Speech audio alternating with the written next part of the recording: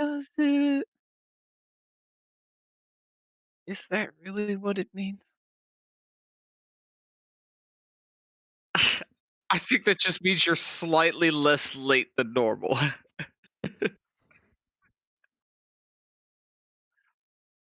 I'm I wouldn't call it a box, I would call it a categorization kind of thing where you're just like, if I'm 30 minutes late, then I'm kind of late. If I'm 3 hours late, then I'm really late. But if I'm only 7 minutes late, then I'm on time. Yeah.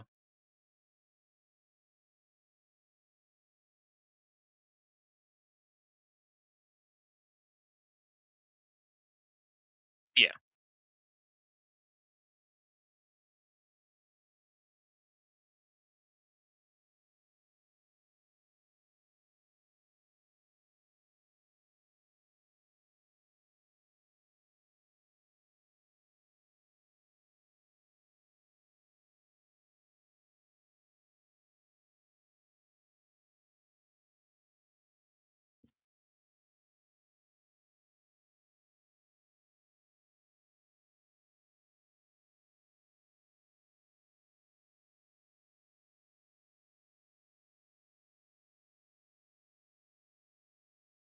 Hey,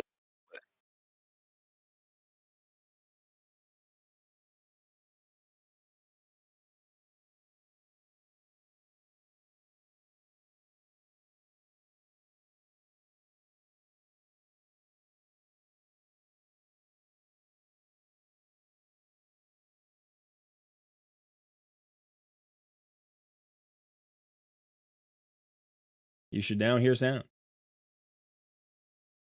Everybody should hear sound. Can you hear Sun? Sun, you say something.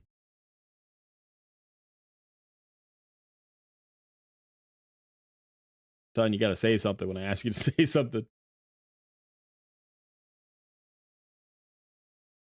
Oh, now you're saying something. I'm not hearing you. I'm not hearing you at all.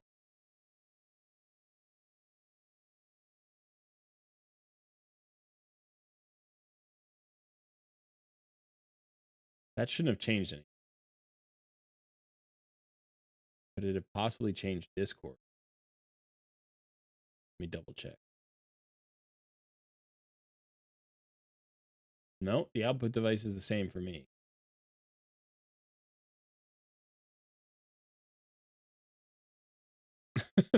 It's not the earbuds. Okay, so what happened was the Elgato Wave software. This is my microphone, the Elgato Wave. The software updated today. And sometimes when the software updates, it changes things in OBS and in Discord. So 5 seconds ago, I was hearing Sun in Discord, but I couldn't speak because I hadn't changed the settings in OBS. I changed the microphone setting in OBS, and now I can't hear Sun in Discord. That makes no sense to me. Are you sure it's not on your end?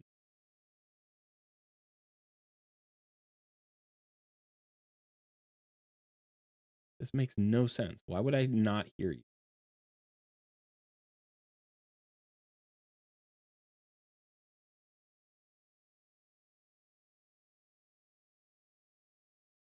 Let me double check. I was just saying literally when I was muted, don't you love it when technology works the first time? That was how I opened this stream. Don't you love when technology works the first time and none of the technology is working? It was ironic. Are you back? can you hear me? I can hear you now. Okay. I went and I tested it in the other channel, and they could hear me just fine. So must have been something going on. That is very weird. I love it. All right, Ian, good to see you. Riley Sykes, Joshua Lynch, Pavel Grabowski. We've got June here. Sabik is in the house. Caveman, Great Dane. I love seeing all those green names. That's cool. We got a lot of members in the house, and I'm loving the purple badges. That's really nice. Tulsi, hello, Cole and guys. Fun and party, hey. Freaky Gamer, hello, Cole and Son, and chat. Good day, people, he says. Bryce, good to see you. Godly Cobra, hello. Demon King, hello. Angelica, good to see you. It's Charge. It's Charles, not Charge. Yo, Richard Clifton. Shock is in the house. Technical difficulties, please stand by. Yeah, I hope we got it all ironed out.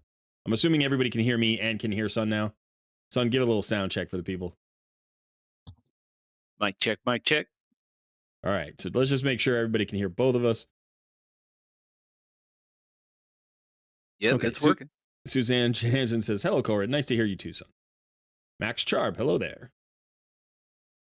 Joshua, what's up?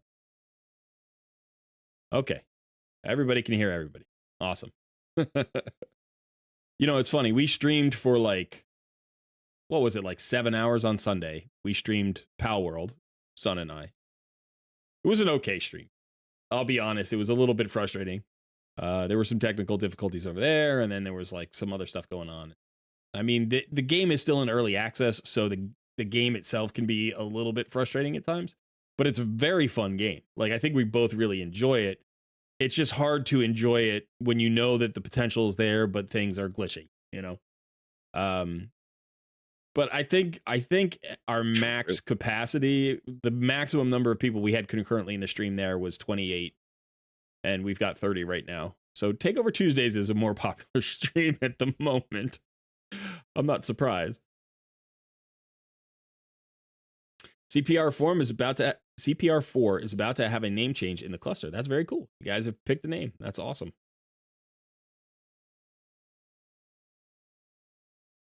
That is fantastic. Yeah, we should do that in CPR1 as well. Right now we're called the Red Wardens, which is sort of a holdover from last year. That was the clan I made last year for one of my other accounts. And the name is fine, but I think people should get some input in voting for their clan name. We just aren't full yet. This is still our top tier clan, and it's doing great, by the way. The people who are in the clan are active, they're fun, they're pushing. Like, the clan is going great. We're doing great in CVC, we're doing great in Hydra, we're doing great in Clan Boss. Like, we're crushing the top 4 clan bosses every day with like 20 people. So if we could just get, a full roster, I think we would be absolutely fantastic. So if anybody is looking for not an end game clan, but if anybody is looking for sort of a progressing clan and, they're relatively at least hitting Ultra Nightmare Clan Boss and trying out Hydra, then you should go check out the application section of our Discord, and you'll see all of the clans are listed there and all the requirements for each clan. And by the way, you don't have to be like 100% perfect on every single requirement. You just want the majority of the requirements to be fulfilled for the one that you're applying to. You can actually apply to multiple clans.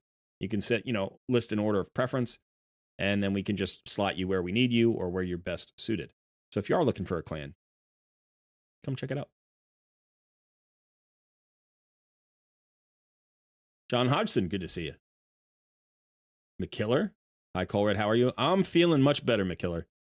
I am feeling a lot better. I would say I'm 100%, but I still got like a sinus thing going on. Like, that hasn't gone away at all. So my energy's good. I'm sleeping well. My brain's relatively clear. I'd say I'm about 95%. I'm still having a moment a day, like 1 or 2 moments every day where I'm like, what was that? But for the most part, the energy is good, and that's the big thing. So Joshua says, CPR1 has been a blast so far. Can't wait until we get max capacity and start rolling even harder. Yeah, it's a very good group of players who are really active and pushing and having fun. So it's great. Yeah, I did get the Archer. I did. Jax, good to see you. Pog Tuesday stream. Yeah, so I'll tell you the story. I mean, I mentioned it in the video the other day, but basically what happened was there was the progressive chance event for Archer, Nergigante Archer, right? Where is she now? She's here on my roster somewhere. I haven't actually built her out, but okay. So for this champion, right? Absolutely god tier Hydra champion, progressive chance event, and it was during the summon rush for the fusion event. So I was going to be pulling shards anyway. And often what happens during that event is like I pull 6 shards to get 3,000 points. I pull 6 sacred shards to get 3,000 points. And the total for the fragments or whatever you need is usually 3,150. But then right above that, there are legendary tomes. There are usually 3 legendary tomes, or maybe it's 2 legendary tomes. And then there's a mythic tome. And if you know me and you know my account, my main account, the bottleneck on my account by far, it's not even close, is legendary tomes. Because if I go in here and I just show you my legendary champions,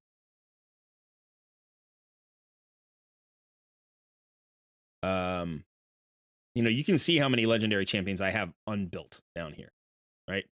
Like, so I've got how many? I've got actually 40. I've got 44 6-star champions. 44, one's not to, Deliana's not to 60 yet. I have 44 legendaries that are built to 60 now. And Archer was the last one, so I had 43 yesterday. Of these 43, I would say probably 10 are unbooked.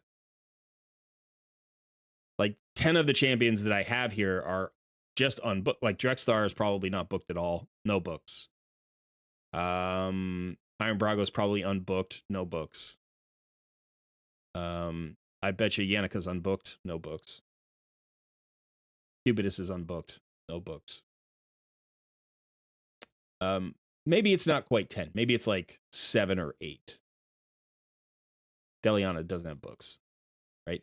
And then on top of that, there are all these great other legendaries that I have that I want to utilize.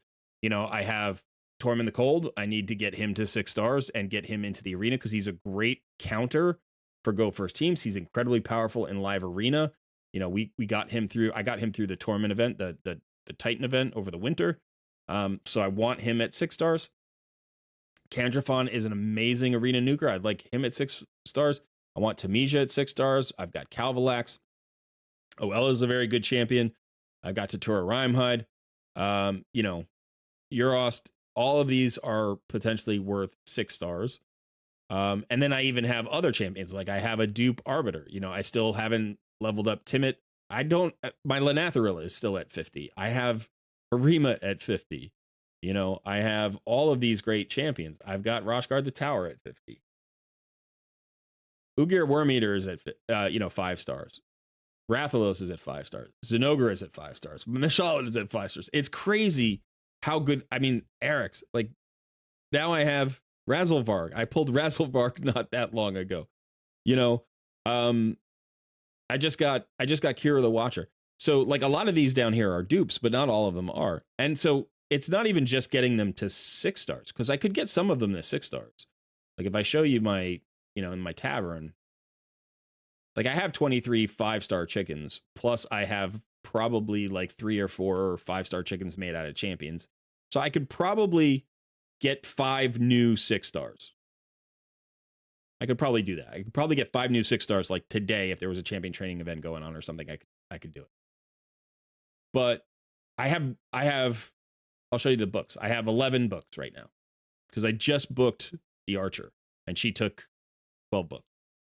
So I had 23 books and I was saving these books. And so I just can't get the books. So anyway, so this is the whole point. The whole point, that was a very long way to get to the point, which is that I once I invest as many shards as I do, I start thinking about what can I get for each shard that I pull. So each sacred shard becomes not only a chance at a champion, but a book. It becomes a legendary tome because they're about 500 points apart during a summon rush. So I ended up hitting 3 times on legendaries. That got me to the times 25. So I pulled all 10 of my sacred shards. The next day, after the video was over, I got 2 sacred shards from my clan boss chests. No lie, I got 2 sacred shards. I was like, oh, well, I'm pulling these. I pulled 2 more sacred shards. Still missed the Archer. Didn't hit the Archer. But now I was at over 4,000 points. I was like at 4,200 points or 4,300 points. So I'm like, well, now all the books are right there. Now I'm out of sacred shards, but I have tons of ancient shards. I don't need ancient shards for the champion chase the following week. So I'm like, I may as well just pull some ancient shards. So I woke up one day, and I was looking at that. I'm like, the event's almost over. I guess it was whatever it was, Monday. And I was just like on my phone in bed, and I was just like, I'll just do a 10. I'll just do a couple of 10 pulls and get the books. There's also a mythic tome, and you may or may not know, my Lady Mikage is done. Like, I just have to fuse her. I'm going to do that during the champion chase probably. And then I have her, so I need mythic tome. I need mythic tomes, and there was a mythic tome out there as well. And as you can see, I have 7 mythic tomes. I think you need 9 to book her out. So I had 6. So I just did 3 10 pulls of ancient shards. One-time event. First 10 was blue tax. 10 blue champions. On the second 10 pull, like the 3rd or 4th champion went gold, and I was like, oh, that's cool. And it was Archer, and I lost my mind. I went nuts. I was so upset that I didn't record it, that I was doing it on my phone. But I was so pumped that I got the Archer. I was like simultaneously really, really angry and really, really happy. And that's a weird place to be. I was like, yes, no, why didn't I can't believe it happened. Oh, yes, it's so good. Why didn't I do it? You know, and I was like, I was going nuts. I was losing my mind. And it would have been a funny video if, you know, somebody had been recording it, but nobody was recording it. So the great news is, got my Archer. The bad news is, I missed one of the most exciting pulls that I could have had in a video in a long time. So that's what happened. That's what happened. But I do have Archer. She's wonderful. And then I built her during the champion training. Or I didn't build her, but I leveled her up. So she's not geared, but she's got all her masteries. And this is how I decided to do her masteries. So I went down here for War Master. I didn't do the nuke route. You know, you can go down here and do a Helm Smasher and she get hit. Actually, nuke decently hard. I didn't do that. I did decide to go for the buff extension and debuff extension. And the buff extension really only applies to her increased accuracy on her A1. But I have in my mind the idea that I might make her my mischief tank. I don't know if I have the gear to do it. So I need to have her accurate enough and with enough resistance, because she's the only one who gets the increased accuracy. She just places it on herself. Now, it is up for 2 turns, which means as long as you're going every other turn, you have a chance to put it up. But the other thing that I can do is, because I have Cardiel, and because I'm getting Lady Mikage, I have like ally attack options. So I think that with the ally attack option, she's going to have her increased accuracy up 100% of the time. And you can see I fully booked her out. So she is booked and ready to go. So we'll have to see. But there is a Hydra timer on right now. Clan boss, the Hydra ends tonight, late at night. Actually, early in the morning, I guess. So I'm going to get her in here. I'm going to get her in here before the rotation ends. I think I haven't used any of my keys yet. So this is going to be interesting because I'm going to have to rebuild all 3 of my teams. I'm going to have to rebuild my normal, hard, and brutal team with an expectation that eventually I'm going to get to Nightmare. Right? Because I haven't really done Nightmare. It's not unlocked in this clan yet, so I don't have to worry about that yet. Right? Now, I've hit Nightmare before. I have actually not 1-keyed Nightmare before, I don't think. But I could probably like 2 or 3 key it, maybe.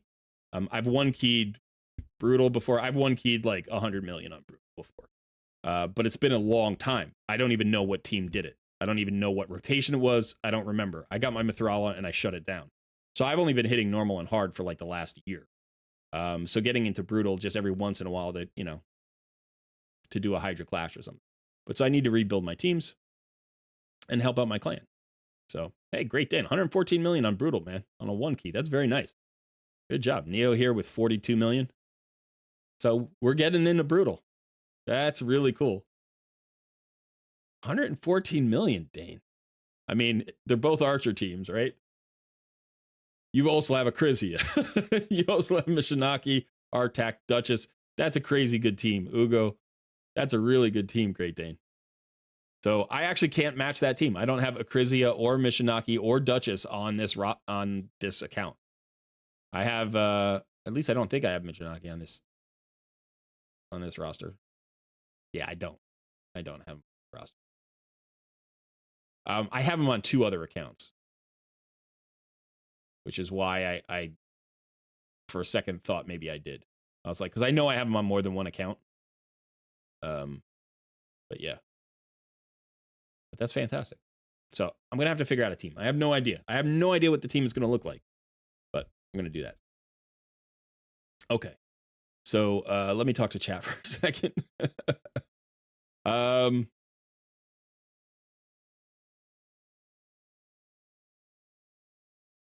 Caveman says, yeah, I'm so glad I joined the clan. My account is doing so much better. Happy to hear it.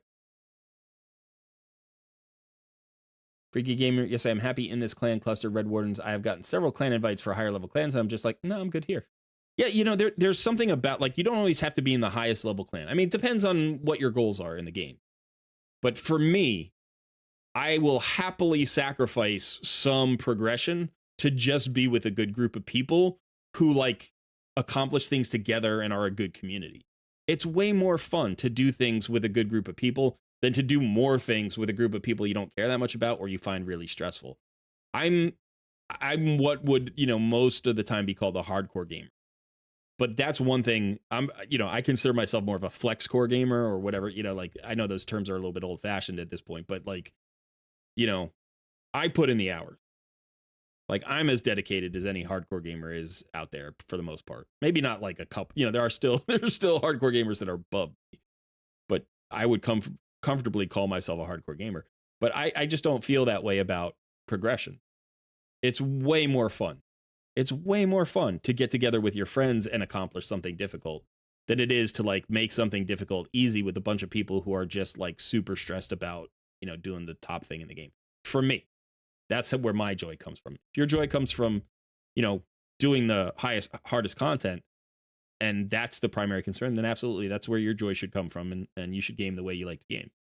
But for me, it's about the community. Is there a new promo code? Did somebody say that? Neo then, but was your wife asleep next to you? Because waking her up with your celebrating would be so funny. So no, she wasn't. She was already up and at work. I get up a little bit later than she does. So I wasn't disturbing her, which is good. You just need me to throw my weight around a bit and then we can get Nightmare unlocked. Probably. I could probably do that. And I should, Neo. You're right.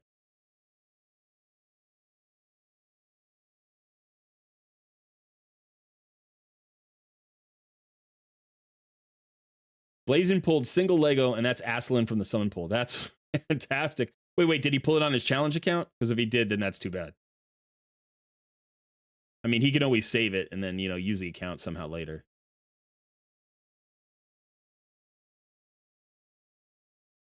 Neothan says, you should check the Discord today. A bunch of us got our first Doom Tower hard clears today. That's awesome. Dominic says, hey man, just wanted to say thank you for taking your time to answer questions on the YouTube comment section. I really appreciate it. Keep up the good content. You're welcome, Dominic. And thanks for the good questions. It's always great to get good questions in video comments because I can answer them and that can just provide more information and I can pin them or do whatever. I don't think I pinned that one yet. I meant to, but there's like a different mechanic, especially if I'm answering them on my phone, because there's like two different programs. But that being said, you are very welcome. There's a new promo code for Taragi for new player. Gotcha. Tulsi says, no, it's his main account. Then awesome. Awesome. Bronco's great. We'll have to see what he does with the new champion. I'm sure he'll come up with something. All right, so it's good catching up, everybody, but it's already 1:30, and that means it is time to get a takeover underway. So let's go ahead. If you haven't done this before, remember you want to join the Discord community. In the Discord server, down about 2/3 of the way on the left side, you're going to see an area called the Coaching Corner. In the Coaching Corner, there is a channel called the Wheel of Takeover. You want to go there and react to Sun's message. You don't have to type anything, just react to the message with any reaction. You only have to react once. If you want to react more than once, you can. It's fine. But you're only going to get entered into the wheel once. The wheel has limited numbers of spots, like graphically, it can only show so many names, but all of the names are actually entered. So even if you don't see your name on the wheel, as long as you've reacted to Sun's message, you're in. Now, we're going to spin that wheel in just a couple of minutes, and that's going to choose our winner for the first takeover. In preparation of that, if you want to win a takeover, make sure that you have your email address and your password available for your login information for the account that you want me to do the takeover on. As soon as you win, I mean, the second you win and you can, go ahead and DM me that information. Just send it to me directly. And then what's going to happen is you can join, Sun will get you set up so you can join the Coaching Corners voice channel.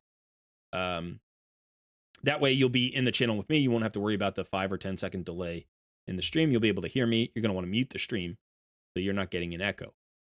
And then I'll start logging into your account and you can tell me what it is you'd like me to do on the account. If you have two-factor authentication, we'll handle that as well. Don't turn on two-factor authentication right now if you don't already have it, because it can lock you out for a couple of hours. So that's it. I think that's the whole thing. Oh, by the way, if you've won in the last 90 days, you can't win again. If the 90 days was in 2023, we did a reset on New Year's Day, and so you can win again. But if you have won in 2024, you are not eligible for a second takeover for 90 days. I think that's everything. Did I cover everything, son? Did I miss anything? Got him. Okay. All right. We need to like streamline that. I should just like have a little pop up that I can pop up in the window that just says, I "Here are the kind of rules." like it. It just flows now, man. You Yeah. really get it out. All right. So, how are we doing in Discord? How many reactions we got going?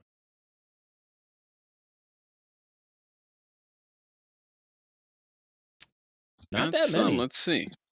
We're 43 right now.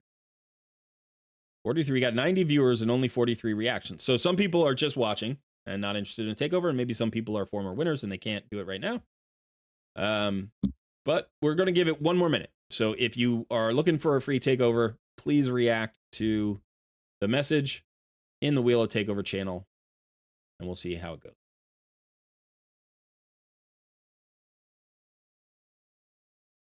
Yeah, Tereshka owners are happy with the Unity. That's, I mean, if you have Terrace and Marishka and now you've got an Aislinn, they're even more OP than they were before, which is stupid, right? Considering how strong they already were. So Joseph Matolo says, "Hey, Colred, if I joined the giveaway, but I'm at work and couldn't always be present, but would tell you what I wanted, would that be allowed and okay to win?" Yeah, it'd absolutely be allowed. I mean, if you can't communicate as actively as you want, that's just part of the deal.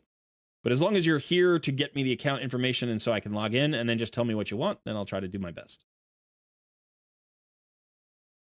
Blue Guapes says, "First time viewer, seeing how this goes." Well, welcome, Blue. Good to have you. Thanks for joining.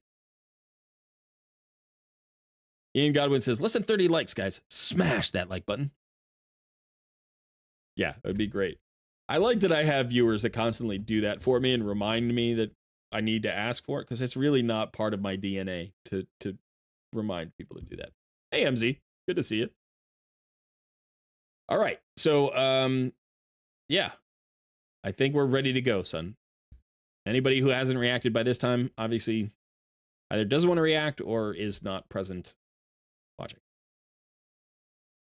Dell is looking for that in Colred's clan luck. It happened last week. We got two of my clanmates last week.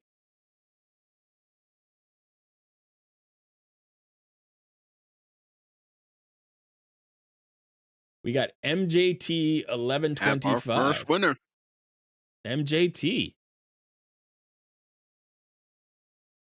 Button has been smashed, MJT says. Well, that was perfect timing, because as you smashed the like button, you won your takeover. Congrats.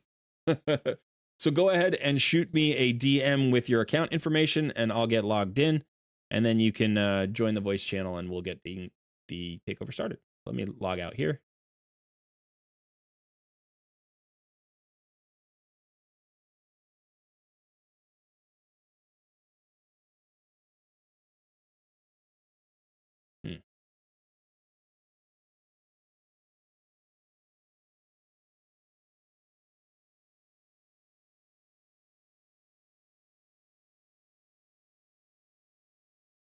All right, get a lot of DM.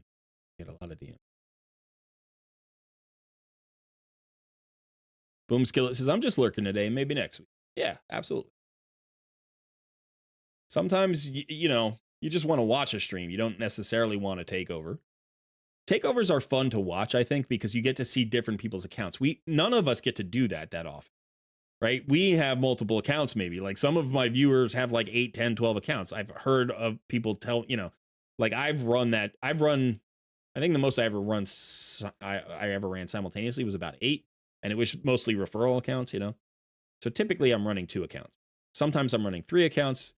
Whenever it gets to 4, I'm like, no, can't do it. So, but that being said, it's cool to see other people's accounts that are different than yours, see the different choices that they've made, like learn things about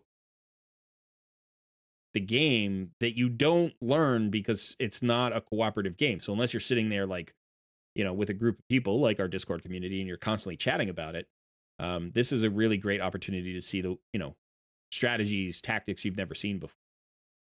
And then you also get, the advice from me as a bonus. I'm the bonus.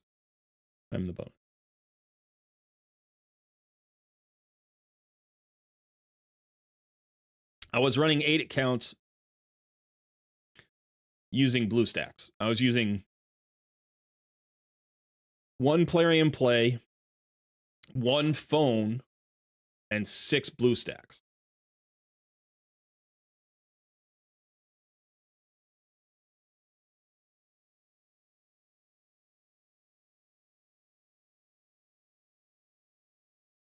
All right, we're getting the login information right now.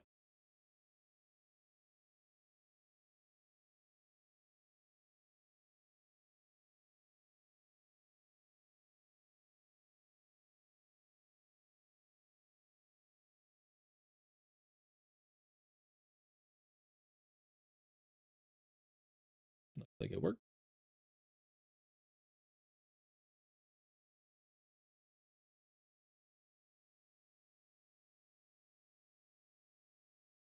All right, you can shoot me the 2-factor when you're ready.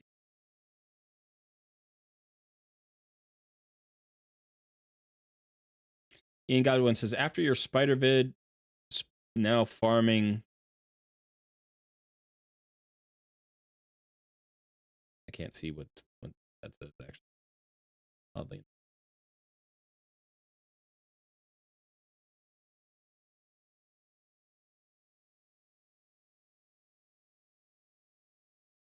Now farming hard 5. Okay, gotcha. Hard 5. That's awesome. I'm glad it helped. I will be having another hard mode video before the Ice Golem tournament, happens for the Fusion event. So I think there's like 5 or 6 days before that happens. It's right at the end, Ice Golem. We still have Dragon to go before Ice Golem, and I've already done the Dragon video. I didn't get the Fire Knight video out in time this week, unfortunately. I wanted to do that in advance of the Fire Knight tournament. I just happened to miss the window. But we'll get okay, I got to remember this. I just log into an account. I just start clicking red dots. All right, I'm going to leave your red dots alone. Your red dots are your own issue. It's your thing. So we do have a level 100 account here. Okay. Let me know what it is that you are interested in. And we'll get this show on the road. All right, so let's take a look at the account. So how many days in are we? We're past the 270-day mark. We are actually all the way to the Immortal Soulstone mark. So you're like me. You're several years into this account at this point. So I think you hit this somewhere around like 18 or 20 months is when you start getting Immortal Soulstones and you run out of champion. It's pretty far into the game. It might even be further than that. It might be 2 years because they added champion. So you're a ways into it, which is great. And let's see the roster. Let's see what the roster looks like. So let's go ahead and pull up. We'll start with the, you got a big roster. So let's just start with the legendaries. So 40, 50, 60, 70, 71. 71 legendary 6-stars. So you're further ahead than I am in terms of the number of legendaries. But like me, it looks like, you haven't developed all of them because you're probably short on books and gear and stuff like that. So, you've got a lot of 6-stars here who maybe aren't fully booked out. Some are. I want Atlanticus the Chosen, by the way. I do want Atlanticus. I have Atlanticus on another account. And I didn't think she was great on that account. And then I realized, like, after I stopped playing that account, how good she was. And now I want her. You don't have your Nishak booked. This guy's a beast. I mean, he's also a beast, right? He's a skinwalker, but he's amazing. Absolutely amazing.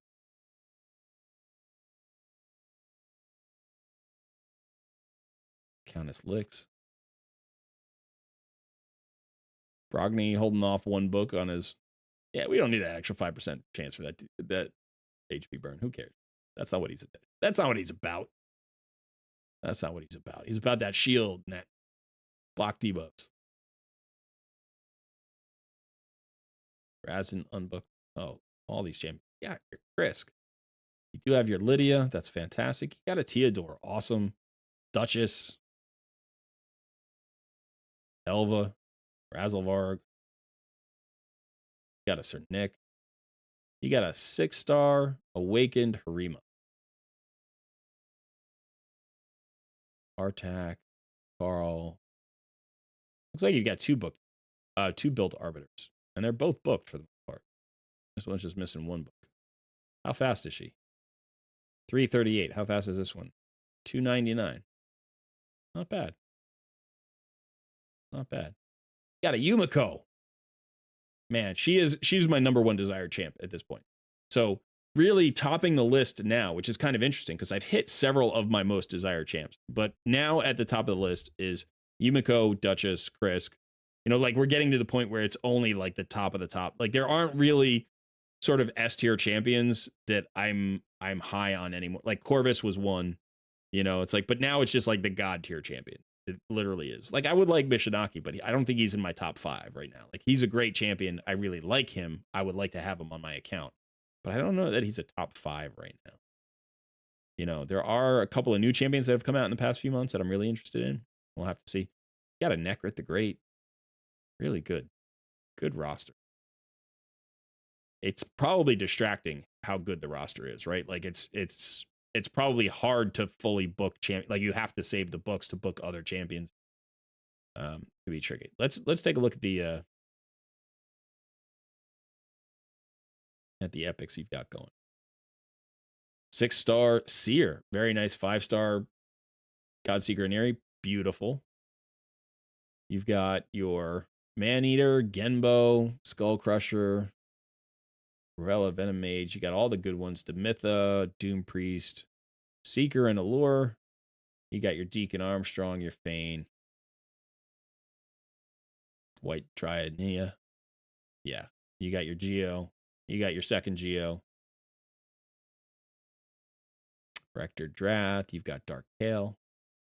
Royal Guard. American Fat. Second Maneater. Second Maneater. Stagnite. Your Ursula's not 60 yet, but she's built. She's such a good champion. She is really a fantastic champion. All right. Well, roster-wise, I mean, there's not too much that you're missing, right? You've got all your bases covered in terms of the roster. So let's take a look. What are you looking for today?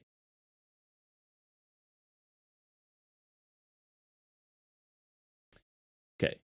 Will you be mad if I ask for some gear cleansing? I'm terrible and just use the HH optimizer and sell everything below average. I would love to learn what I should be looking for without having to use the optimizer. Yeah, we can do that. We could do that. That makes the most sense with where you are. You're probably past the point where you need to worry about like Ultra Nightmare Clan Boss or, you know, an arena gold, like a gold 5 arena team or something. So, you know, when you're at this point of the game, sometimes it's some of the other things that you want to work through. Yeah, you're 2 years in. Okay, great. So yeah, let's do a gear cleanse. Let me, whenever I do a gear cleanse, I need to move my camera. So let me just remember to do that. Just so people can see stats and stuff, because I used to forget to do that. And I'd do like 30 minutes of gear cleanse with people screaming at me, like, move the camera. And I'm just not paying attention to chat because I'm doing a gear cleanse. All right. So, Hoax, good to see you, Darren. Emerald, Rob Lincoln, Daedra Lord, Kevin, Good to see everybody. Richard Clifton is here. I think I might have said a hello to everybody. I just want to make sure because speaking of Corvus, his showcase build video hasn't come out yet. Right now, I haven't yet, but I just worked on him. I just worked on him during this during the CVC. So he's coming out. Archer's coming out. I got to do some showcase videos. But, there's never enough. There's never enough time. So, but all right. I wanted to say hello to everybody. I'm gonna dive into this gear cleanse. So I'll talk to you in half an hour or something, or an hour and a half. Maybe it depends on how long the gear cleanse takes. All right. So gear cleanses. Now, this is something that I've talked a little bit about in previous gear cleanses, but I want to emphasize today because it's something that I think needs to be emphasized. Gear cleanses are different depending on where you are in your account's progression. So we're talking about a 2-year account today. So don't necessarily just copy what I'm doing with this 2-year account. Like, not unless you're in a similar account position, right? He's got all of his basic solutions solved. He's got his Doom Tower hard cleared. He's got his Ultra Nightmare 1 key. He's got his, he's probably doing Brutal Hydra. Like, I don't know. We haven't looked through all of the teams, but with the roster and the gear that he has, you can see this is an advanced account, right? So gear cleanses here take on different, they're a different flavor than a gear account or gear cleanse on an account that's, say, 3 months old or 6 months old or even a year old. And it also depends on like how many solutions that you have and what you're trying to do with your account. One of the tricky things for me, from my end, for doing a gear cleanse for anybody else's account is, especially if I'm not like talking to them in voice, is kind of, I have to project what I think their goals are, right? I have to kind of see, because you build a collect desires in the game. You don't keep items that don't suit your goal, right? Generally, you don't. You just throw them out because you don't see the value. But sometimes what can happen is you have kept items from the past that suited goals that you have now accomplished, and you haven't really rejiggered your formula for what you keep and what you sell and what you level up and try and all that stuff. So, I have to kind of guess at what's going on here, and I do it based on my own experience. So sometimes you'll see me make a decision here that you might disagree with, and it's not necessarily that I'm right and you're wrong or vice versa. It's just that we may have different positions, we may have different expectations, we may have different goals. And then sometimes, of course, I can also make a mistake. But in general, what I do when I'm at this stage of the game on an account is I think about like what sets become valuable, right? Because it's not necessarily just about what pieces. Like, for instance, lifesteal here. Now, this is a pretty good lifesteal situation, right? Like, it's not too many pieces. We're looking at 13 pieces, which is probably somewhere around what you should be holding on to once you're 2 years into the game. Lifesteal is not a valuable set at endgame. It's just not. It's not that you can't get some value out of it at endgame. It's just not a focus. It's not a priority. Now, the most likely use for lifesteal set at endgame is in faction crypts, right? If you don't have great supports in your faction and you need your damage dealers to survive, you throw them in a lifesteal set. They're still going to do plenty of damage for a faction crypt team, right? You're not trying to like break the record damage numbers. You don't really need that in a faction crypt team. You basically just need your team to grind it out, right? So lifesteal is a great grinding it out kind of set. The reason it's not super valuable is because you don't need that a lot. A lot of times faction champions are like faction crypt champions are champions you're already using in other content. And when you get here, like what you can do is you can just look at the roster and you'll see what I mean. Like if I pick any faction here, so let's just go, include Master Vault and Reserve Vault. Pick any faction. Start with Bannerlords. You're like, okay, so we've got 1, 2, 3, 4, 5. We got 5 champions built to 6 stars.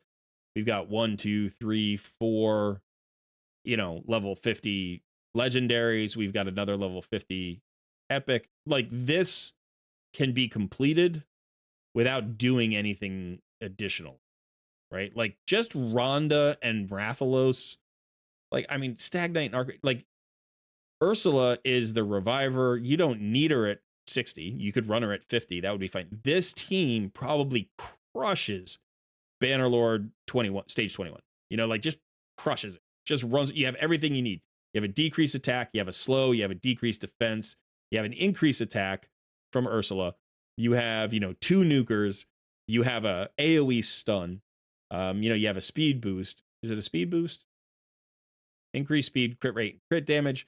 Like you literally have everything you need. And if somebody dies, you got the best AoE revive from an epic in the entire game. So, once you kind of get to this point, it's like, well, yeah, I'm using champions that I probably have already used elsewhere. I've used Stagnite to get to this point. You can see he's fully booked. He was probably a relatively early game epic, and he just happens to be at 6 stars now. You can, cool, you can put him in some interesting pieces. You can put him in some merciless stuff, but like the idea, what I'm trying to get to is that like the need for a lifesteal set for this faction is really minimal. I mean, look at this fact. Like, you've got Arbiter, you've got Lenathril, you've got Deliana, you've got Apothecary. Like, you don't need a lifesteal set on a damage dealer. You're fine. Do you want to put Supreme Elhane in a lifesteal set? No. Why? Because you're probably using her in live arena. You're going to use her somewhere else. So. Okay, we just had a message pop up. Welcome to Shadowkin. It didn't make any noise. I don't know why it didn't. But Tonk, welcome back. Month number 3. You've got the purple badge. Good to see. Noob versus pro emotes. Cardinal is better. No, she's not. Shock, she's not. She's different. She's different. She's better in some cases and she's worse in others. I would much, much rather use Ursula in most places over Cardinal, but Cardinal in certain places is exactly what you want. The thing about Ursula, right? First of all, she's got it just gets me when people say stuff like that. Doom Tower battles or a speed 24%. It's phenomenal. It's phenomenal. She's the champion that helped me clear Doom Tower hard for the first time. She helped me clear all those stages up at the top of Doom Tower hard, like, floors 90 through 120 that are so hard. She was absolutely key to getting my team fast enough and giving me the survivability that I needed to get through all of that content. I don't use her anymore up there that much, and every once in a while I'll break her out because I have more, like a larger roster now, but she's god tier up there, and she's going to do a job that Cardinal just doesn't do. So, Cardinal's better in arena, let's say. Cardinal's better in some places in Centranos, but Ursula is the more effective champion overall, I would say. So it just depends, again, what your goals are. Anyway, that's not the point. The point is actually, let me get to my point today. The point is actually about lifesteal. As you progress, you get fewer and fewer champions that benefit from this set. That is also true, by the way, for accuracy. It is also true for crit rate. It is also true for defense, offense, and life. It doesn't mean you can't find value for champions in these sets, but generally you're going to have other sets that are better, right? Other sets that do similar jobs better. Like, by the time you're at this point in the game, if you just think about the life set, why would you ever put anybody in a life set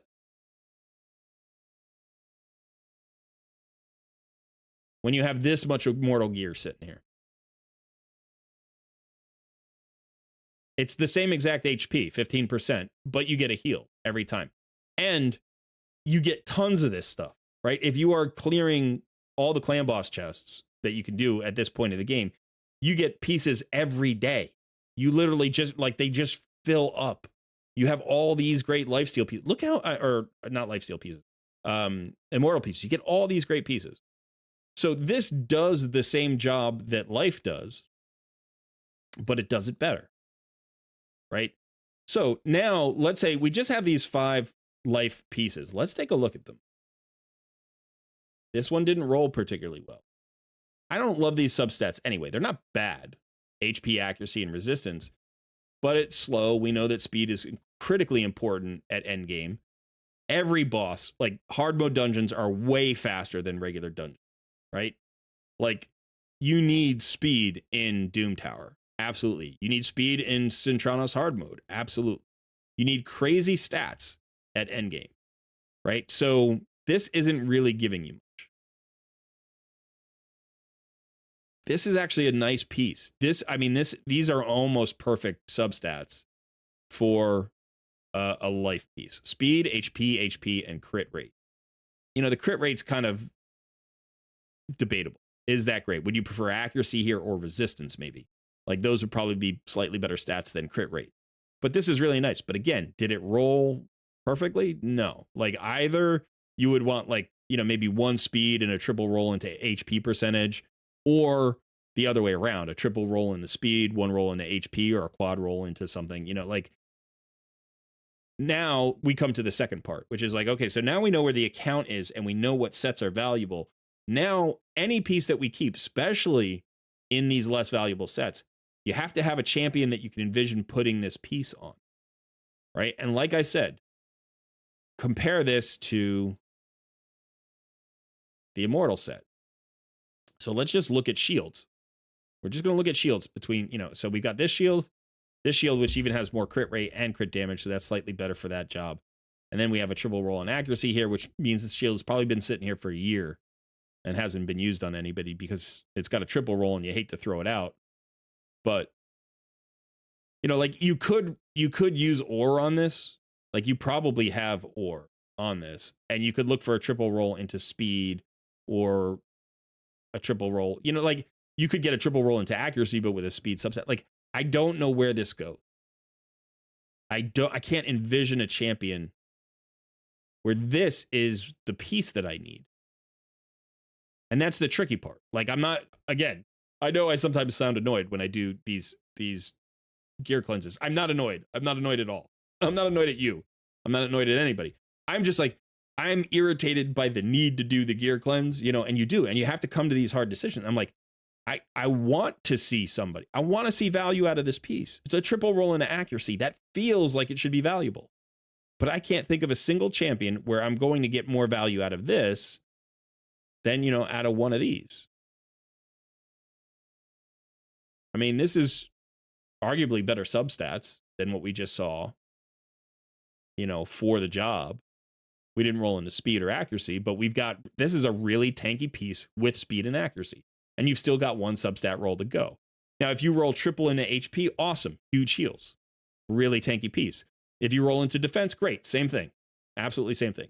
If you roll into accuracy, nice. It's more of a debuffer piece. If you roll into speed, great. We always need speed. There's no bad next roll here. Do you know what I mean? Every roll is good. Whereas you can't really even say the same for, these pieces. It's like the best substat roll here would be crit rate. The crit damage is a nice bonus. But, like, when do you need a life piece that has 25% crit rate on? It's an off piece. It's a broken set piece. So maybe you hold on to it for that reason, but you're not going to use it for the set. And then again, we have literally 24 shields here. We have 24 shields, 23 6-star shields in this set. So that's where you're going to find probably, you're assuming that you've done a good job with these, but you may have held on to too many of these. So, it's a very complex thing to do a good gear cleanse at end game. So, okay.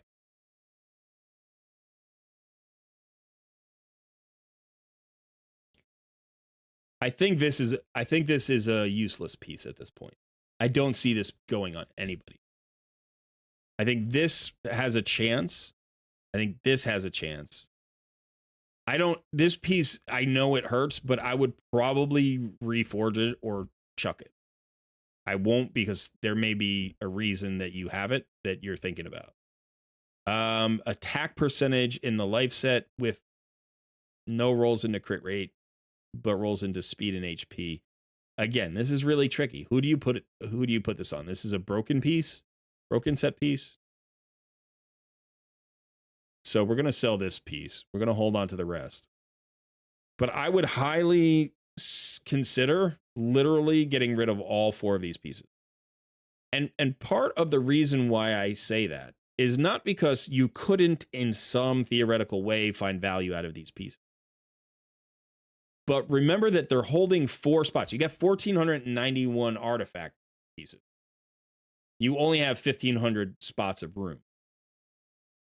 So each of these four pieces is a very tricky piece to find a home for. If you want to hold on to them, if you really want to hold on to them, find some 4-star champions in your vault and throw them on those. If you really can't get rid of them, they don't deserve to be in your normal rotation.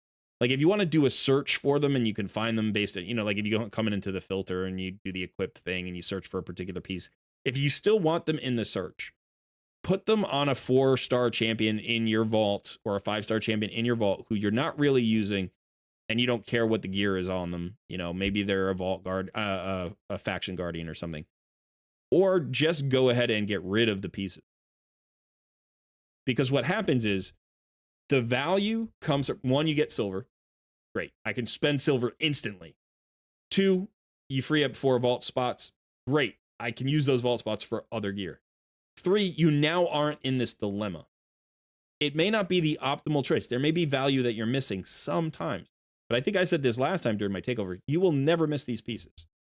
You will never get to the point someday where you think, oh man, I wish I had that triple accuracy shield in the life set that had HP and crit rate on it. I remember that shield. That's a great shield. I shouldn't have thrown it out. It'll literally never happen. It'll never happen to you. And like I said, you have all these other options. So like if you just threw out these 4 pieces, life gets better, right? It just gets easier. Is it the optimal decision? Depends on how you look at it. Depends on how you look at it. All right, let's do the offense. No crit rate on this. No crit rate on this. No triple rolls. We got a double roll in the speed here, which may be why this is hanging around.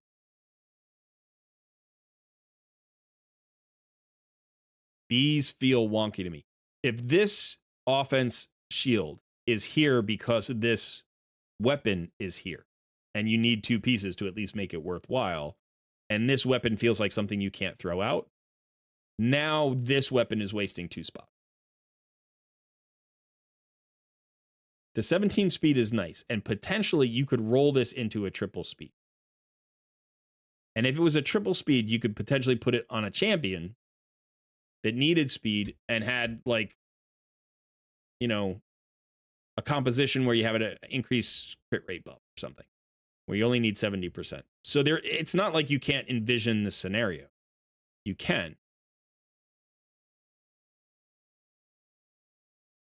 But both pieces without crit rate,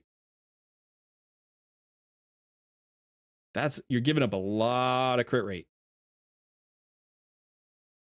Again, I think you're better off getting rid of both pieces. But if you wanted to potentially see, this would be one I would roll up. You got 56 million. There's an artifact enhancement event. I'm going to do that. If we don't land into speed or crit damage, it feels like it's not that good. Now, if we get HP percentage, it's going to feel like a trap, and we're going to want to stay there. We got flat HP. This, all of a sudden, maybe you're just, you know what? It's not good enough. On my account, I would ditch both of these pieces. I would ditch all of these life pieces. I would ditch the offense pieces. I'm not going to do it again because you may have a vision in your head, and they are borderline. All right. These are fine. Unfortunately, it's a defense set. It's not a great set, but speed boots are always good. This one has crit rate, and this one has a double roll in the accuracy. It's a 6-star. Worth holding on to. HP percentage. The substats are good. It's a little bit tricky to find somebody to put these boots on. There are so many good 4-star or 4-piece sets now for both offense and defense, that we often don't get to use a 2-piece set unless it's really high value like perception or speed or something, so could be a little tricky to find a home for these, but no problem with them. I'm not even going to touch the speed. You probably have already done speed. Crit rate. Okay. That's nice. Nice calling. Double roll into resist, unfortunately, but not too bad. This is a little bit of a weird one. So one of the things about the crit rate set that can be an inherent trap for the crit rate set is you can always think, well, if I have a piece that doesn't have any crit rate on it, I still get 12% crit rate from the 2-piece set. Therefore, I can always use one piece like that doesn't have crit rate on it. As long as my other pieces have crit rate, I'm going to get enough. Because typically you need 80% crit rate, right? Because you get 15% from your base and then you get 5% from your masteries. So you need to pick up 80%. Now, if you're doing that on 5 pieces, so your gauntlets are crit damage. So I'm sorry, you can do it on 6 pieces, right? You get 6 pieces to get 80%. So you need like 13 and a third % of crit rate per piece. So your 12% crit rate is basically one piece, right? It's just 1 and a third % short. So, or whatever that is. I think it's 13.3. So, if you don't have one piece, that's fine. But now what happens is you start to think that way about the set. And now you're like, okay, so this one didn't roll in the crit rate, but that's only 5%. That means you're giving up 8% here. So if you're using this one, you're giving up 13%. Now you're giving up 8%. Now you're 21% crit rate behind on these 2 pieces. It adds up fast. And that means you need triple rolls in other pieces. So even if you get the 12% back, right? Like, okay, so we gave up 13%, we gave up 8%, we're 21% behind. Now you get the 12%, you're still 9% behind. That's a roll and a half. That's basically 2 rolls.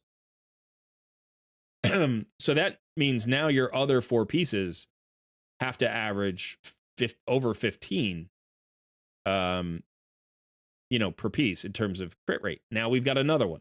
No crit rate. Now we've got one that's got 11, which is low, and now we've got one which is 12, which is low, just a little. So like literally we don't have a single crit rate piece that meets the criteria of a good crit rate piece. Now this piece is probably the best piece, right? Like it's got attack, crit damage, crit rate, and speed, all great stats. 2 rolls into crit damage, which is awesome, right? Because honestly, like this piece will fit in somewhere and you'll get extra crit damage out of it. Plus, it's going to go on an attack-based champion, so you get damage there as well. And maybe you can pair it with this, and now you say, okay, this 5% and this 12% is 17%, plus the 12% from the set is 29%, and I only need 27%. So I'm actually 2% ahead if I use these 2 pieces together. So that's actually a really good use of those pieces. This piece, and this piece are much more problematic. I know this is a mythical 6-star. I know you want to hold on to it for that reason. It's got a roll in it, an extra roll in the accuracy. There are reasons to think about it. It's an HP based thing, but it's like, again, can you envision not only a champion that it goes onto, but a scenario that it goes with? Again, it's a hard one to get rid of, but you can kind of come back through this and, when you rewatch it, you can say yes or no to it. So I don't like to remove those kinds of pieces. But yeah. All right, I got to check in with MJT here.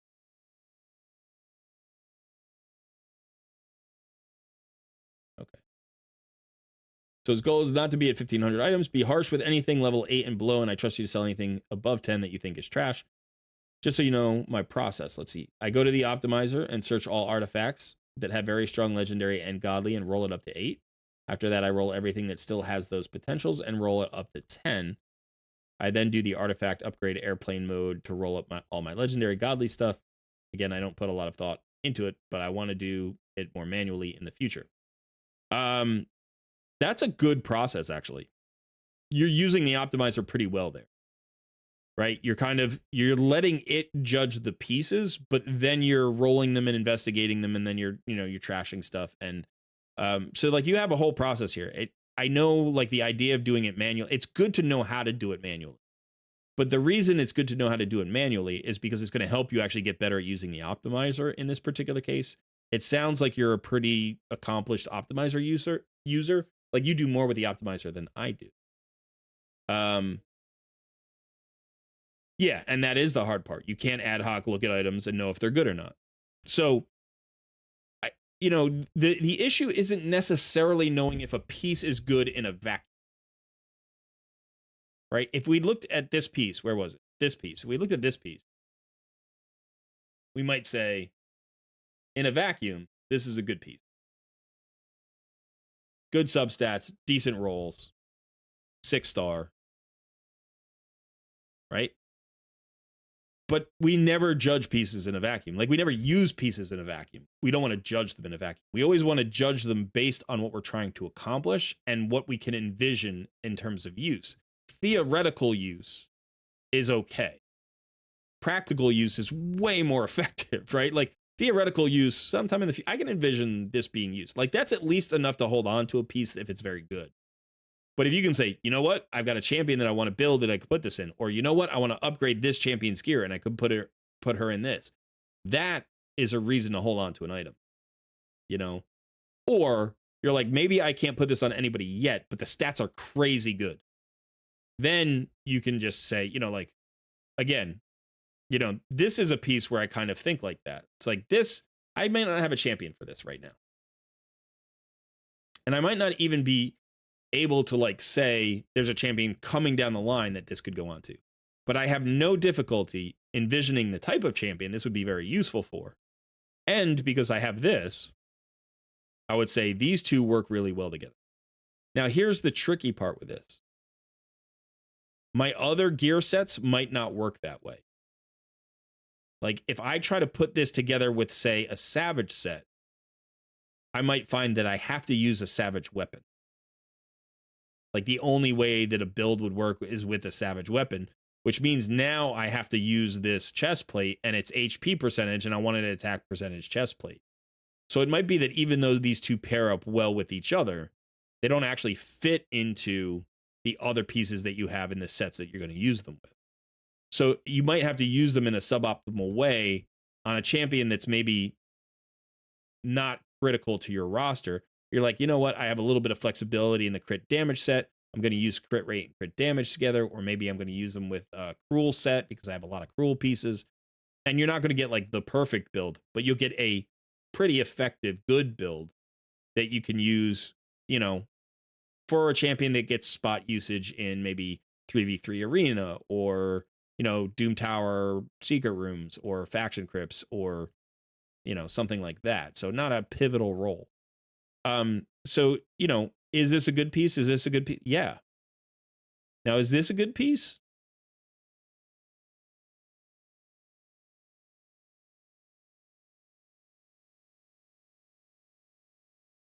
What I'll say is this. I think 95% of the time you're going to use this piece before you use this piece. Right? This is the piece that's got crit rate and crit damage on it. It's got the speed of the attack. All the synergy is there.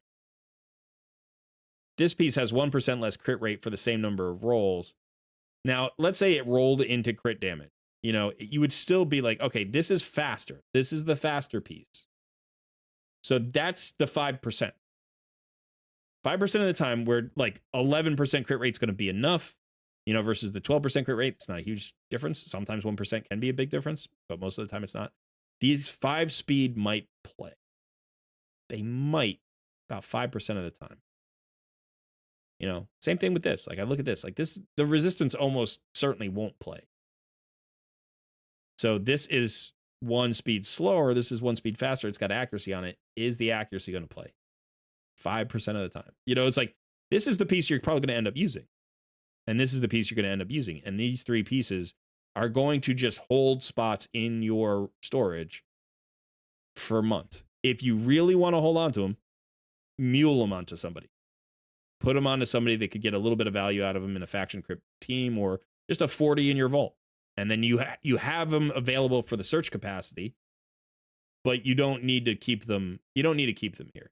If you ever desperately need this piece, the 50,000 silver to pull, or whatever it is, 100,000 silver to pull this off the champion is going to feel like nothing, right? Like you're not going to use this. You're not going to be moving this piece around every day. This is not a Cintranos piece You know what I mean? This is not something that like needs to be on 7 different champions in 3 weeks time. It's not that. So you just mule it. Just mule it, and then you can hold on to it if you really feel like it's a useful piece, or you chuck it. Haven't actually cleansed much gear yet. I'm just talking about the theory bone. All right.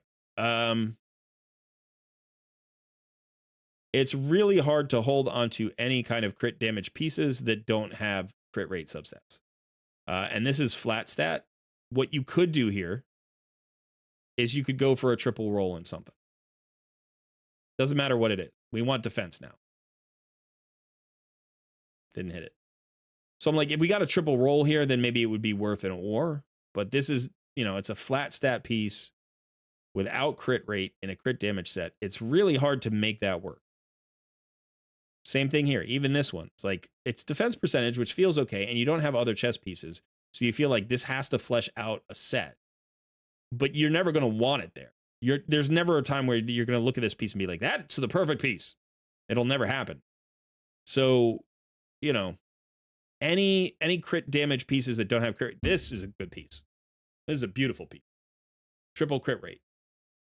The other roll went into attack, which is absolutely usable, so it will play. You have speed here. The resistance is maybe the most useless of the substats, right? You would have preferred crit damage there, or even like defense percentage or HP percentage would have been good. Maybe accuracy, right? So that's the one throwaway step. But 22% crit rate on one piece, that lets you make up for other pieces that don't have, the crit rate. It's on the crit damage set, so it's going to be on a hard hitting champion, probably an attack based nuker. Beautiful piece. This is not a great piece. It's an okay piece. This is not, no, that one goes. This one goes. This one I can get rid of without any hesitation whatsoever. No crit rate, not enough speed to make a difference. If this like triple rolled speed, then maybe you can fit it in somewhere.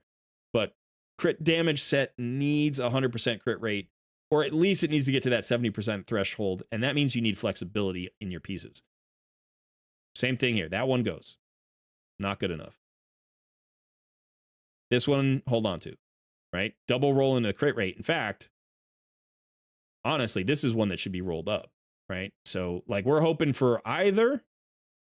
Actually, any of these rolls are fine. Any roll is fine, right? Extra speed, extra crit damage, extra crit rate. Any roll is fine. I would probably. I mean, the really nice thing is having a piece that has a ton of crit rate on it gives you flexibility with other pieces that don't roll into crit rate. Especially if you have like 6-star speed boots that just have a flat crit rate of 5 or 6% and like they didn't roll into it at all. A piece like this can make up for it. So I would probably want to see crit rate, but really we're not disappointed regardless of what lands. So this should be at 12. Speed, great. Awesome. And now when you roll this up to 16, you got a chance to pull accuracy. You got a chance to pull attack percentage. You've got a chance to pull, well, you can't get defense percentage on weapons. I think I said that before, defense percentage. You can't get a defense percentage on a weapon, but you could get HP. Resistance. But okay. Crit rate, that's fine. It's kind of unfortunate rolls there. Like when you roll this up, you either want speed or crit rate. And it's a tough one. You got 2 shields, neither one has crit rate on them. They both have okay substats. But it's like this chess piece. It's like this will never be the perfect piece. It just won't. If this was in the crit rate set, maybe you could justify it because you're like, well, I'm going to get 12% from this set bonus. But both of those should probably go. What you're really looking for is 6-star pieces with speed, crit rate, and crit damage. And then attack percentage, maybe not defense percentage. I mean, it could be defense percentage on some of the other pieces, not the weapon. Let's look at the accuracy. Accuracy is rough. Accuracy is like life, right? In the sense that there's a better set. There's a pure upgrade to it. And that is, in this case, instead of, immortal is the pure upgrade to life. There are others that are also upgrades to life. But you have perception, and you have so many more pieces of perception. It doesn't mean that accuracy can't ever be used. Sometimes you actually don't want the speed. Sometimes you want a specific speed for a speed tune. And so, having a little bit of extra flexibility here would be good. So the important substat here really is going to be accuracy. Probably speed could be good. If you're thinking about a debuff or, any survivability stats would be good. HP percent, defense percent, resistance, all of those are good. Do you need crit rate and crit damage on these pieces? If you do, one, they should all be together. And then two, you should have rolled into the right ones. So preferably you're above that 13% crit rate mark. But at least at the 12 mark. So like this piece is marginal. You've got the accuracy here. So if you need a slow accuracy build, this could work. You got HP percentage. It's okay. Crit damage is kind of a throwaway here. It's probably not even going to be used because this is likely going on a debuffer who doesn't need crit damage. The resistance would play on a champion like that. Debuffers typically need speed, but sometimes you want, a specific speed. So maybe it's marginal. Triple roll into crit damage. I would reforge this. I would rework. Unfortunately, you don't have a 6-star epic ore, so I wouldn't waste a legendary ore on this piece. I also wouldn't hold this piece forever. But the next epic 6-star ore that you get, rework this piece, and you're hoping for either a triple roll into speed or accuracy, right? Because a triple roll into crit damage with no crit rate on it in this set is. Can't think of a much worse triple roll, right? So tricky.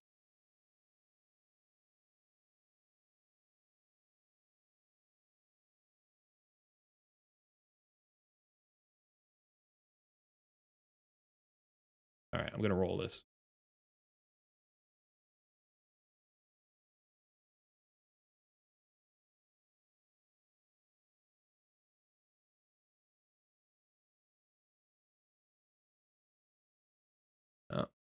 I'm gonna check that. Maybe if it had a double roll in accuracy or more.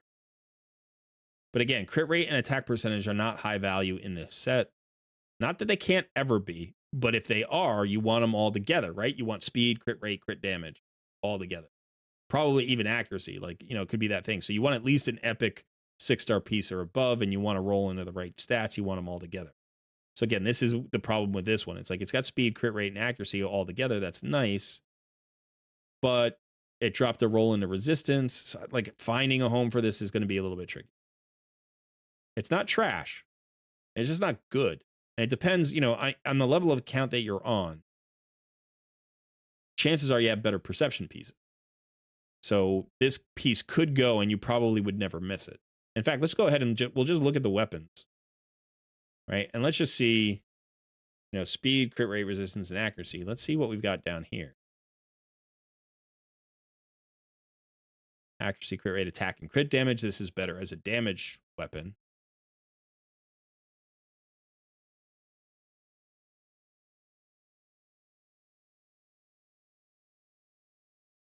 Crit rate.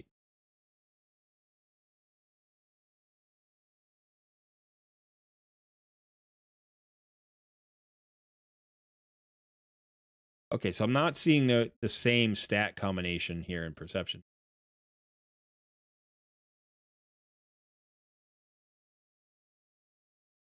There's the same. That's the same stat combo. This is a 5-star piece.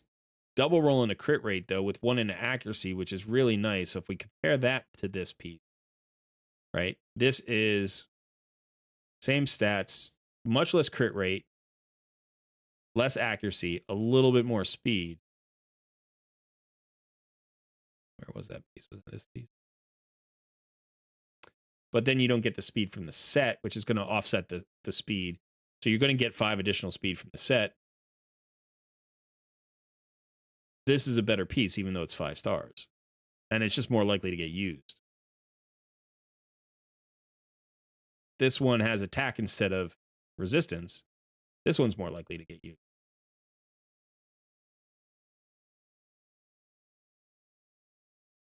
You know, so sometimes you just want to compare it to the stuff that you have. Again, not a trash piece. But if you really want to hold on to it, mule it. You know, don't let this clog up your inventory. It's I call these trap pieces because you can envision a use, but the likelihood of that use is low enough that if you got rid of it, you're probably not losing anything. You know what I mean? So I would on my account, I would get rid of this piece.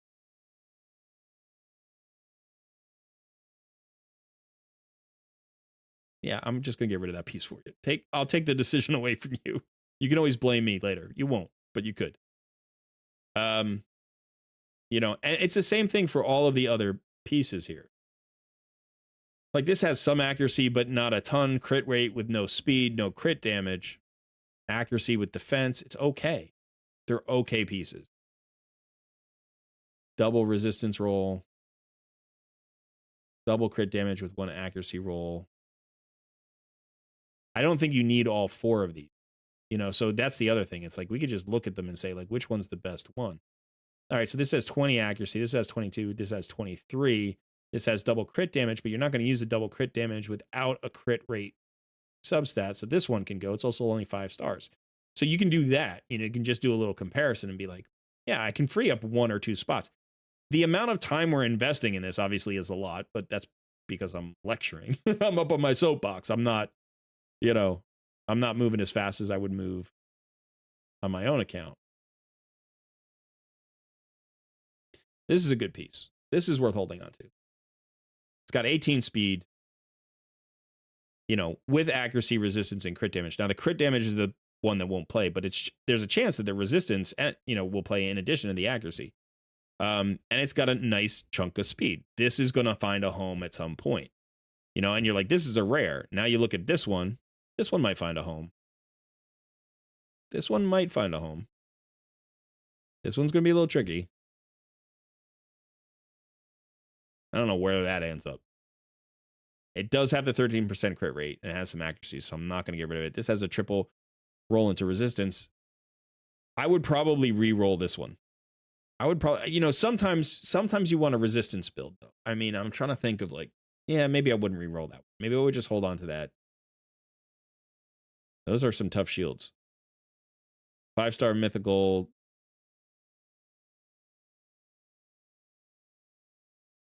That might feel kind of harsh, but that one's got to go. No speed, no crit rate. The crit damage doesn't play. The defense is fine. You have the extra roll into resistance if you wanted resistance.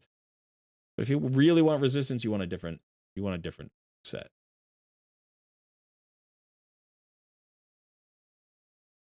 These are nice boots. Double roll into accuracy with, you know, speed. That's great. That's what you want out of boots.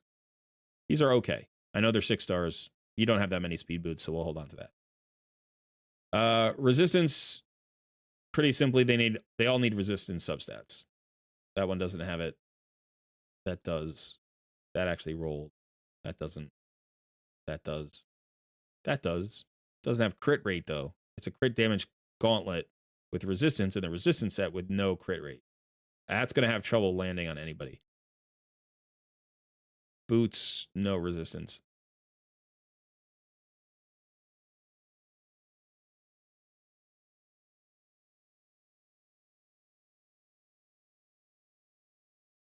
All of these pieces are tough.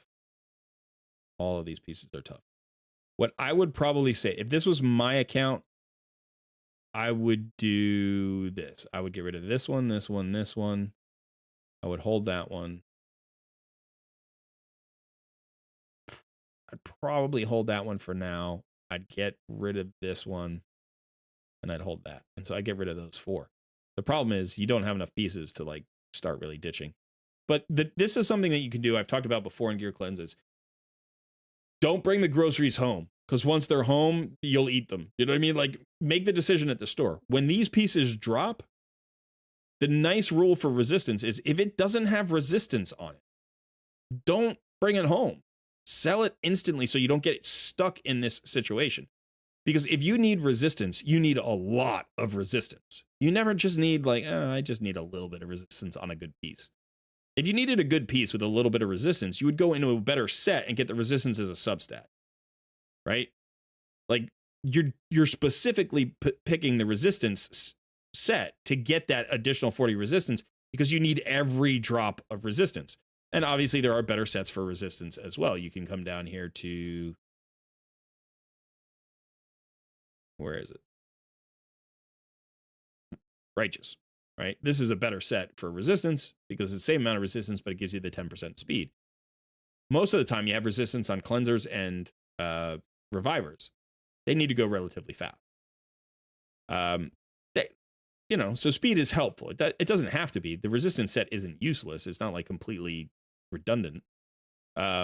It's a good set to have, but it just means that you need resistance. This should only be pieces that have resistance as subsets. Lifesteal we were talking about before, everything should have crit rate on it. If it doesn't have crit rate, I chuck it. And probably it should have speed as well. So I think that despite the fact that this is a 6-star 6 piece with a double roll into speed, this is a trap piece. This never goes on anybody. This ends up sitting here for a year and doing nothing. You could reforge it. It's got a double roll, but it's like, what happens? Like what's the best case scenario? A double roll and a crit rate and a single roll and a speed, probably. So this is a trap piece. This is going to sit here for a year.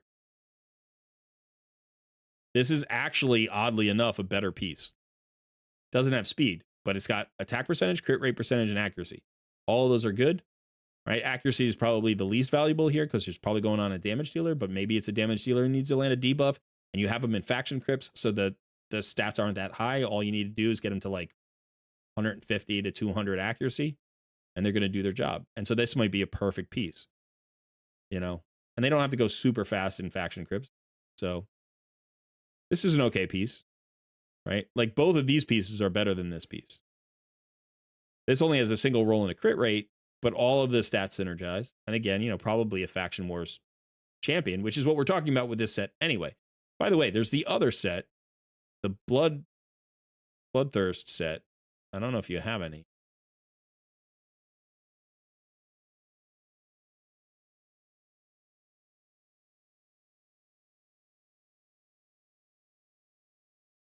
So this is a great thing you can actually do right now. I know you have forged materials here. You have maybe never forged your Bloodthirst because you skip past this one. You know what I mean? But you have 60 pieces of Bloodthirst gear you could forge here that are 5 or 6 stars. And the Bloodthirst set is just a straight upgrade from the Lifesteal set because it gives you that crit rate. So some of those pieces that you've held on into in Lifesteal, you don't want to hold on in Lifesteal, but you could hold on in Bloodthirst because it's kind of like a crit rate set with a Lifesteal set. It is exactly a crit rate set with a Lifesteal set, except it's 4 pieces for the 12% of crit rate instead of 2 pieces, right? So you're basically getting the value of 6 pieces of set bonus in 4 pieces. So you could even mix this with a crit rate set, get 24% crit rate out of your set bonuses, and still have the Lifesteal. So this gives you a lot more flexibility. So utilize these. Do it during this CVC, right? And just make sure that when you use your substat charms, if you're going to use some, you're going to want crit rate, right? Because you want that extra crit rate, maybe speed. You could mess around with speed as well. But then once you get these pieces, it's like, okay, now I'm filling up spots, but you can be really selective. Don't bring them home from the grocery store, right? Leave the junk food on the shelf. You want crit rate substats, you want speed and crit damage, you want good main stats. You don't want pieces that are like speed, accuracy, resistance, and HP. Like it sounds good, but it's not great for this set. And you're at the part of the game now where you can start to not worry about broken set pieces. You're just trying to improve your gear. That means you want the great pieces in the great sets. And this would allow you to literally throw out all of your lifesteal.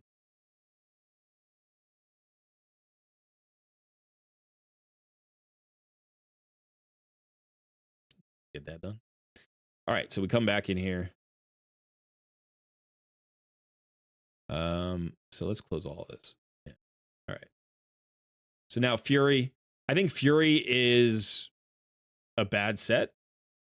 I don't think it's a good set to even get pieces. The only reason to have pieces in Fury is if they're like perfect broken set pieces. So like this piece is close. Like if it was speed, crit rate, crit damage, yeah, right.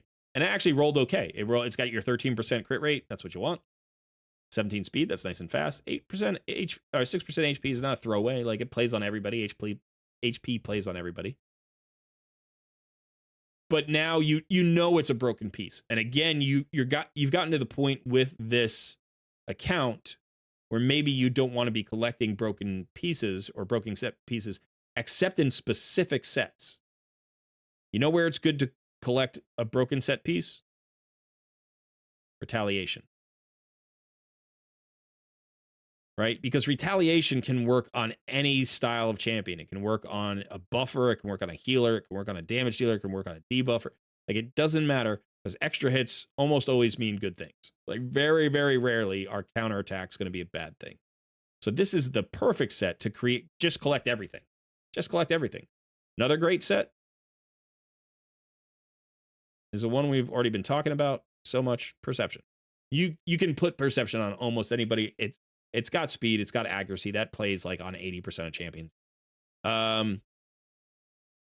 You know, other two-piece sets that are good for that. Immortal, Cruel. Forget Cruel. Never mind. Not Cruel. Immortal. Cruel should be for attack-based champion. You know, so you don't want to save it for like defense stuff.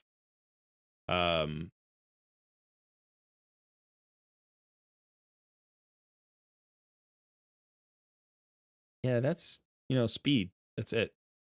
I mean, speed is never an off piece. Maybe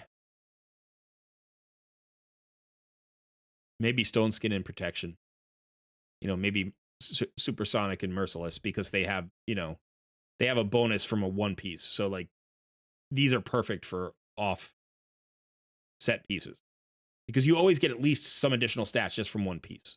And then, you know, you could potentially add an accessory later on and all of a sudden you've got a 2 or 3 piece bonus and it's giving you a lot of stats even though it's not in the right set. You know, even though it's not like the optimal set. So if we're really looking at this and we're saying, you know, at this point in the game, where are we getting the most value out of offset pieces? It's Merciless, Supersonic, Stone Skin, Protection. Perception, maybe Resilience, because you get a lot of Resilience. Immortal, Retaliation. That's probably it. 8 sets.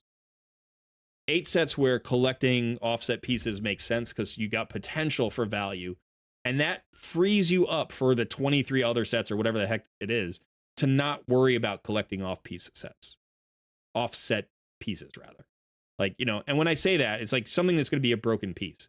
So for instance, let's say you have a resistance piece that rolls perfectly with like speed, crit rate, crit damage, and attack percentage. You're like, wow, this would go on a nuker really well, right? But it's in a resistance set. Early in the game, in the mid game maybe, you keep that piece, you roll it. If it rolls well, you use it. You use it to get stats. In the later game, in the end game, you don't want to keep collecting those pieces. First of all, you've already collected a bunch of broken set pieces. You don't want to fill up 30% of your item budget, you know, your item roster with broken pieces. That's not what you want. I know people talk about stats over sets. I did a whole video on this, right? But like really what you want to do is you want to improve the scenario of your overall armory. Like call this your armory. All of your pieces are your armory, right? So if you envision the optimal armory, you have 0 broken pieces. Every piece would not only be perfect in and of itself, it would be useful in a set. And you would get extra bonuses that way. How do you hit hard? Like, well, you want Savage set. Yeah, but you want the perfect Savage piece, right? And then what are you going to add to the Savage set? Well, anything. Broken pieces are fine. Like, yeah. But optimally, oh, cruel. You know, and you're like, yeah, okay, you can envision it, you know? So it's like, not resistance. I don't need more of those. I don't need more of those. So as your account ages, your selectivity should increase. Doesn't mean you need to throw out pieces that are still useful. It just means you shouldn't bring as many junk food pieces back home from the grocery, you know? And you can start to like whittle down some of your broken set pieces from the past. So if this was like if this was a broken set piece that had use and was on somebody for a while, but now you've replaced it because you've gotten a better piece or at least an equivalent piece in a better set, then maybe this can go away. And again, what I would probably do with all 4 of these pieces is chuck them.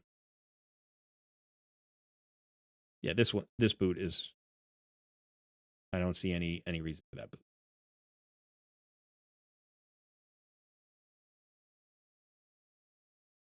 The other pieces aren't bad.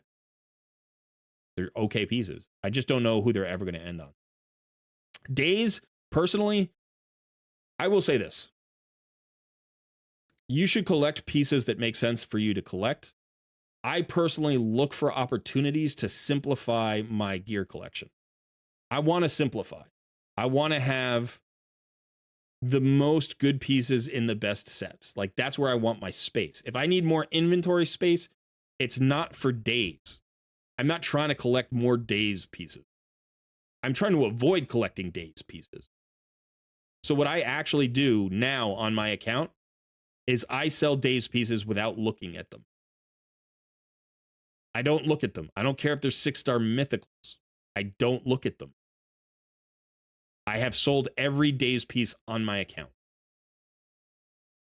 Now, if you want a days set for a particular reason, maybe you want days set for like a Sand Devil's Necropolis solution. Maybe you want it for Doom Tower Waves. Maybe you have some really good pieces in a days set that work with a team composition where it makes sense. It is a 25% chance of a debuff.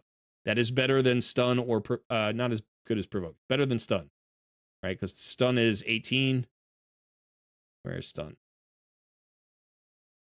Stun's right there. Stun is 18, right? And provoke is better. Provoke is 30.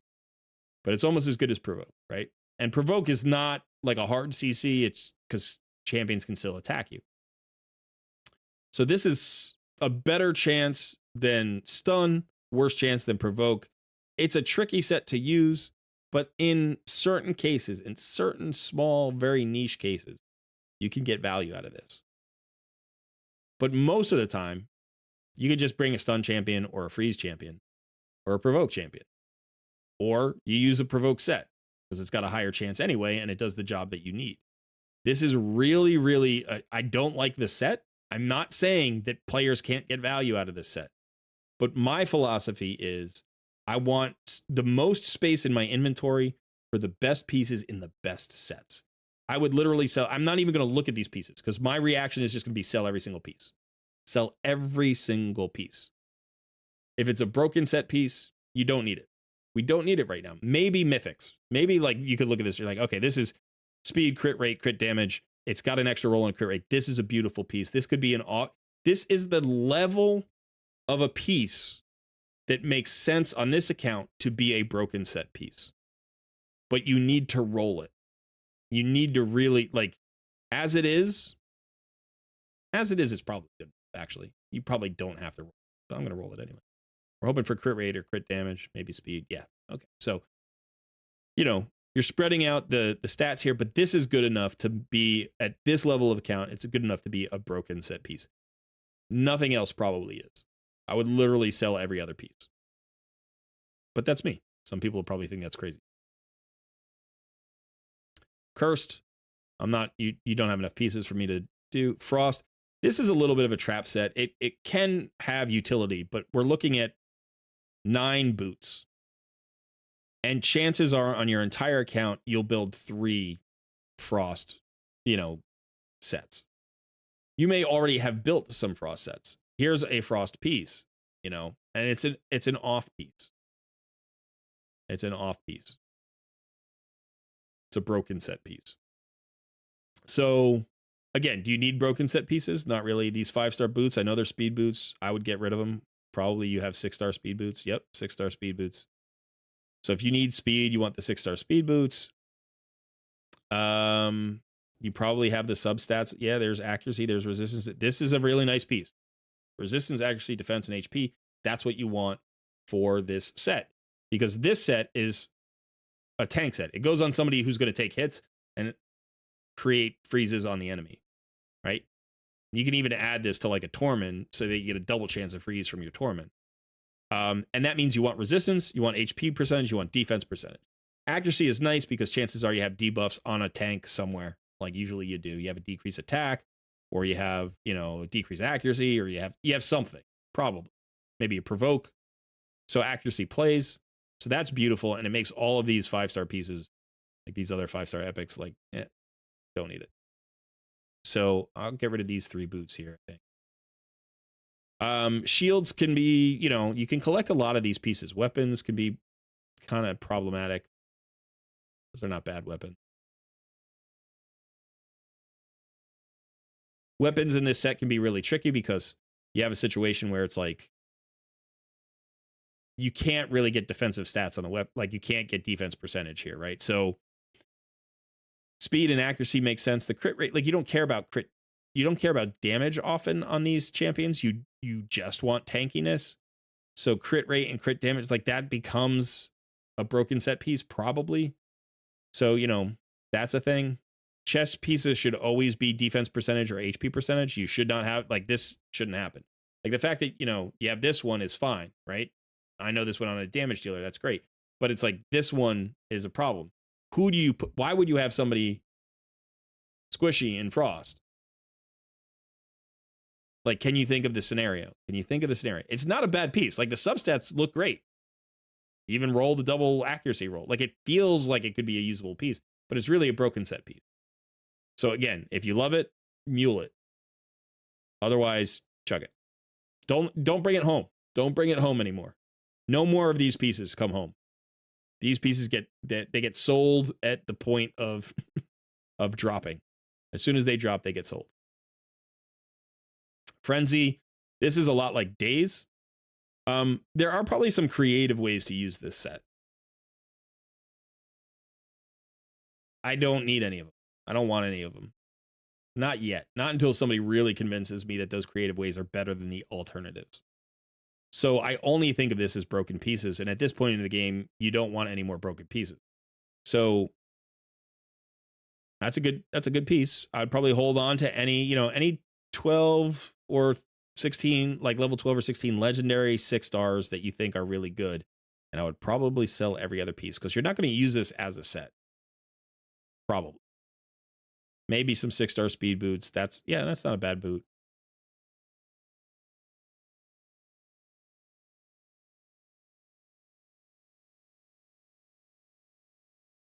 I mean, I would probably ditch these 2 boots.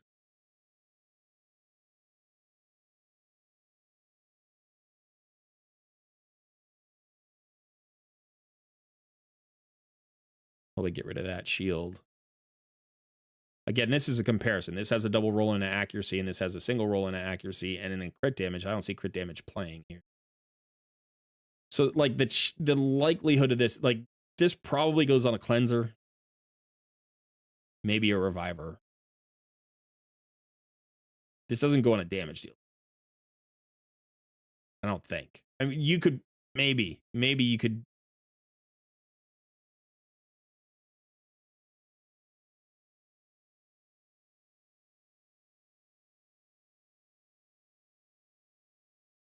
Yeah, I don't like this set at all. I would sell every piece. I would sell every single piece.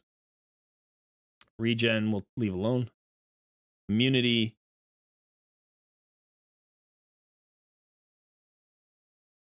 You've got 10 shields and immunity. How many sets of immunity are you ever likely to build? 4? Maybe. Maybe more if you put them on like Cintranos champs. But again, you have to start envisioning that and you have to start making it happen. And it should still be a piece that makes sense in and of itself. This piece, it's a tanky piece. It has resistance. It's got crit rate, no speed. I've said this before, and I'll say it again. I think immunity pieces that have resistance, I think that's a bad call. I think that's generally a trap. So what you should do is you should think of, there are two different ways to prevent being debuffed, right? Like two different ways from gear sets. Like there's more than two different ways. But one is resistance. You just are you're too magically resistant for the debuffer to land it. He has to be incredibly accurate, and you just force his accuracy up so high, like the requirement up so high, he just doesn't have it. He can't hit you. You know, this is like Mithrala. Mithrala just shrugs it off. Unless it's an irresistible thing, you just resist it, right? The other is you get immunity. Immunity is literally like, I don't have resistance, I don't need it, I just shake it off. Like it hits me and I don't care. For 2 turns. Now, it's really rare that you'll need both. The benefit to the immunity set is that it's 2 turns of perfect immunity, right? Like you're just like, done.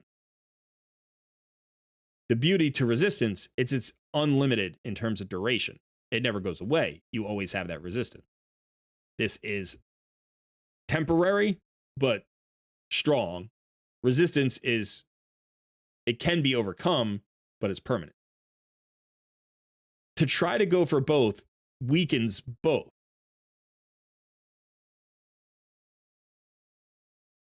Right? Because if you have perfect immunity for 2 turns, then put the stats into other things that you need to accomplish. Why do you need the perfect immunity for 2 turns? Why do you need it for 2 turns? What fight is 2 turns immunity super valuable in? Arena? Maybe the opening of a particular boss fight? Right? And then you need to shift gears. The immunity has done its job. Now you shift gears into whatever else you're trying to do. And so the resistance probably doesn't matter. If resistance gets the job done on its own, you don't need the immunity. Like if the resistance is enough, then why bother with the immunity in the first place? Now you could say, I want to be super safe. I want to have immunity and a super high resistance. I want both. I want both. Okay. Okay. I don't. I want one or the other. I want a guaranteed 2 turns where I'm immune, or I want high resistance for all of the scenarios and long fights where the resistance is going to be valuable. I don't want both. I don't want resistance on these pieces. You know, speed, accuracy. Probably.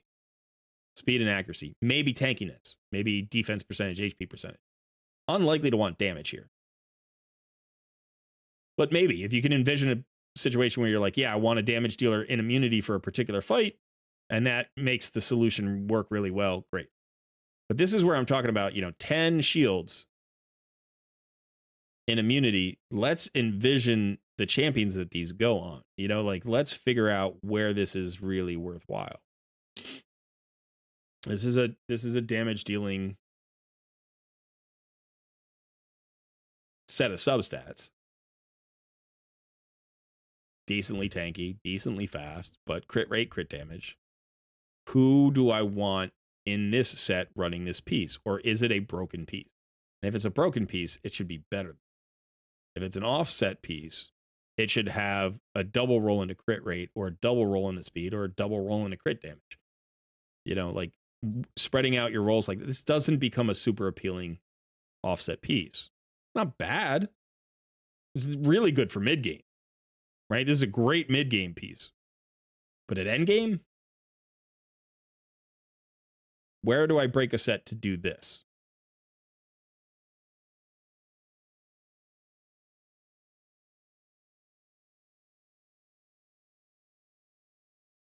Yeah, I don't like this one.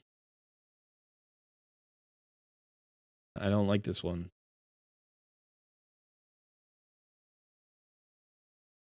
I don't like that one.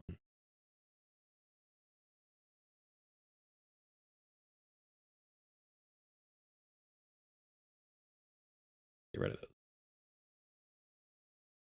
All right, shield sets. Shield sets are pretty simple. You want HP percentage pretty much all the time. If you can get defense percentage as well, that's usually good. Speed can be okay. Accuracy can be okay, but generally this goes on somebody who's got a pretty good HP pool, and is usually either a tank or a healer, or maybe a reviver. Not usually your debuffer, right? So accuracy isn't always critical here. It can be a nice bonus for some of, some of the healers have like a debuff or whatever, or some of the revivers have a debuff. But in general, like not damage stats, not crit rate, not crit damage, not attack percentage. You kind of want to avoid those. So, this double rolled into attack, and then it's got a crit damage substat. Like this does have HP as a substat, but you missed it. And it's hard to let this go. And because you only have one weapon, don't let it go. But if you had any more weapons in the shield set, like this would be a weapon you'd probably let go, just because it didn't roll that well. Now you could roll it up one more time and roll into HP, and then you'd be like, okay, yeah, whatever. Like most supports do damage based on the attack stat. But the crit damage was a throwaway to start with, and the attack is probably as well. So out of 3 rolls, you missed twice. And if you really want to think about it, this is actually a 7-roll piece, right? You've got the 4 base rolls plus the 3 rolls that you made. And out of the 7 rolls, you missed 4 times. So that's a very marginal piece, but because it's the only weapon you have, I'll leave it. This is a legit piece. That's fine. Speed, defense, and resistance. Great. No HP percentage there, no flat HP, but all good tanky stats, right? Defense, resistance, and speed is always a good stat. And there's never a piece where I'm like, you don't want speed on it. This is not a great piece, right? This is a broken set piece. This is going somewhere else. This isn't going in the shield set. Defense percentage and accuracy, it rolled the right way. So actually out of 6 rolls here, you've hit on 4, which is not bad. It's a trap piece. Like we brought it home from the market. Now it rolled well. And now we're like, we're going to hold on to it. This is marginal. No HP, no defense, no accuracy, but it does have resistance. I might roll this up one more time. And it lands speed or resistance. Yeah, okay, it's marginal. Could be a piece. Marginal. Man.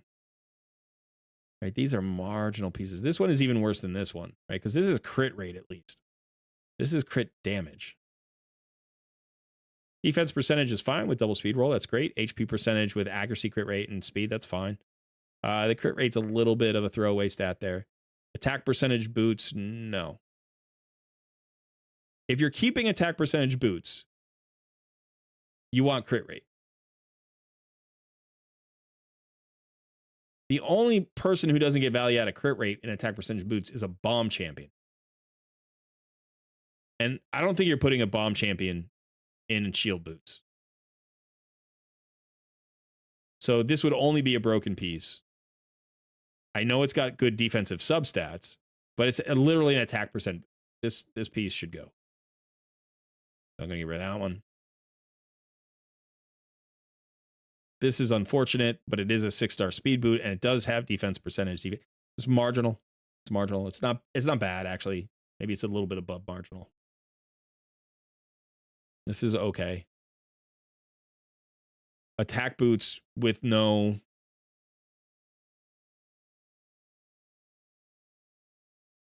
attack percentage boots. At least this has crit rate. Right? At least this has crit rate. This one doesn't. So I think this goes. I know it has double roll and defense percentage. You know what? Actually, let's not do that. What we're going to do is we're going to roll this up. And if we triple roll into defense, then we hold it. Okay. So you triple rolled into defense. Now you could reforge boots. I don't normally suggest reforging boots or like reworking boot. I don't like it because there are too many stats that could go bad. Like the main stat could go bad. But it's a 6-star epic. So you just get a 6-star epic, or it's available. using that ore is like a rare thing. You don't really have a lot of uses for 6-star epic ore. So this is a piece. You've got a 3-star roll. Maybe you re-roll this as 6-star speed boots with like a triple roll into HP percentage or accuracy, or maybe you roll HP boots and you get a triple roll into speed. Like there are 4 or 5 scenarios I could think of that could happen. You could triple roll into resistance. Like there's a way to make this valuable, but you have to lose the attack percentage stat. This has to roll into either HP percentage, defense percentage, or speed. Like only those 3 are worthwhile. And then once it rolls into one of those 3, then that determines what the substat needs to be. So if you roll into defense percentage, like the triple roll could be defense, HP, or speed, or accuracy, or resistance. Any of those would work with defense percentage boots. Actually, any of those would pretty much work with any of the kinds of boots that you got. So, you have some flexibility on the substat. You could find multiple substats that would be valuable. But probably the best scenario would be speed boots with HP percentage, or maybe defense percentage or resistance. That would be really good. So this is worth re-rolling.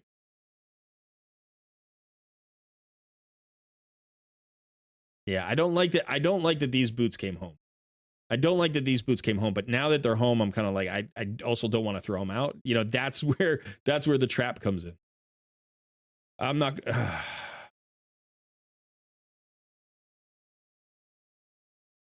Relentless Gear needs speed substats.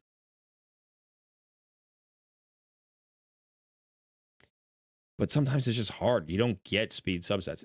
The reason all of this gear is sitting here and not on a champion is because it doesn't have speed. This is the first time I've seen the speed subset. It's a triple roll. It's great with crit rate. Awesome piece. Phenomenal piece. HP and defense percentage, 7% on a crit rate. This could go on so many champions. Not a debuffer. No accuracy, right? But it could go on maybe even on a debuffer if you had a lot of accuracy somewhere else. This is a really great piece. That's the first really great piece. None of this has, here's speed, triple roll, and a crit damage. What I would probably do with these pieces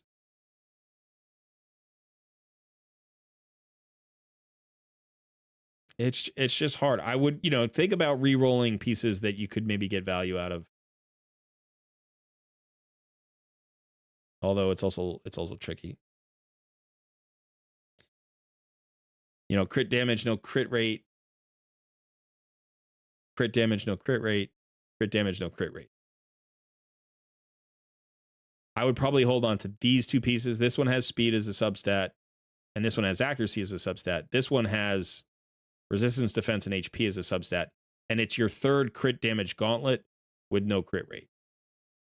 And it didn't double roll into anything, so you can't even like rework it into something good. It's a little bit tricky, but I would actually get rid of this gauntlet. I very rarely will get rid of people's relentless gear. But you have, the reason most of this gear is sitting here and isn't on a champion is because it doesn't have a speed substat.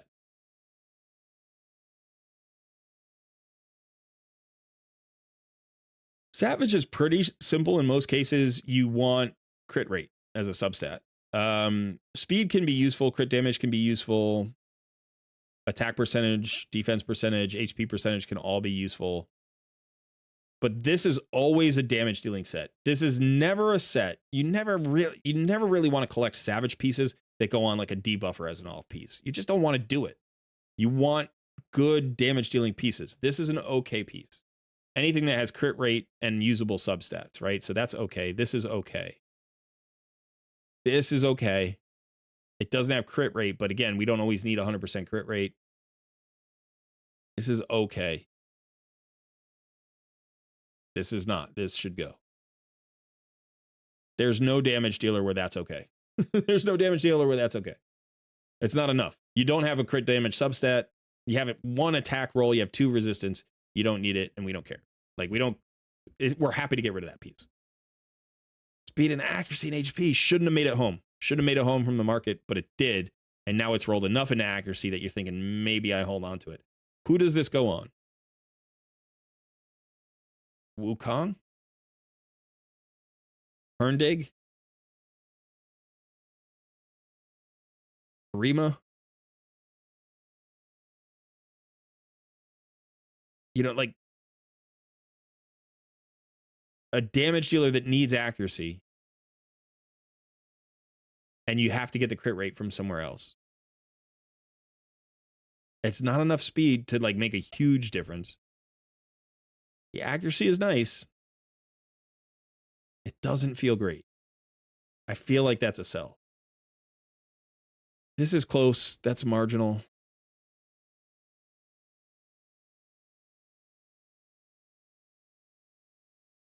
No, I don't. I think even, you know, so, all right. The only way this gets saved, whoops, the only way this gets saved is if we triple roll. So that's what we should probably do with it. Like, all right, let's roll this. If we triple roll, we reforge it. I don't think it's good enough. You could still try a rework. You could still try or on that, and maybe you get crit rate as a double roll, and then you keep the speed, or you get crit damage here, and then it becomes viable. It could even be like speed, crit damage, crit rate, or speed, crit rate, crit damage, and that could work. But as is, same thing with this. Like now we're talking about reforging a lot of pieces. Same thing with it. You missed on this one. You know, you missed on it, and you want to hold it because it looked like it could have rolled. But I don't think you need all of these weapons. It's okay. Yeah, I get a lot of marginal pieces here. And I know, you know, here's the thing. When you have a set like Relentless or you have a set like Savage, more marginal pieces come home and more marginal pieces stay here and become trap pieces. It just fills up your inventory. I have more marginal pieces in Stone Skin and Protection than anything else. Except now I'm getting tons of marginal pieces in Merciless and Supersonic.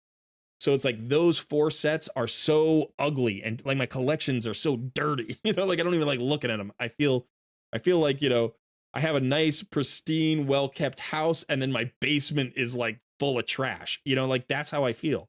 Like I'm a secret hoarder, you know, because that's how it feels. You have these pieces, no crit rate here. No crit rate here.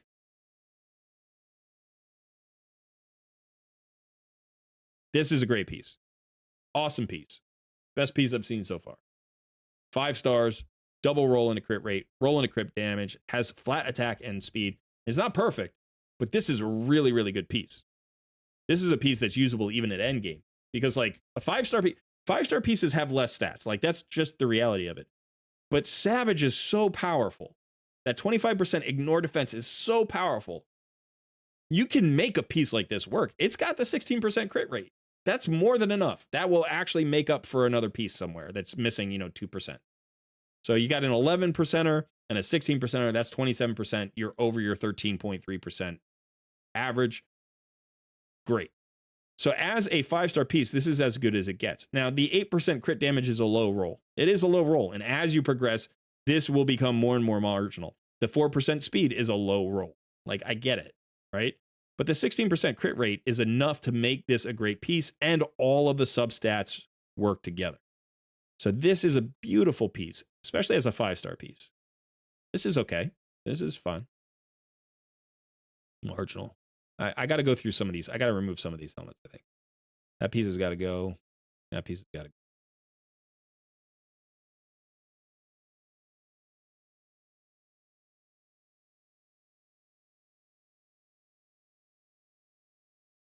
All right. So that takes you down to 4, which is fine. And we should probably get rid of at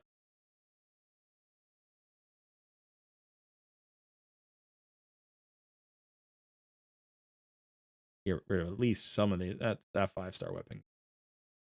It's hard to get rid of pieces in Savage.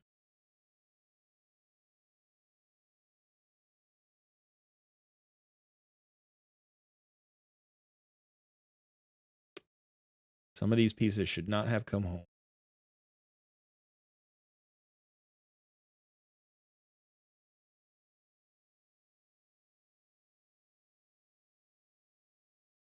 And again, I'm not blaming you. We all do it. I am just as it's funny because I can cleanse your gear even more like coldly than I can cleanse my own. Some of the gear that I've kept for you, I would have cleansed. But some of the gear that I've cleansed for you, I'm like, I probably would have struggled to clear out too. I'm not blaming you, right? My frustration, I always sound irritated when I do these. I'm very rarely irritated. I'm never irritated at the player. Like I'm irritated at the gear.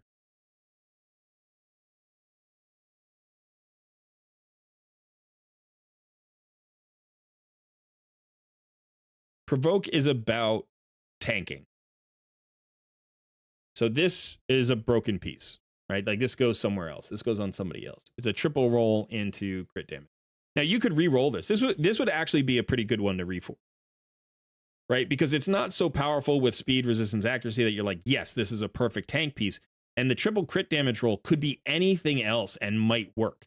It could work as speed. It could work as accuracy. It could work as resistance. It could work as HP.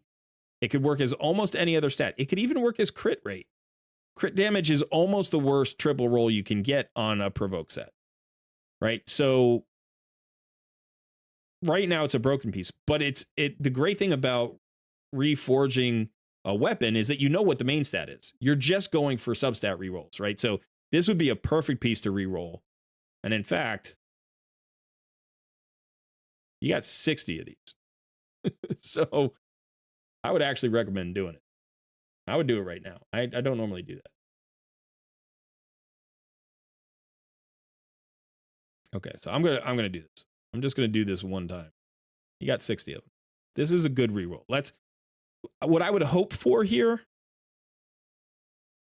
Probably, I mean, speed would be incredibly good. Accuracy would be very good. Resistance could be very good. Any of those would be really good. And then like HP would be okay. If we get crit rate, that's also like anything's an upgrade, but we would like speed somewhere on the board. So as long as we get speed back on the board, then if we don't get crit damage, let's just do this. Let's see this. HP, triple attack. Well, that's the other thing that's not great. So, but the nice news is now we can get rid of this piece. It's literally the other worst piece that could have, or the other worst stat would be attack. You know, so yeah, I would now sell that piece.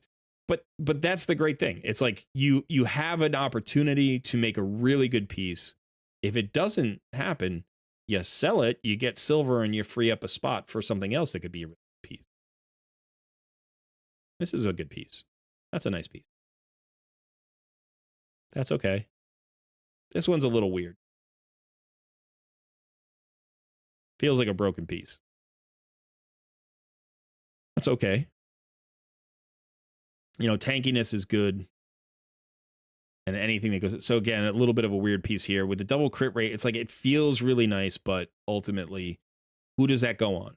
It's a broken piece. That's not bad. That's not bad. That's good. That's good. All the other pieces are good. So in general, you're doing well in Provoke. All right, Avenging is another set I love to sell. Again, it has a small use case scenario, which you could get value out of. But you want to envision the champion, and then you just want to start building them. I don't think you really want to hold on to a ton of these pieces. To counterattack when receiving buffs, you either want somebody who's got a really good you want a good A1. Somebody who does something with their A1. Somebody who has an AoE slow, or, you know, an AoE provoke, or I don't know, it could be any AoE debuff, or who's somebody who like hits really hard on their A1. That could also be used, or somebody who like heals on the A1, right? It doesn't have to be a debuff. So if you have a buff or a benefit, you could do that. So for instance, like Elva or somebody could get value out of that, or, you know, Pythion. But you don't put those champions in Avenging sets, which is the whole point in the first place. Like, you want those champions to have high resist. So it's just a really weird set. I don't really know when this set becomes better than another set. So this is like, there are maybe 6 or 7 sets that I have where I literally don't take anything. I take nothing. Daze, Avenging, Fury, I accept no pieces in these sets. I accept no pieces in these sets. I'm trying to think if there are any others. And curing. Now, I should start recollecting curing because they changed it so the bonus heal restores destroyed HP, and there are use cases there. So I should start collecting perfect pieces and curing again, which is a little bit irritating because I've enjoyed never having to pick up a curing piece. Yeah, that might be it. But those sets are the sets where I pick up no pieces. I just refuse. I think the sets are not valuable enough.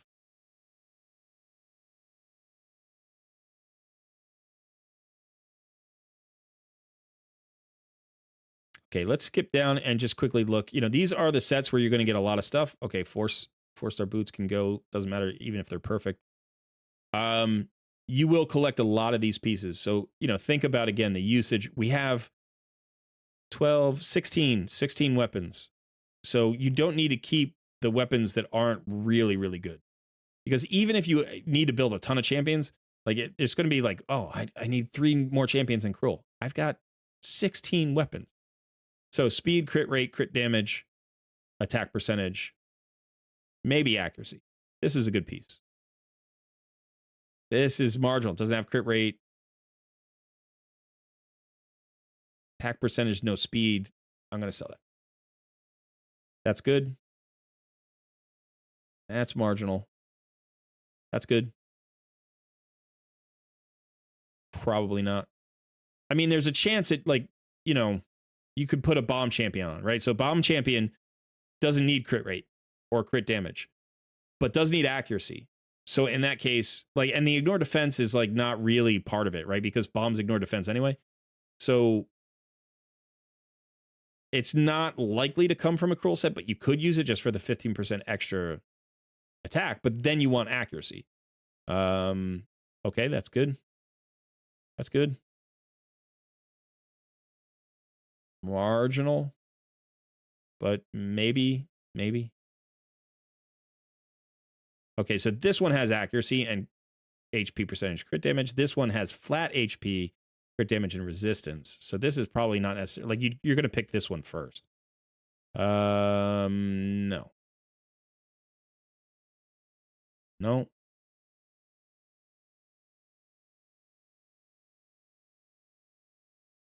No. Maybe. No. Maybe. All right, so we can get rid of about half of those weapons. A little bit less than half. We got rid of 7 and we still have 9 left.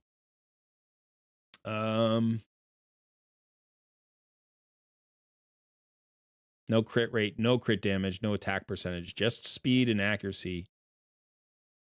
Not a great piece. That's a good piece. That's a good piece.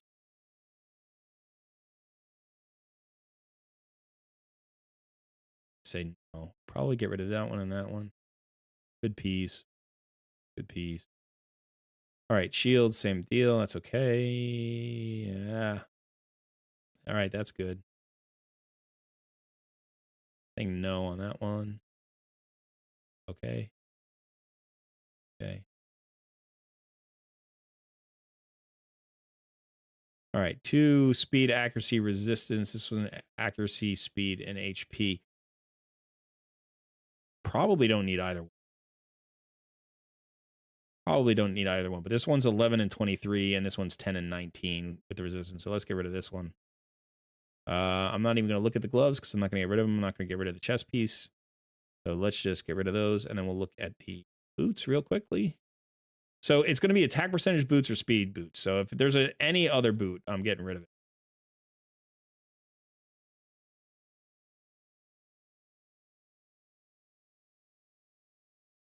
Okay, and again, you know, we want crit rate as much as possible. This one is tempting. You know, it's got attack percentage, triple roll. That's really nice. So if you can get the crit rate from somewhere else, this is going to make you hit really hard, which is nice. This one is unfortunate.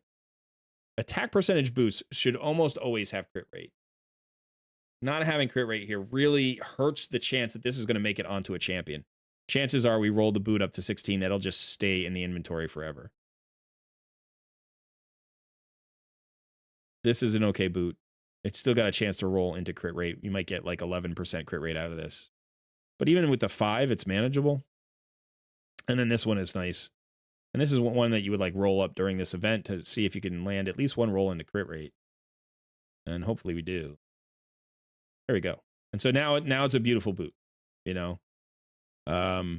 Even if it just stays at 12%. Even if it just stays at 12% crit rate and you don't land in anything else, you know, even if you land the resistance, it's a beautiful boot. Okay. All right, so what I'm going to do right now, let's see. Oof. I want to work my way through some more stuff, and then we want to get to a second. We want to get to a second takeover. All right, so I'm going to work my way through these shields, and then I'm probably going to jump down to the divine stuff, and then maybe resilience, perception, and maybe fatal, and that'll probably be it. I'm not going to go through all of these sets. All right, so what we're looking for here is primarily speed. We're looking for speed and then tanky stats. But you can also, if you have good damage stats that are like all linked together, you could also do that. So you want a clear identity for these pieces. Double rolling it. Okay, so that's fine. It's not awesome, but it's good. It rolled into HP twice, defense once. That's nice. HP and resistance with defense and speed, good. Speed, crit damage, defense, and resistance all split up. Probably not. It's not awful. It's not awful. Marginal. This one's a little bit weird because of the crit rate. Like, why do you want the crit rate? I don't even know what roll I would want out of this. Like, do you want more crit rate? Do you want more accuracy? Speed and HP, they're all good. This is like, yeah, it's probably usable. Probably usable. Resistance, okay. Double roll and resistance. This is okay.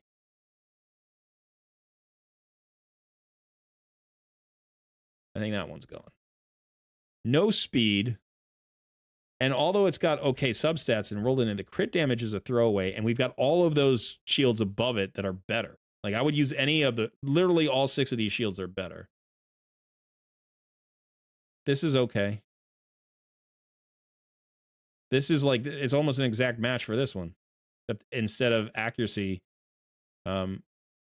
it's got, is it defense or HP? This one's got HP, so it's defense. Yeah, so again, you know, not good enough. That's a weird one. That one should be rolled.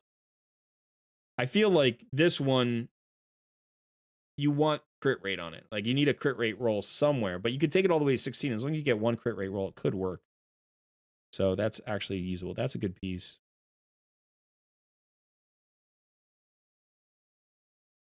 Marginal. Resistance piece with crit rate and crit damage. It's the only double real resistance. This is all spread out. Marginal. Okay. Unfortunate. Good. Okay. Man, these are all like really marginal. The issue isn't that any one of these pieces could be kept. It's that all of these pieces are being kept. All right, we'll get rid of that one. We'll get rid of that one. We'll get rid of that one. Hold on to that. And so again, you know, we're getting rid of 6 out of whatever that was. That was like 24 or something. So we got rid of a quarter of them. But honestly, another half of these could probably go. Again, it's okay to hold on to them in different, like, you know, different types, but you want identities to them. So for like instance, this one, right? Crit rate and crit damage is an identity. Resistance is an identity, but they're not both, they don't work together. You don't like have crit rate and crit damage on a piece and be like, yeah, I want the resistance, right? You would prefer this to be like accuracy and defense or something with the resistance. So the identity here is muddy. And so I don't know where this belongs, but it's also, there aren't too many pieces that have double rolls into resistance. This one does. This one is a much better piece, right? Because the speed, resistance, and defense are all a good identity together.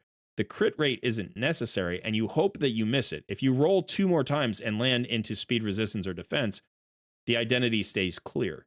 If you double roll into crit rate, now you've got a crit rate piece that has double resistance and speed and defense. Like, it's no crit damage, it's no attack percentage.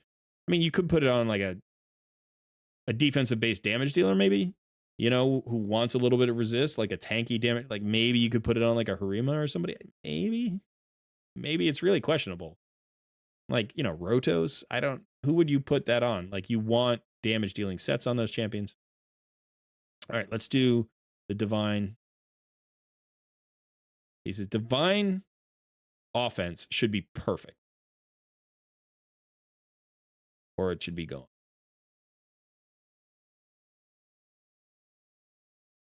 This is just an offense set with a tiny shield.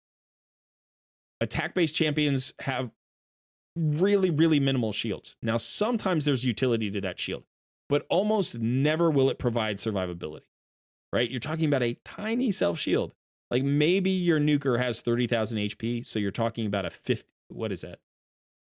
I guess 4,500 to, you know, additional shield. Like, it's small. It's small. You know, if you had this on somebody who had 80,000 HP, now you're talking about a 12,000 HP shield. The problem is those aren't offensive based champions. Those are HP based champions, and you don't want divine offense on this. So really, this is like, you just think of it as another way to get offense with a little bit of additional survivability, which is not nothing. It's not nothing. It is small, but it's not nothing. So you want it basically to be a perfect, like, this is a bad piece. This is a bad piece. Why would I put that there? It's got HP and speed. You think about the shield, but it's not an attack based. It's not an offense piece. There's no crit rate. There's no crit damage. Super marginal, right? This has crit rate and attack. It's 5-star piece, HP, maybe. Like, that's maybe better. This is okay. It's got speed, attack, and crit damage. It doesn't have crit rate, unfortunately, but that's an okay piece. All 4 substats are good. But this is like a weird piece. You know, like, what are you trying to boost the shield? If you're trying to boost the shield, you want to go with the shield set. But it has all the stats. All the substats are good: speed, attack, crit rate, and crit damage. So maybe that's why it's here. You wouldn't put this on an HP based nuker. Then you're losing the 15% attack. Like, the HP would make the shield bigger on an HP based nuker. I don't know. It's a weird set to do that in. Same thing here. Okay. Crit rate. Good. Okay. I would say no, but it's the only one. Marginal. No, that should go. Actually, this should go too, I think. That's good. That's a really good piece. That's an okay piece.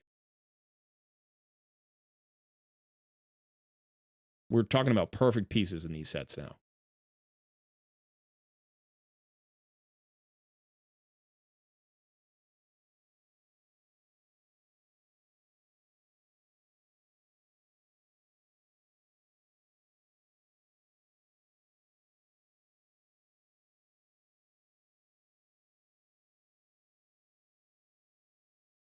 This is a good boot.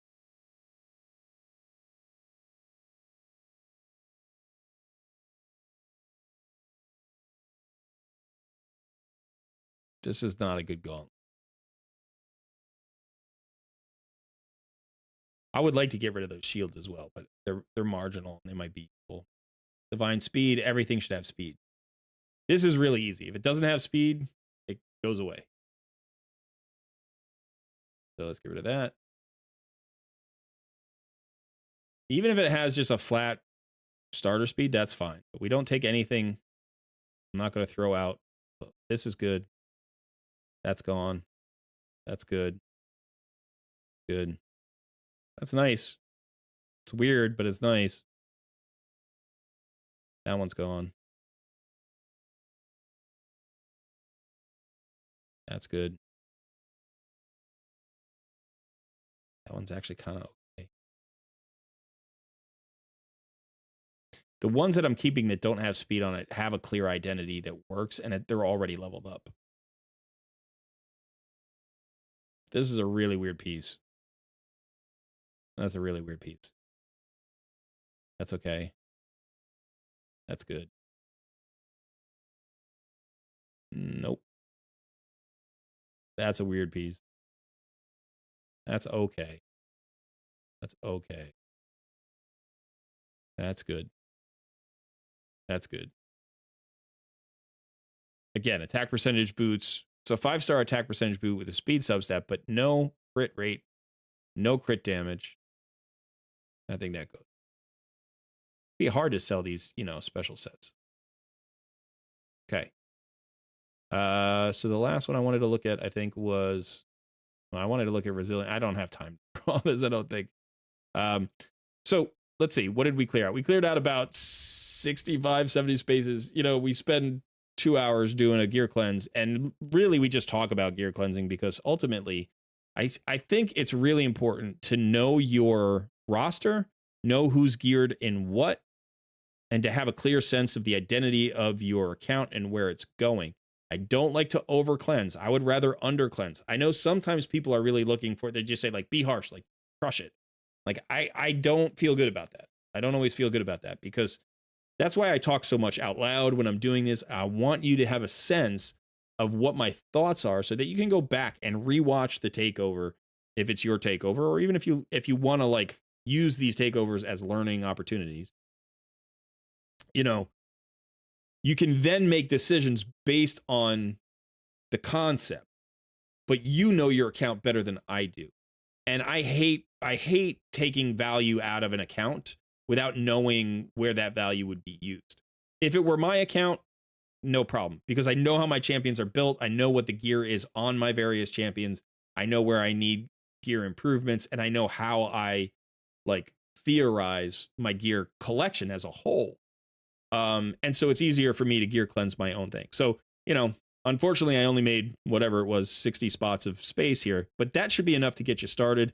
And then you can work your way through, again, go back, kind of rewatch, solidify. It's really good. If you want to have a really well organized gear storage, artifact storage, you want to think about the fact that two things. One is you want to really have an identity for every piece, and you want to know the champion. Even if you don't own that champion, you want to know a champion that piece would be really good on. And then the second thing is you want to remember that when you get rid of a piece, it really it leaves your consciousness. You don't feel guilt later. You know what I mean? You might feel guilt for a split second, but later on you'll just feel relief. Like it doesn't hang with you, because we're not built for that. Like we're built to be looking forward. That's what we generally do. And when we look back, it's when things are important, when things are big. No one piece of gear is ever going to feel super big when you delete it. Like if you deleted it, you deleted it for a reason. You sold it for a reason. So, oddly enough, this may feel really weird, but let's say you just went, I'm not suggesting you do this, but let's just say you went and deleted everything that wasn't a 6-star legendary. Let's say you just went here, you did 6 stars, all the epics and the rare. And let's say you literally deleted everything on your account. There would be good pieces that got lost. There would be good pieces. There would be value here that's lost. We're talking about hundreds. We have 777 of these pieces, 6-star, epic, and rare. And if you lost every single one, first of all, you probably wouldn't remember any of them. And second of all, you could start over tomorrow and rebuild all that value in like 6 weeks. You'd have all 777 spots refilled, and you'd be like, I can't believe I filled up my gear, storage so quickly. So it's weird. We agonize over this thing that ultimately is nothing but a relief when we actually make the decision. And it's like, it doesn't even matter if it's a great decision or it's just an okay decision. It feels good to get rid of gear. It just feels good to get rid of gear. So, let that be also part of what guides you. Like, if you think, it'll just be satisfying to click this cell, then just do it. Like, just do it. I'd get rid of, if this was my account, these 4 are gone, these 2 are gone, these 2 are gone. I skip over all these. probably all the crit rate except those 2 pieces are gone. Most of the accuracy is gone. All of the resistance is gone. All of the lifesteal is gone. The fury is gone. The daze is all gone. Some of this frost is gone. All of the frenzy's gone. Most of the immunity is gone.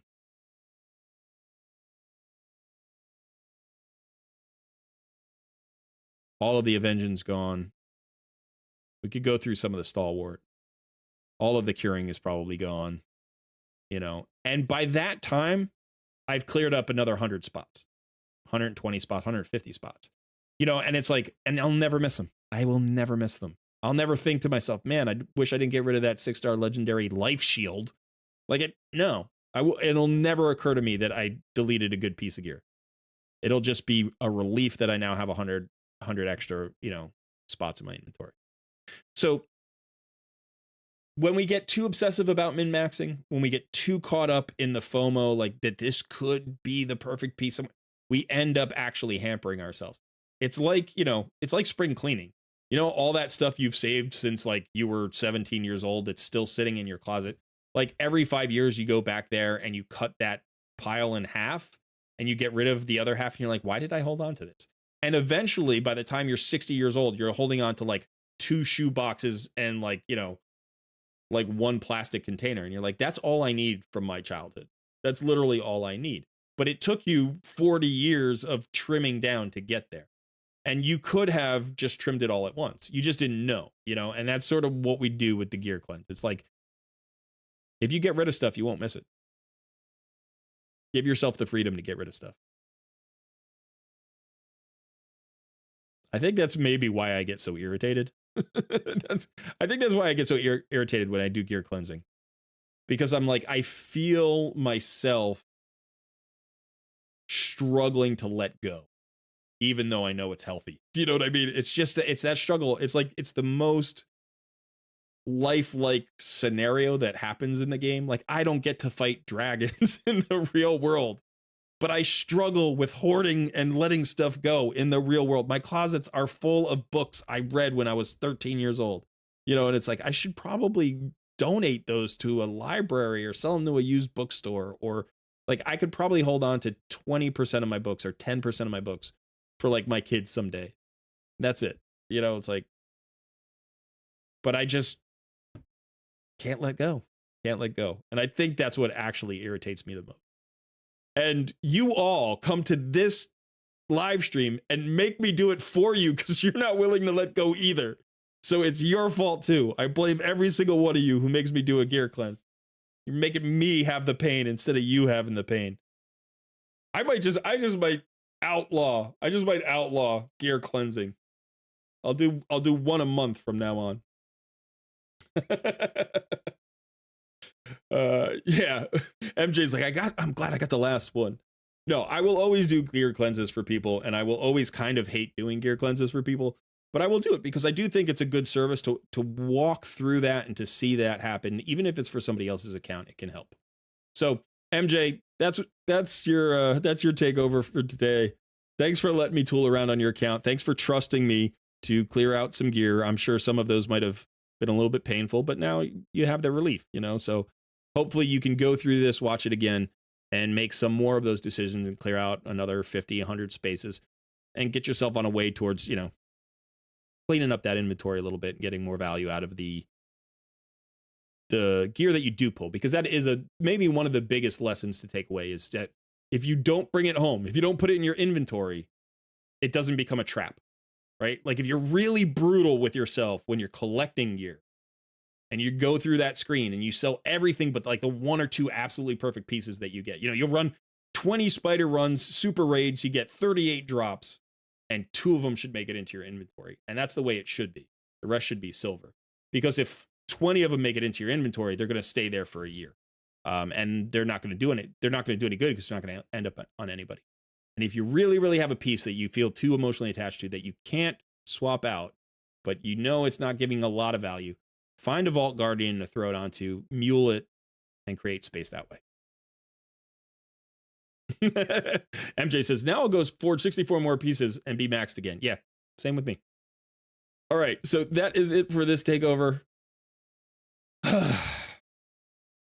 Whoever wins the next takeover, don't ask for a gear cleanse. Don't do it. Don't do it. You don't want to ask me for a gear cleanse again. All right. So let's go ahead and reset the wheel of takeover. And let's get somebody else in here and help them out.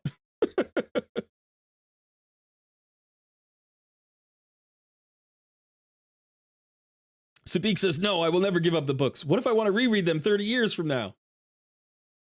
That's what I want to do.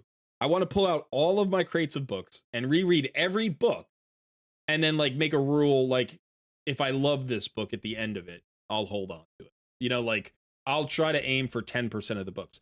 The problem is I unfortunately own I've gotten rid of hundreds of books over the years. We had a flood like a decade and a half ago and I lost like 200 books.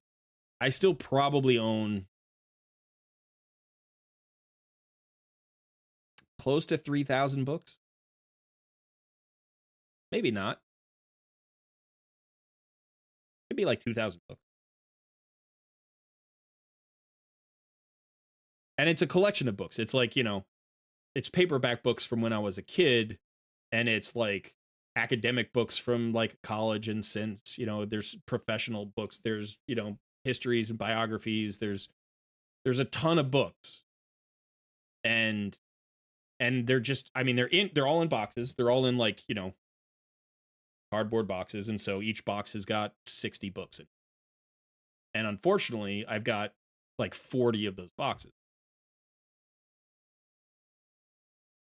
Maybe it's something like, it's probably less than that now because I have been clearing them out over. So maybe it's like 28 of those boxes now. So yeah, you know, it's a lot of books. And I love them. I love books. They're like my favorite thing in the world. So it's hard to get rid of.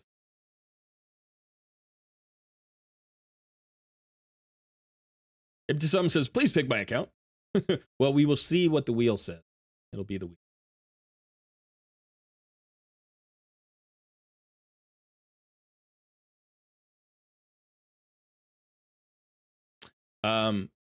Son, how did we do? Did we reset the wheel?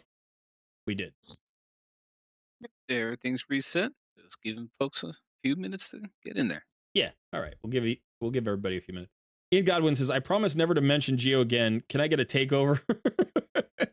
It's too late, Ian. I already heard you. You're part of Team Sun. Team Troll. You're all trolls under the bridge. You'll get a takeover the same as everybody else when the wheel says so. And by the wheel, by the wheel, your boy Son's in charge of the wheel. So don't blame me if the wheel doesn't like you. It's Son who's in charge. If it doesn't like you, I've purposefully rigged it against you. Exactly. Tong says, have you seen the picture of Geo with the prism shards? I did, just briefly, yeah. It's freaky, isn't it? He's smiling.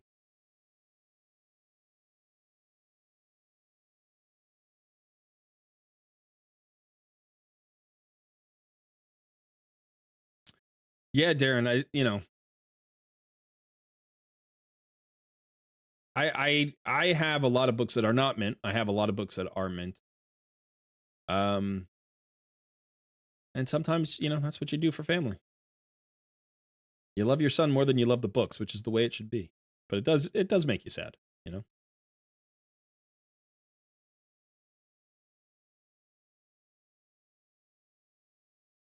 I need to get a Kindle. I did get a Kindle. I actually got a Nook. I got a Nook, and I probably have 300 or 400 books on the Nook right now. And originally, I didn't want to get a Nook. I kind of held off getting a Nook because I love the feel of like the books. I actually like the paper. I like, you know, folding it back. I like preserving the spine. I like smelling it. You know, it's like there's a whole tactile experience that is lost when you go digital.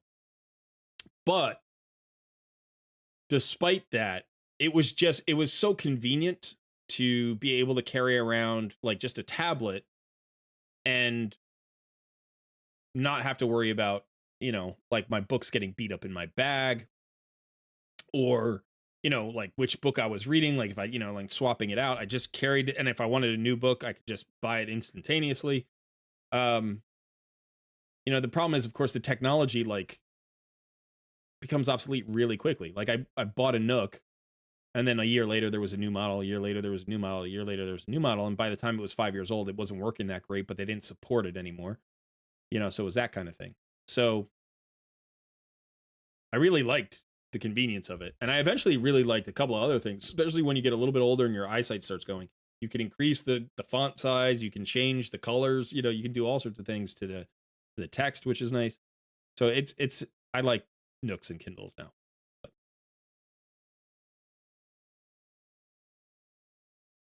Loves dead trees, says Tonk. Yeah.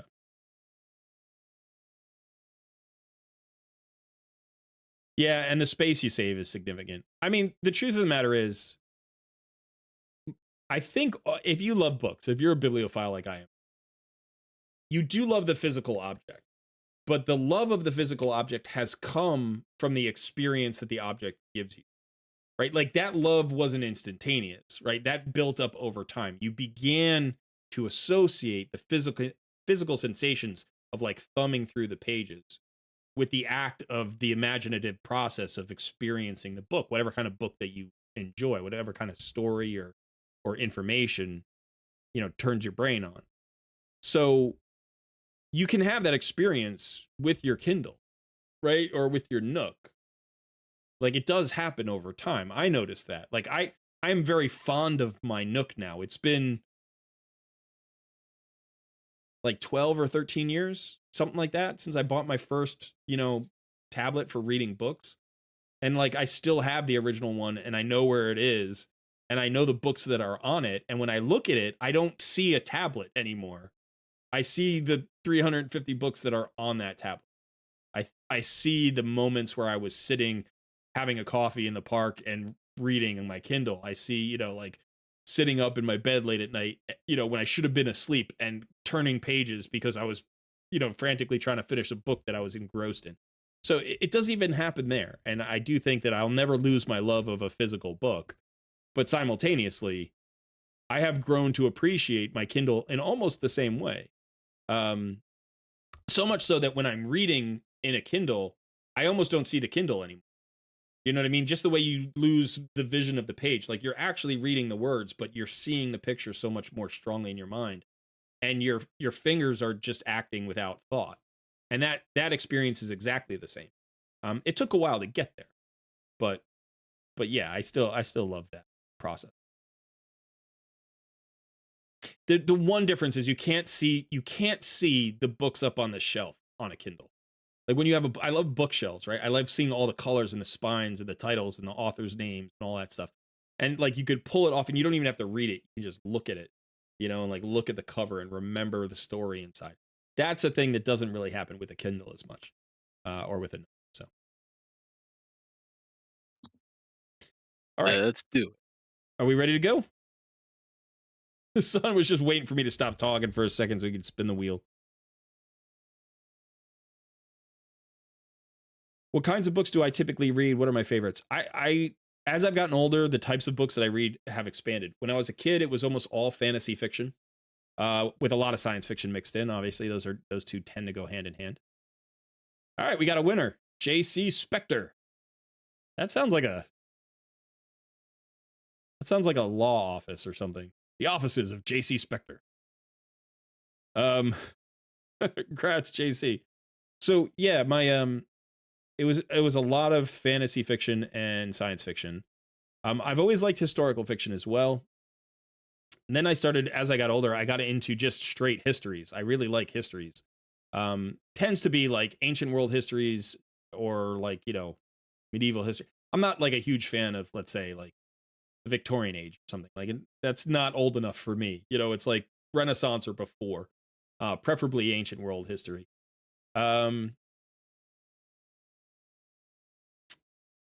I like kind of mind benders, sometimes like genre benders and stuff. Like my favorite play of all time is Tom Stoppard's Rosencrantz and Guildenstern Are Dead. And I do like Shakespeare. I like Hamlet. but I love Rosencrantz and Guildenstern are Dead. Like that's so brilliant, and it's funny and it's quirky and it's weird and it's thought provoking, and that's the kind of stuff that I gravitate towards as well. So I read a lot of classics too. You know, I don't read a lot of contemporary fiction. That's not something I do unless it's science fiction or fantasy. Yeah. Sounds like a guy who wants a gear cleanse, Hammerhawk says. Harvey Specter from Suits. Yeah, kind of like that. You're right. That's probably the association I made. From the law offices of J.C. Specter. All right, let's see. I think I got a DM here.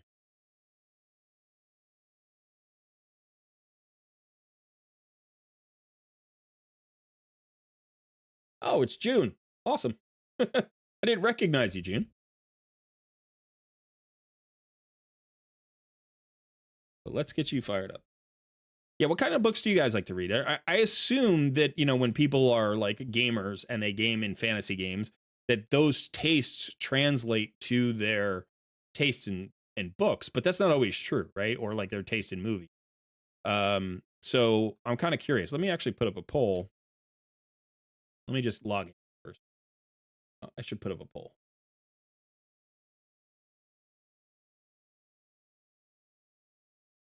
Okay, two-factor whenever you're ready. Let's do a poll.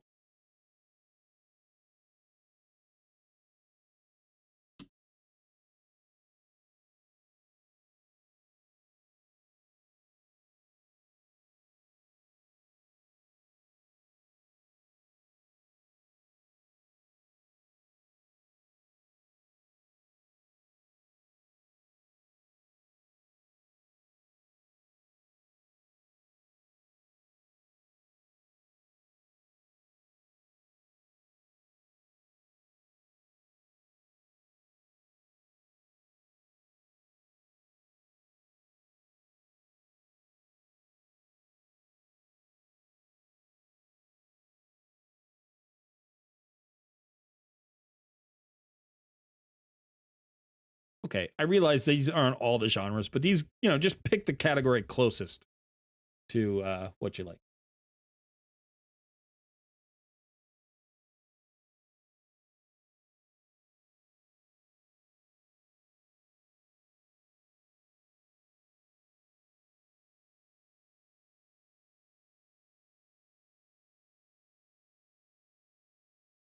Hey, Jude says, I just want general advice on who to max and gear up. I'm only 56 days or so in. Okay, sounds good.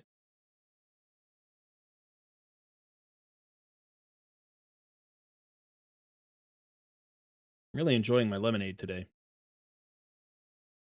So I'm always drinking lemonade. I love lemonade. I love limeade. They're too sweet. You know, I don't drink them full strength. I usually do about half and half with like seltzer.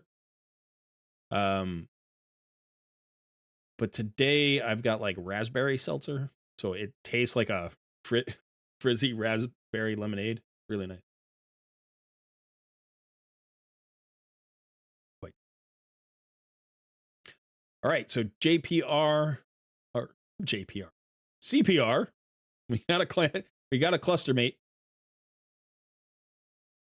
Cold Red Sun, near and dear to my heart. Team Cold Red. Love to see it. All right. So let's look at the daily logins. We are day 56. And let's look at the roster. Ooh. Okay. Wow. We've got some roster here for 56 days. All right. Let's go ahead and simplify this a little bit. First of all, let's just look at the legendary.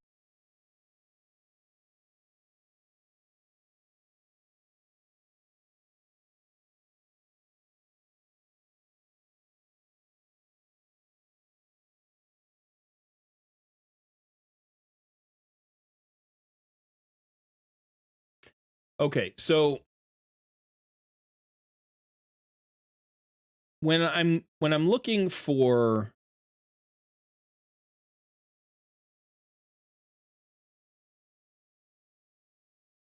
roster, when I'm looking to build a roster in an effective way, I want to spread out the skill sets, right? I don't want to focus too much on one area. So, you think about all the solutions that you need for the game. And you might think, okay, let's say I need a Fire Knight solution. There's, a common solution there. The most common solution is multi-hitters into turn meter decrease, right? You have to get through the waves. The waves are just like get through them. So just make sure you don't die. And you can handle the waves any way you want. You can nuke them out. You can CC them. You can tank them up.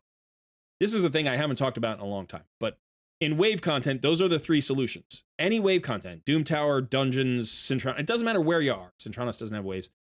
But like any wave content, there are three main approaches, three main tactics. I guess strategies. They're really strategies, not tactics. Three main strategies to dealing with wave-based content.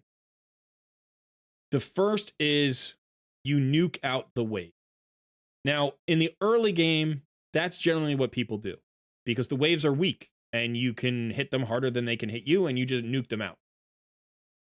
As you progress in the game, the stats get piled onto those waves so high that it becomes nearly impossible to nuke them out without very, very specific wave clearing teams.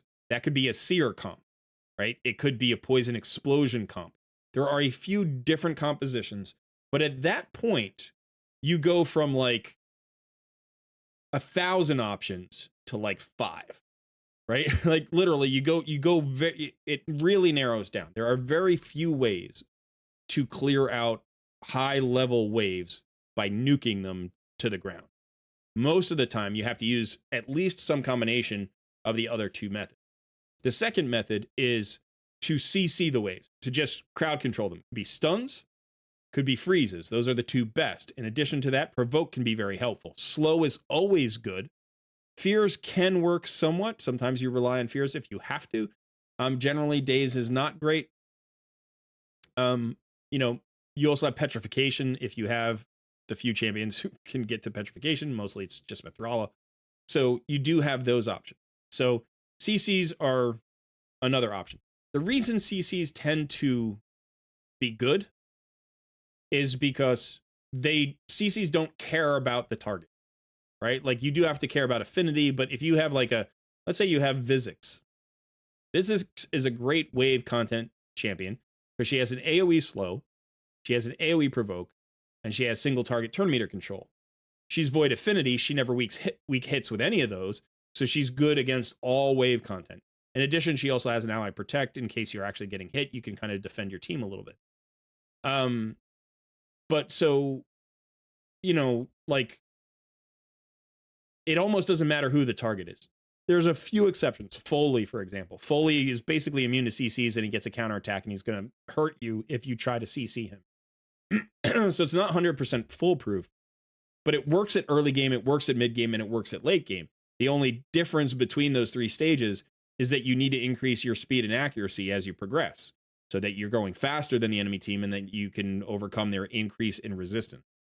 So that's the second way. The third way is to tank it up. Now, when you tank it up, you're going to need several things. One is you're going to need heals. You just have to have heals. Because if you are tanking up the enemy and you're not using CCs, you're going to get hit sometimes. Now, you could use shields. Shields and heals are basically the same mechanic, right? Heal is a shield is a proactive heal, and a heal is like a retroactive shield, if you want to think of it that way, right? Like this is your health pool. Shields increase your health pool that then gets knocked back down, right? Or you get knocked down and then heals bring you back up. So they are part of the same mechanic. Shields and heals are part of the same mechanic. There's a slight difference in that heals can get removed. I'm sorry, no, shields can get removed. They can be broken. They only last for a certain number of rounds. But heals can likewise be reduced by healing reduction debuffs and so on and so forth. So there are slight differences there, but they're the same. They provide the same idea of sustain. The second thing you'll probably want is a cleanser. If you're taking hits, you're taking debuffs in wave content. That just happened. So you may want a cleanser. there are different ways to cleanse. You could go with a block debuffs champion. You could go with an actual cleanse. You could go with a passive cleanse like a Doom Priest. There's all sorts of ways to get rid of debuffs, but you're going to want some way to deal with debuffs. And then the third thing that you may want is a reviver, because when you're taking hits, occasionally you get hit really hard. Somebody may unexpectedly die, especially your weaker champions, and you need to be able to bring them back for when you finally get to the boss or when you want to do damage yourself. So those are your three options. Tank it up, nuke them out, CC them. So like Islan here, fantastic champion for wave content, really good. He has an AoE decrease speed, that's great. He has an ally protection and an increased defense for his team, plus a counterattack. He has a provoke. June says, a lot of my guys are 60, but not build up since I'm all over the place trying to do everything. Yeah, that's fine. And we'll talk about that too, right? So, you know, if you have a few champions built up, that's actually better than like splitting your focus. So like here, you didn't book Valkyrie out because it's just damage, and her goal isn't damage, but you got all the books in the A2. This is a perfect approach to where you are in the game and the resources you have. Like clearly you're spending money on the game and you're getting resources, but will always be resources that you have less of, and books are just harder to get. So, you know, if we look at these, it's like if you are saving a book here or there because it's intentional, that's good. But if you're decreasing the effectiveness of your champion because you're not fully booking him out because you're getting distracted, that's less good, right? So, all right. So what I'm doing is by the way, I don't know Elatrion very well, so.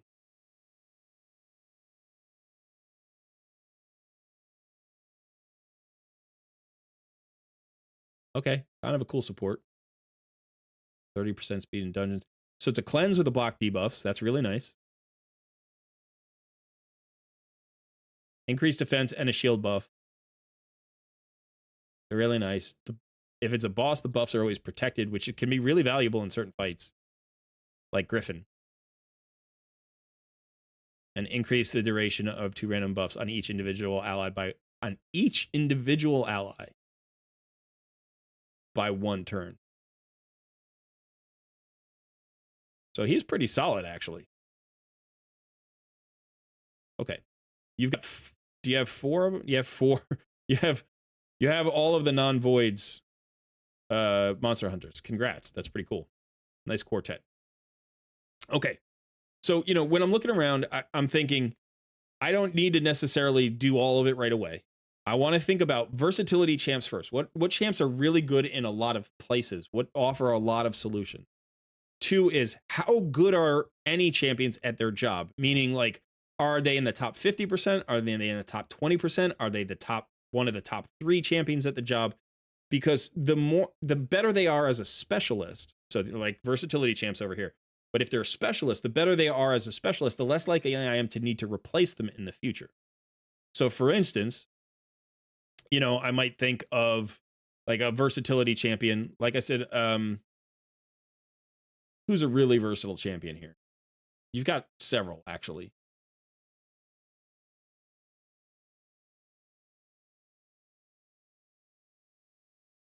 All right, let's talk about Herndig for a second.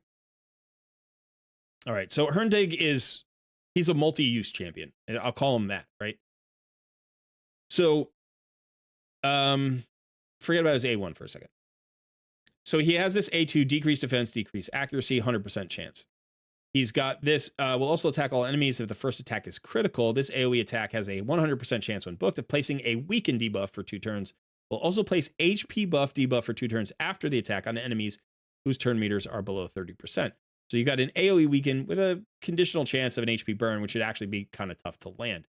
So the thing is, he's a debuffer, decreased defense and weaken, right? He's got them both. He's also a nuker. He hits really hard. He's got great multiplier. So this is a champion that can give you versatility. If you build him as a debuffer, he becomes a secondary nuker, right? But an AoE decreased defense, an AoE weaken, fully depleting the target's turn meter, like this offers multiple solutions to multiple fights. You can key around a champion like Herndig. You build Herndig, and then you're really only going to need like 2 other damage dealers who specialize, right?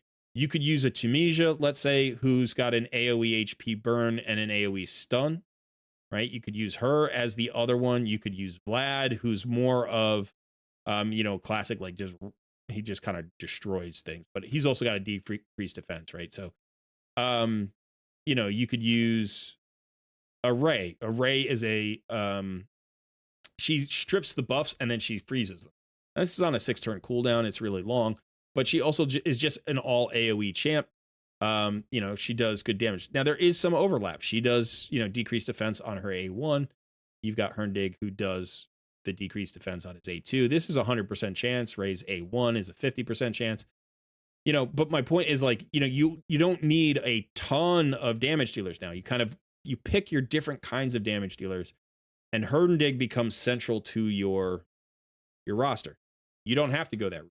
But my point is, like, you pick a champion who's really versatile, who seems to go into a lot of places, and then you start to build that. First of all, you build that champion as best you possibly can, and you put them in as flexible a role as you can, and then you build every team composition around that champion for a while, right? And then as you collect more champions, you might say, oh, well, now I can branch off and I can start to kind of form a second squad around a different champion.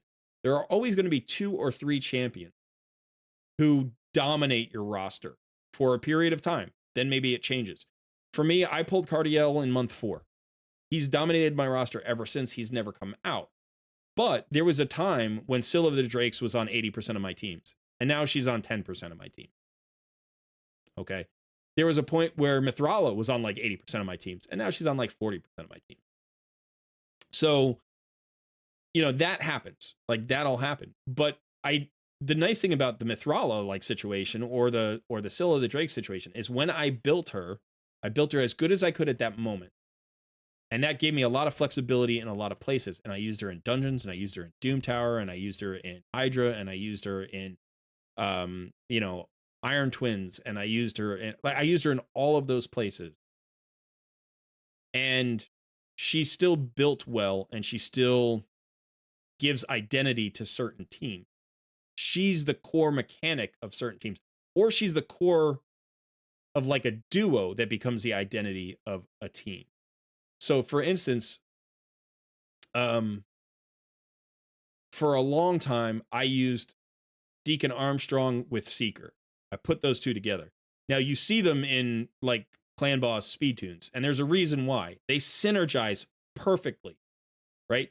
You have Deacon Armstrong has your speed aura. He's got an increased turn meter. He's got a decreased turn meter for the enemy. He's got a decreased defense. And then he's got a leech on his A1 that's a double hitter. Beautiful, beautiful kit. Awesome kit, right? Now Seeker, what does Seeker do?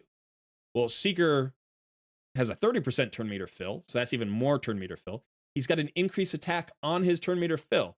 So now he's giving you he's giving you the increased damage buff, whereas Deacon was giving you the increased damage debuff, right, with the decreased defense. He's also got a provoke on his A1, which gives you some control there. He's also got a double hitter on his A1. You use those two in Fire Knight, gorgeous. You use those two against Dragon, great. You use those two against Wave content, perfect. Use those two against Clan Boss, awesome. Use those two against Hydra, awesome. Doom Tower bosses, great. Those two champions together formed a core of 80% of my teams for a good 4 months of the game, right? And eventually I outgrew them. But that's the way your roster progresses. You find champions or pairs of champions or even trio of champions, and then you're just swapping out a few specialists to those very versatile champions. And as your roster grows, and as you not just grow your roster, but as you develop your champions, because we're looking at great champions here who are unbooked. So as you actually find out where the weakness is that core team like bumps into their limitation, now you think, oh, what champion on my roster would help me break through that limitation in that fight? All right, I'm struggling with Dark Fae. I'm struggling with Dark Fae in Doom Tower. And it feels like my trio of Deacon Armstrong and Seeker and Sill of the Drakes, and then just mixing in 2 damage dealers with them, or like maybe like a cleanser and a damage dealer. Like, that's not getting the job done. What's the problem?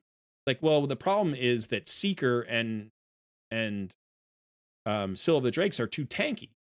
I don't have enough damage to actually take them down.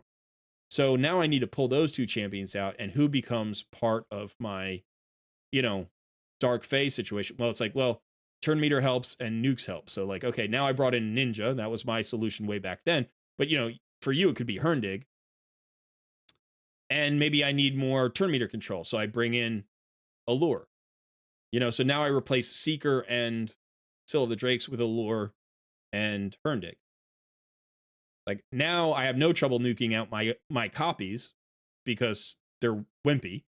And I've got more turn meter control on the boss. Plus, I've got more debuffs than I had before because Seeker and Sill of the Drakes didn't bring any of the debuffs I needed. So, that's how you kind of develop a roster, right? And it doesn't matter what champions you choose. It really doesn't. You can choose any champion you like. It could be a champion you like the look of.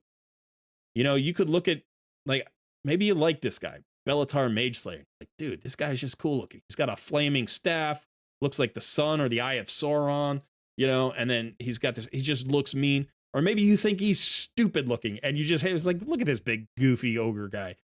I don't care how good he is. I don't care that he's a Void Legendary. I'm not building him. I don't want this guy on my roster. And then you look at somebody else and you're like, oh yeah, I'm all about the vampire. So I'm doing this. And then you're like, no, this guy he's got like too nice a haircut. He looks too smooth. It's like, I want a monster. I don't want some kind of weird looking, he's like an aristocrat. I don't need that. Like, no, this owl chick looks cool. Look at her like claws and yeah, all right. So it doesn't really matter. It doesn't really matter. I mean, you want to pick good champions, but chances are you've already done research about the champions. You can look at the reviews, you can watch the content creator videos, and you can start to formulate how you like to build your roster. And then you build from that place. You pick a foundational point and you build out from that place. And again, the way you build out is you look for new skill sets. I don't need to cover the same ground 4 times. So if I'm looking at this situation now, I don't want to pigeonhole you. I don't want to say why you built anything that you built or whatever, but let's look at the number of damage dealers you have versus the number of supports that you have at 60. Okay.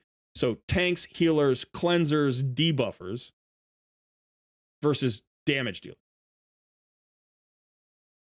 Zinogre, damage dealer. Ray, damage dealer. Vlad, damage dealer. Demesia, damage dealer. I guess Sir Nicholas is sort of in between, right? Because he does have the unkillable buff, but I think he's kind of a damage dealer. Rathalos is a damage dealer. Gwendolyn, kind of a debuffer, but also kind of a damage dealer. So in between. Xena, damage dealer. Herndig, damage dealer. So, if we call Gwendolyn a half and Sir Nicholas a half, it looks like, one, and like there are utility damage dealers. I don't want to get away from that, but 1, 2, 3, 4, 5, 6, 7, call it 8. 8 damage dealers out of 19 level 60 champions here. And this is just the legendary. Right? And I don't know how many are actually built. I don't know how many are fully built. We know Herndig is not. But probably damage dealers should be like a quarter of your roster, maybe less. So you could probably get away with like 4 damage dealers here. I mean, when you think about it, like Blazar the Howler is kind of he's kind of a damage dealer. He's not. I mean, he is and he's not, right? He's a tank. He's an increased defense. He's ally protect. He's a freeze. He hits decently hard. But the whole process here is when you CC wave content, you don't need to hit as hard because you get more time. That's the whole point, Whereas Rathalos is a little bit more of a glass cannon, right? The idea here is you don't build a ton of defense. You just go for nuking it out. Now, you could also talk about synergies. We have Rathalos who needs HP burns to get the most value, and then who do we have bringing HP burns, right? So we can just go here and we look at our HP burns. So we want debuffs. And this is important because now, again, we're thinking about the synergies here. All right, so we have HP burns from Aphidus. I don't know this champion. I'm not going to worry about it. Geomancer, Herndig, Tunisia. Out of all of these, I got to look at Ignatius. It's been a while since I've looked at Ignatius. So he has an AoE 100% HP burn. So this could be your HP burn provider, but he's only at 50. So it's Tunisia. Tunisia's your AoE HP burn, 100%. And she's Void Affinity. She won't weak hit. So she would synergize really well with Rathalos in wave content. Now for like Clan Boss, you could do Geo or you could do Ferric and the Fat, and both of those would synergize really well with Rathalos. You know, so the question becomes like, this is what I'm talking about, keying off of a single champion. If you like Rathalos and you've decided to book him out, which you have, and you want to use him in content, which you have, this defines your team compositions. You need an HP burn. You absolutely have to have an HP burn. And if you want a versatile HP burn, you need an AoE HP burn. You have limited options for 100% reliable AoE HP burn. So Aphidus, okay, you're saying he has HP burns? Okay. So he is the second component, right? So let's look at what he brings, because I don't really know him. Okay, so increase accuracy, ally. He has an AoE stun. Nice. Some continuous heal buffs if no stuns were placed by the skill, so that's something you can kind of suggest. Provoke. So he's got a AoE stun and an AoE provoke. That's kind of crazy. Strengthen on this champion and increase defense on all allies. So some tankiness. When attacked, has a 100% chance of placing a weaken debuff and stun. All right, so pretty cool. Let's go back to his other form. Perfect Veil, AoE, increase attack on all allies. Increase duration of all enemy debuffs by 1 turn. That's nice. Attacks all enemies, instantly activates any HP burns. If an enemy is not under an HP burn debuff, place an HP burn debuff on them for 2 turns. Let's look at his stats for a second. Not super tanky. All right, he's an attack-based champion. He's tanky for an attack-based champion, but he's clearly a damage dealer. Despite that, he does bring some survivability, right? So he can provide a perfect veil for himself or for your Rathalos. And in his other form, let's see his stats over here in this form. He is defense-based, and he gets a lot more defense and HP. So you kind of can build him for damage, or you can build him for tankiness. He's got the stun, he's got the provoke, he's got the strength, and increased defense. So he provides a lot to your team. So these two are now an identity, right? They're now like the core of your roster. I'm just saying, it doesn't have to be. So now you say, okay, I'm using these two guys. What don't they have? Because there's a ton that they're missing, right? You don't have a revive. I don't think you have a cleanse. You don't have any turn meter fill. Yeah, you have a little bit of heals, but not much. Right? Did you get the increased attack here? Do you have an increased attack? He has an increased attack for 1 champion or something. Is that what no, he's got an increased attack. And then also it's going to be, it's going to come down to play style. Like as you're playing him, or not play style, but play mechanics. Like you're going to learn how easily you can get back and forth from these skills through the transform, right? So it's like, because there's a delay on the transform of 4 turns or a cooldown, it might be like he sets up in one form and then switches to the other form, but you can't use all of it all at once, right? So there's that. Okay, so what else are you lacking? Multi-hits. You don't have multi-hits. So now you start thinking about, okay, I need a speed aura, I maybe need a speed boost. I need turn meter fill. I need to get faster in my roster. Elatrion Blade Master has it for dungeons, but is he... Okay, now he brings that cleanse. He brings that shield. He brings the block debuffs, right? Okay, so that's good. So now we've got a little bit of tankiness there. Where's our sustain coming from? Not a lot of sustain here on this roster.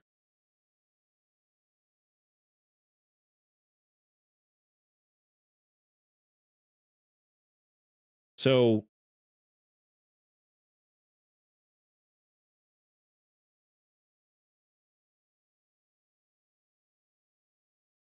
not a lot of heals, not a lot of shields. I mean, on what we've picked so far. So Siegfried, is he a healer? Or is he just a reviver?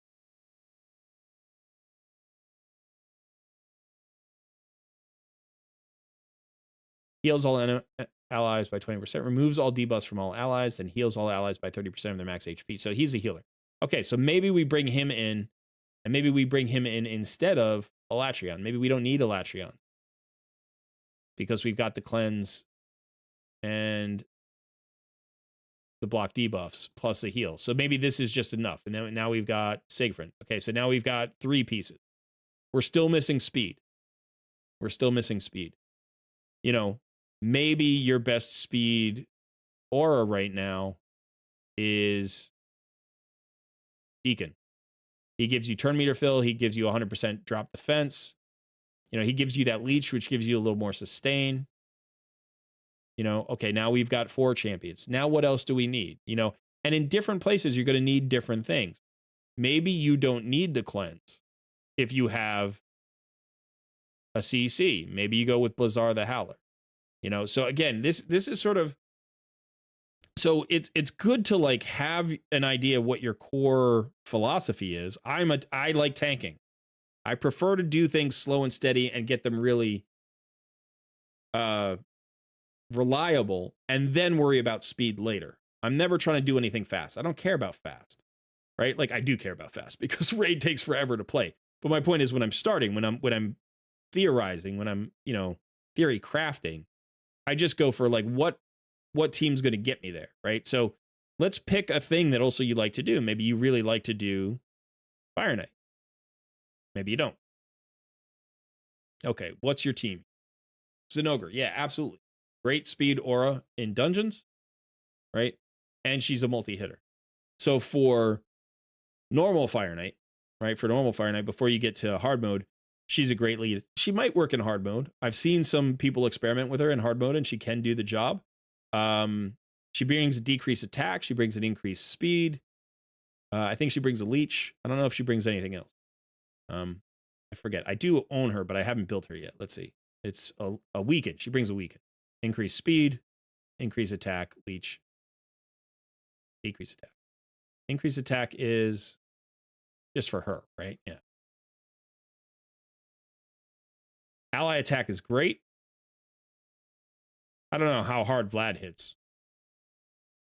Like, I don't know how he's built, if he just crushes, but he's, has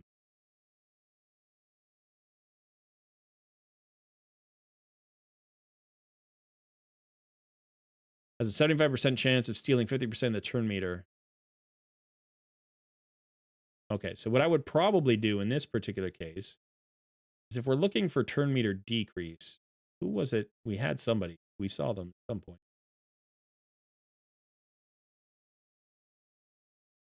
Oh, we've got a lure. Do that, we bring in a lure. I should actually check her. Is this a stage 20 that you're like farming with food or something? Is that what this is? That's a team for food, yeah. You use Valkyrie?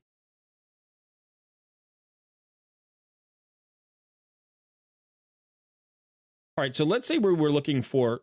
Let's get out of this team for a second. I'm just going to build a team that in terms of like reliability. This is what I'm looking for. I just want reliability. right? I'm not really concerned about speed yet, and then we'll talk about speed. So I like Zinogre in the lead. I've got more than enough hits with these 3 champions. So now I want to make sure that the boss doesn't go. Now, if I had Vizix, I would put Vizix here. This would be a great Vizix team because she's got the slow, AoE, all that stuff. And then I want to go faster than the boss. I want to keep going, and maybe I want a little bit of sustain. So what I'm going to do here instead of Vizix is I'm going to bring in Allure, and then I'm actually going to go all the way down here.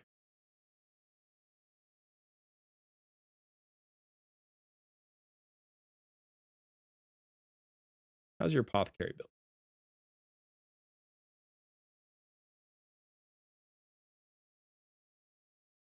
Not built. Okay, never mind.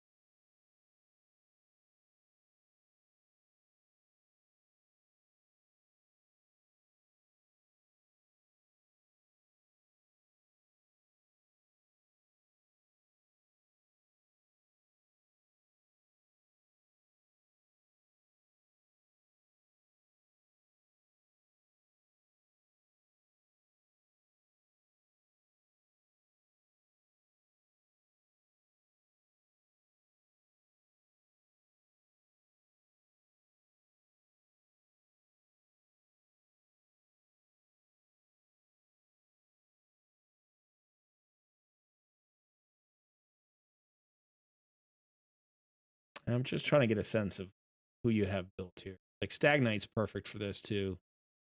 He's not built. Royal Guard can be really good for this. Not fully. Gwendolyn could be really good for this. She's not fully. Neldor could be fantastic for this. He's mostly built.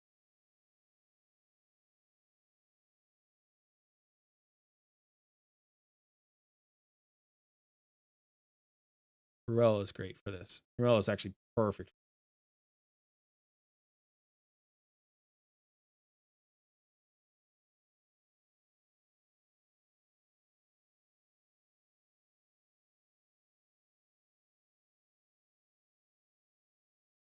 So I'm looking for a champion who helps me get through the waves, because right now we don't have a ton of wave control. Like we have a single target. This is a little bit of an AoE, you know. So I want speed.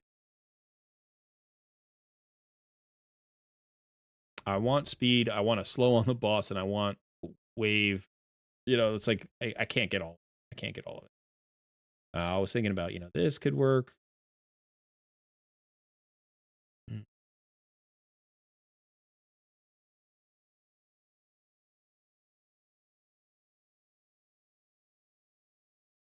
I mean, Royal Guard feels like maybe the best fit. Is Royal Guard built? Royal Guard was kind of built. Built, not super fast. Not fully booked.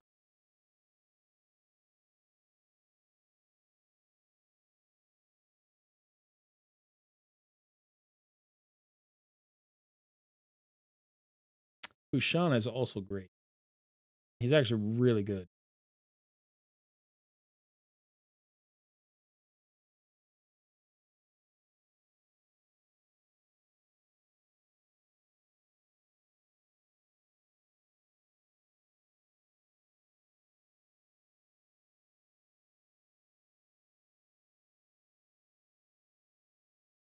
Yeah, maybe we'll just bring Vlad back.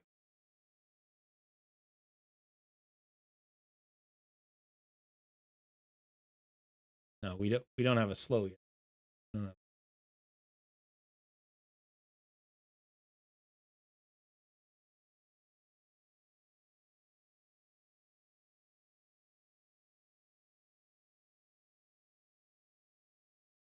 All right, whatever. I don't want to stress about this too long. So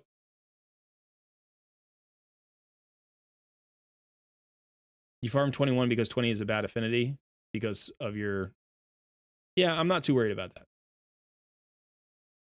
And you think everybody's going to die? We'll see. Maybe. Maybe. So let's go ahead and check this out. So, you know, like, here's a team.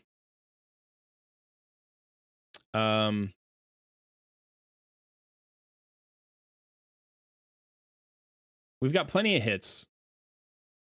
We have a little bit of turn meter reduction, right? And we could just let them see what they do. So we got the AoE slow, which is good.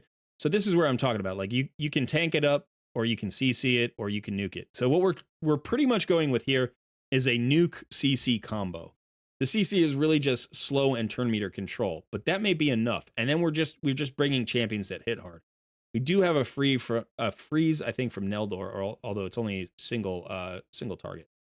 Or maybe it's not. Maybe it's multiple target. Maybe it's random. So we're gonna get through this okay, but it's a little bit of RNG on this particular, you know, setup. Now I don't care about weak affinities that much because I'm like the composition work. You know what I mean? It's not gonna be perfect on the boss, but we're probably hitting hard enough that we're gonna be just fine. If we take one smack from the boss, it's gonna be all right. If we don't get through this wave, it's gonna be a problem. Let's see what happens. Yeah, we might have a little bit of an issue. We lose a lure.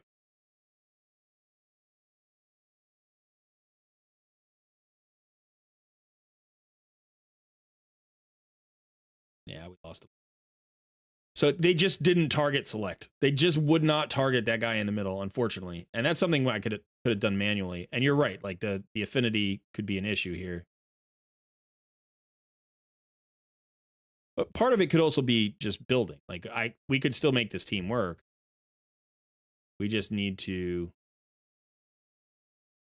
really get them to where we want them to be in terms of speeds, accuracies, you know, turn order and stuff like that.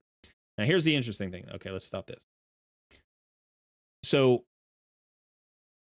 without the turn meter decrease from too many places, we're gonna have a little bit of a struggle here. But we should get an ally attack here with Zinogre, so that'll be right. Ended up being 4 hits. Here we're gonna get another 3. Let's get the leech out there if we can. No. And now we want the turn out. We don't have the turn meter yet. That's unfortunate.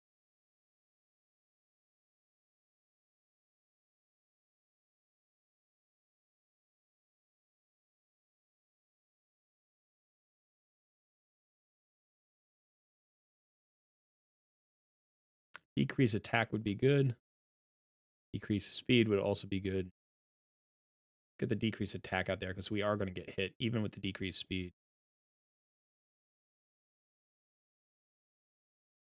She going to die?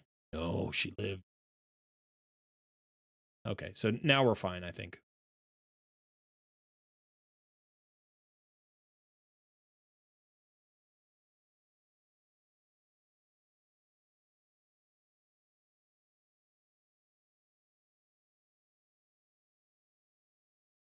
All right, got to get the slow on him. Weak hitting the slow, I think. The leech isn't out there either, so we're not getting much in terms of healing. I would like to be regenerating health here, but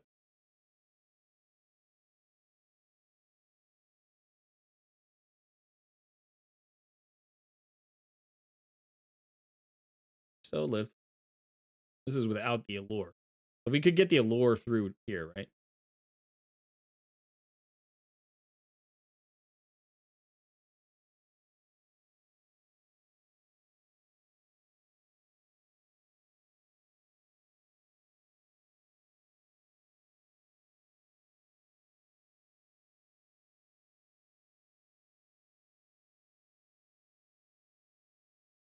All right, so the point behind this is not that this is the best team in the world. I'm not saying it is. Couple of things though, you'll notice, right? Like we removed some legendaries. You know, we went kind of cheaper, right? But we have a concept here. We're using Lady Mikage's ally attack with people who have multi-hits and CCs. We're not tanky. We're not trying to be tanky. Now, maybe we're not tanky enough. Maybe there's a little bit of, that's not a good piece. Don't bring it home. Okay, so now let's go back here. Let's go back. We're going to go back to the same stage. In fact, let's push this. Let's get stage 23. We can push this. Okay, so, what's our struggle? What's our struggle? Well, the waves are lasting too long. That's a problem. We're getting to the boss weakened. That's a problem.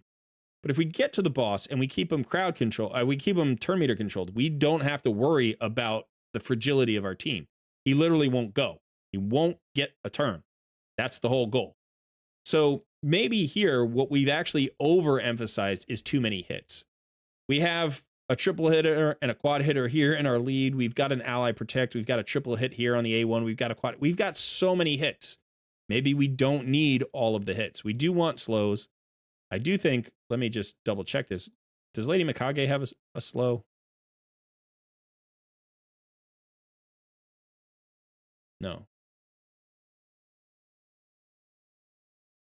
Okay, so nobody we're bringing has a slow other than Neldor. So if we pull him out, we want a chance for a slow, but also we just want a chance for the turn meter control, right? So, all right, we need to get through those waves a little bit better. How do we get through those waves a little bit better? We can do a whole bunch of things. We can do a whole bunch of things to get through those waves better. Maybe we bring one crowd control champ that does AoE crowd control. Maybe we bring a really hard-hitting nuke champ. Maybe we do that. Let's look. So let's think about, again, we were talking about Vlad before. He's not booked, so he doesn't have the cooldowns. Your solution was to bring in Valkyrie, which is fine. This is a great option, and it gives you counterattacks to break shields, and that's fine too. But let's see if we can do it faster. Let's see if we can maybe find a champion that'll help us burn through these waves.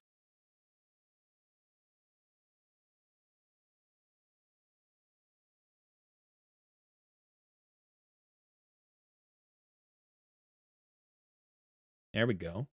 She's booked. Let's do that.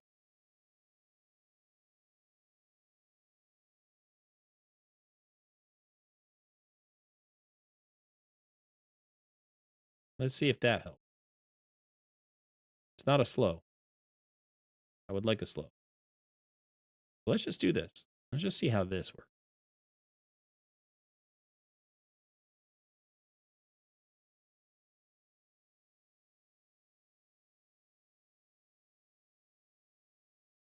Allure does have an AoE CC, by the way, but it's gonna get broken by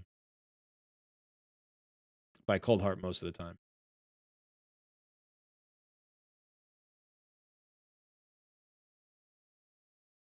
All right, so that's not working. So we definitely need like either pure crowd control, or we need to get away from this and go towards something that's a little bit more tanky. But we have a great option. We have this. All right, now let's see. Is he booked? No. Now he's really good because he has triple hitter on his A1, and he's got an AoE freeze. He's also got this like mini cleanse, increased defense, ally protection, right? We've got that now going for us. Maybe that's enough. Maybe that gets us through. We'll have to see. I don't know if we should have the damage. I'm also thinking about this guy. I still want the slow.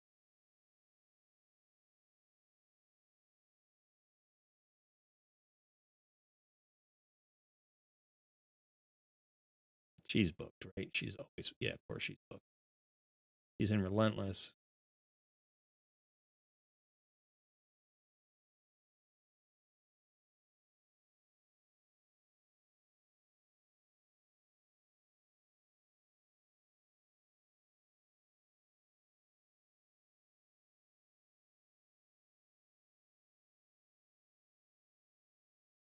Let's do that instead. She's booked. And it'll be fun to see her in content that's not Hydra.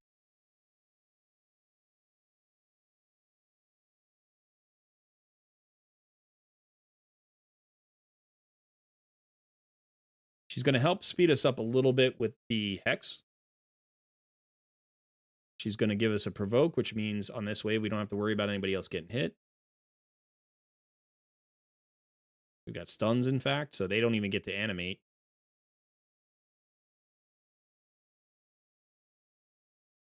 And of course, we can put this all into the AI if we wanted, right? Like, but my point is here, we're kind of theory crafting different solutions, and we're iterating very slowly. We're not changing out entire teams. We're not saying, hey, this team doesn't work. It's broken. I need better champions. We're not like, we're not giving up on Zinogre as a lead. We're not giving up on Mikage or Coldheart. Like, we're just saying there's a core here that seems to make sense. Let's think about who to build around it. Now, sometimes, like what we've done here for this solution is we've chosen somebody that you've already built maybe for other content. And that's just getting extra value out of a versatile champion. That's always a good thing, right? That means you don't have to invest in more champions to get more solutions. You have one champion who could provide multiple solutions. We love having champions like that. The other thing that we can do is we can build a concept that maybe works, but doesn't work as far as we'd like it to because those champions aren't full power yet. I like Tamisha. I think she's really good. I think she can be good in Fire Knight because she's just a great wave clear champion. You have that option. She's also got a conditional slow. She's got some additional stuff. She also provides an HP burn. Maybe you synergize, that some way. But you have to build her out to get value out. Like, she's not going to work the way she's built in too many places, especially in like multiple wave fights, because her cooldowns don't come around fast enough. So you could theorize a solution that uses Tamisha, but then you need to build it, right, to see if it really works. This is going to work great. I think this is going to be totally fine. Between Allure and Coldheart, we've got enough turn meter production that the boss should never go. Now, this is going to be better once I put it into the AI and program it. So we'll talk about that in just a sec. But we've got the slow, right? We got more than enough hits. Remember, like, Archer didn't have to bring hits here to be valuable. She needed to get us through the waves at full health, bring a little sustain, and bring that slow. She did all of those things. So now, is this a fast run? Absolutely not. But we're not yet theorizing how to get faster. We're theorizing how to get further, right? How to get further into the journey of, climbing these stages. All right, great. So that was pretty good. Nope. Wasn't perfect, wasn't super fast, but wasn't that slow. Now we cleared stage 23. Let's go up another one. You mind if I grab a little energy somewhere?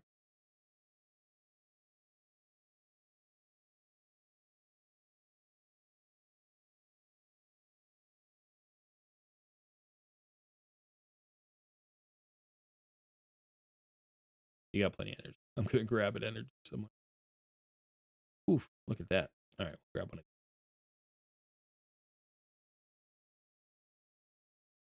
All right, so now let's keep pushing it.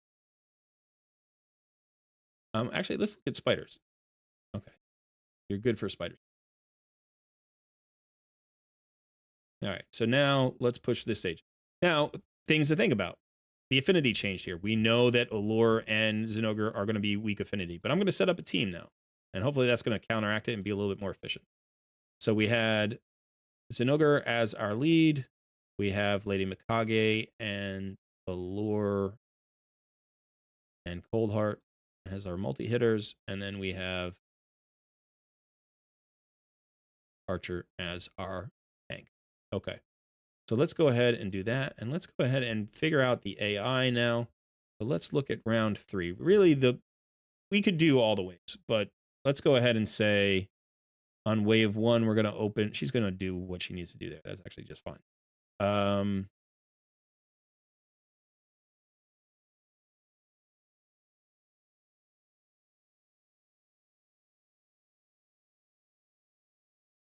Probably want to open with the Hex and Provoke. That's what I'm thinking. Actually, we don't really need that. We just need a Z. That's fine. And then in round 2, what we want to do is probably turn off the ally attack. Actually, it could be the opener, and then we could turn it off because it's slow enough that would work. Cold Heart, same thing here. Like, it could be the opener, and then we don't use it. I don't know the Zenogre's skills really matter. Got 2 4-hitters. We can just let her do her thing. I think that'll be fine. And then here, probably we would use Spinning Shot as the opener and then don't use it. And if it doesn't open, if they don't open it, that's fine. We'll just use the Provoke and the Hex. Now we get to round 3. Now round 3 is important. We want Lady Mikage to open with her ally attack. Depending on the speeds, what are the speeds here? So Cold Heart is pretty slow. The shield should be broken by the time she goes. So she can actually, we'll just let her do her thing because she'll Heartseeker at the right moment. We don't need to mess with her AI. And then here, how fast is she? She's 205. So the shield will not be broken when Archer goes. So what we're going to do probably is we want to open with the A1. All right. So stage 24, let's try it.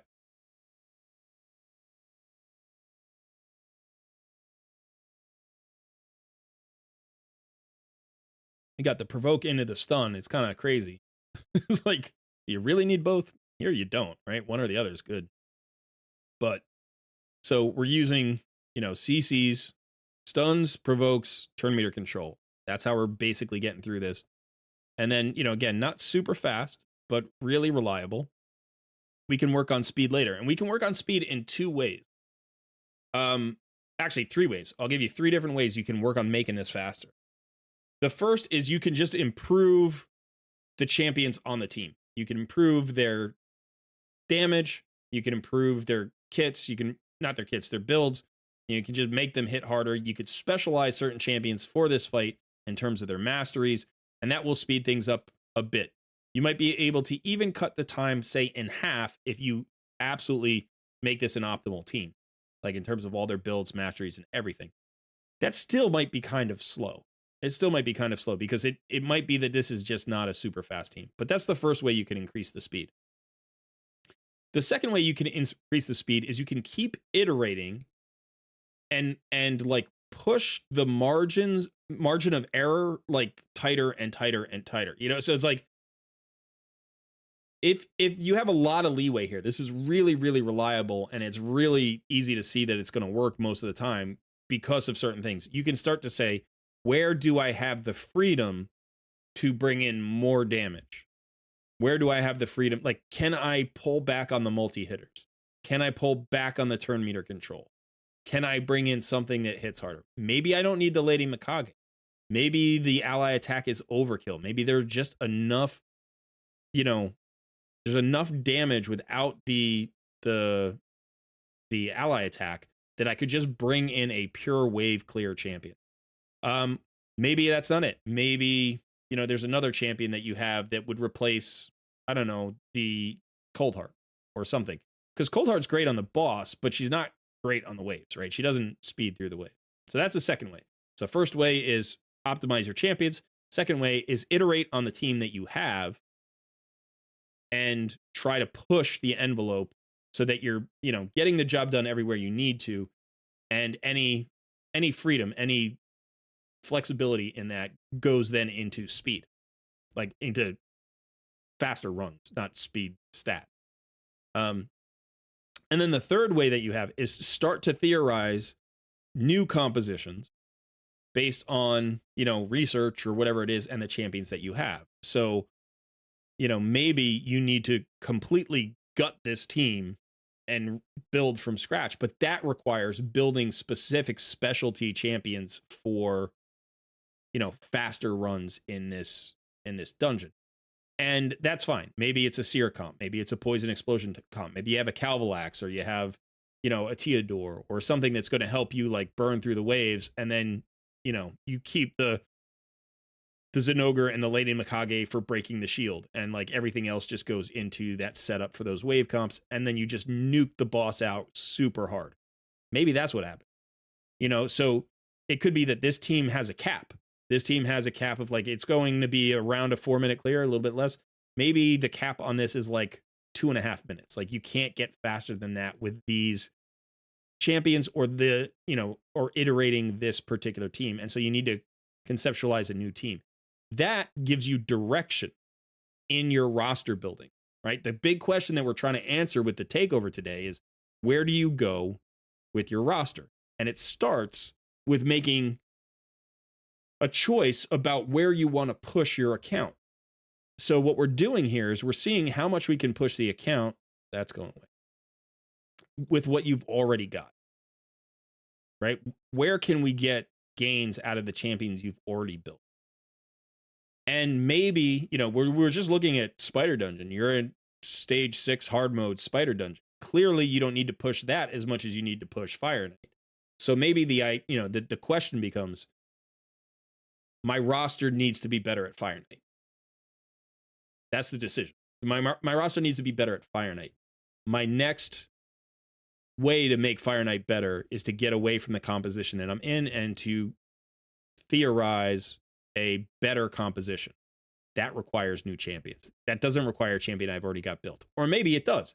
Maybe there's a champion on your roster you just haven't gotten much value out of yet because they're not built as a specialist. They're just kind of in a generalized build, and you're like, they don't do a great job anywhere, and they could if they were specialized. So maybe you don't need a new champion. Maybe you just need a champion that you've got rebuilt specifically to be dedicated to an area. And it doesn't have to be Fire Knight. I'm not saying it has to be Fire Knight. It could be literally every time you make that decision. You're like, I want to get better at Hydra.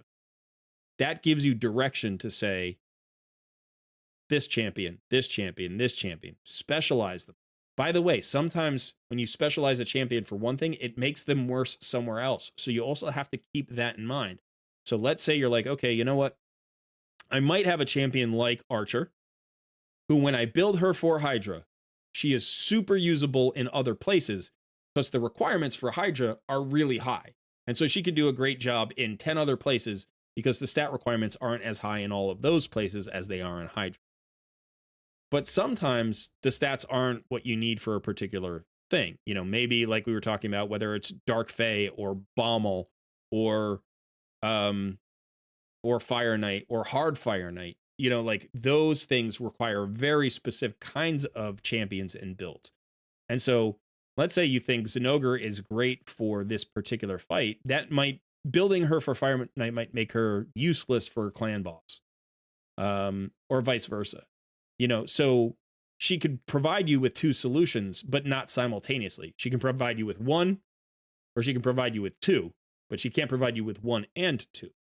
And what that might make you do is like when you're theory crafting is say, well, what are my other solutions for 1 and 2?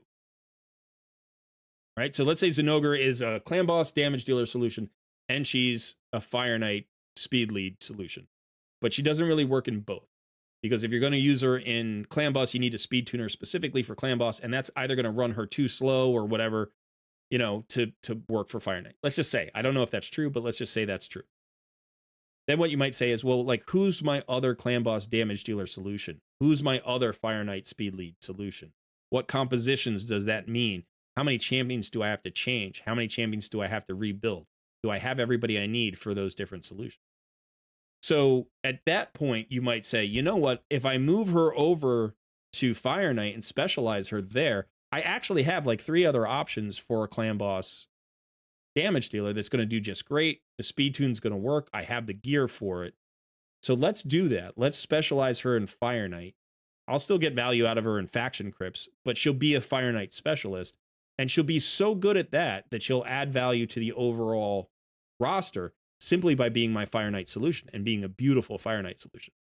And then that means I rebuild my clan boss team in this particular way, and I go in that direction. Now, granted, that was a hypothetical. I don't know if that's the situation you're in, but that's the thought process, right? Like as your roster builds and you find really good solutions for things, you might need to specialize some champions, and they might not be good in a ton of places once you do that. And that's okay, because if they're a really good, if you get Lady Annabelle and she becomes your Bommel solution, you don't need her for anything else. She literally doesn't need to be used anywhere else. Maybe she can be. Maybe she can be a scare boss solution too. Great. But chances are, when you build Lady Annabelle for your Bommel solution, that's the only solution you need for Bommel, and that's the only solution she needs to provide. If you had one champion for every boss fight in this game, you would only need like 20 champions. You know, so it's like, clearly our rosters are bigger than that. You know what I mean? You can 2-key Ultra Nightmare on manual and 1-key Nightmare as long as it's not force on auto. That's pretty solid. But all right, we just cleared stage 25.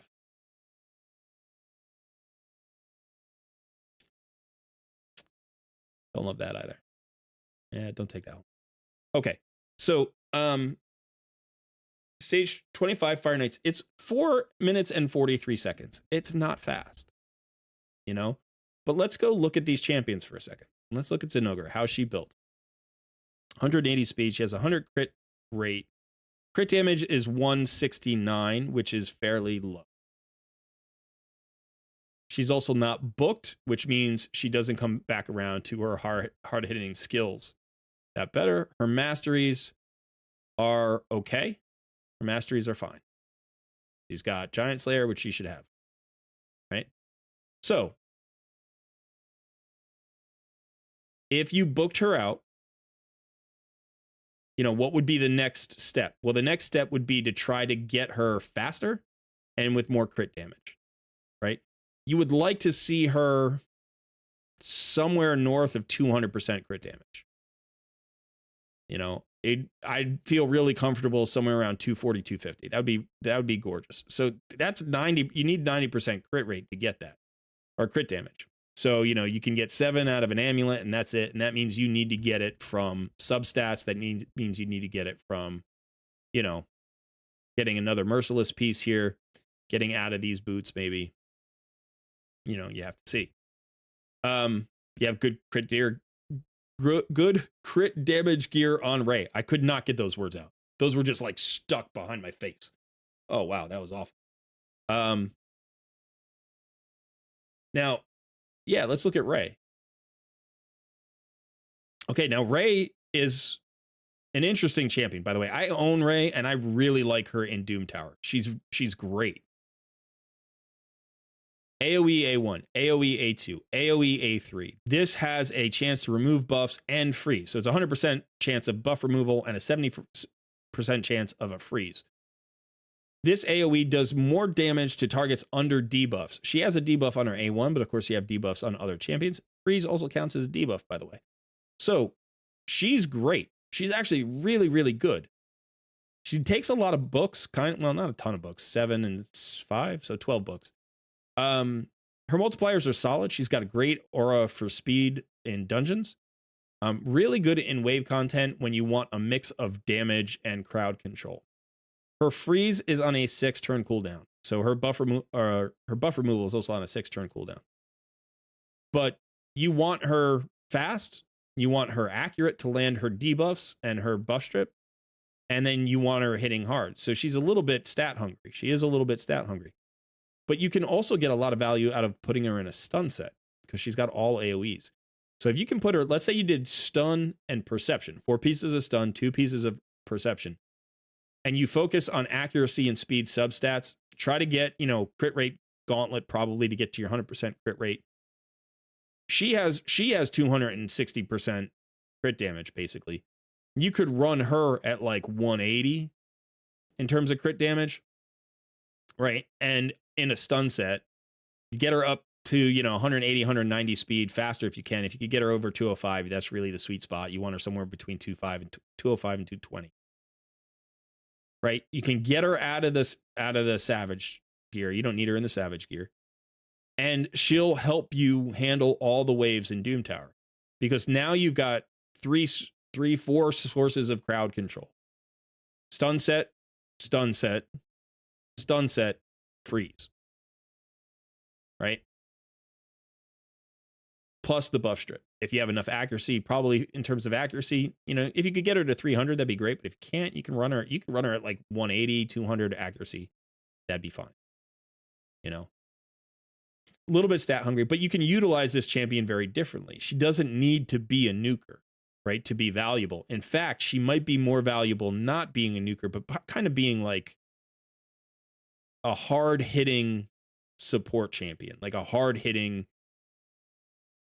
debuffer and buff stripper. That's how I use her, and she's great in Doom Tower. She's great in wave content. You can run her in dungeons.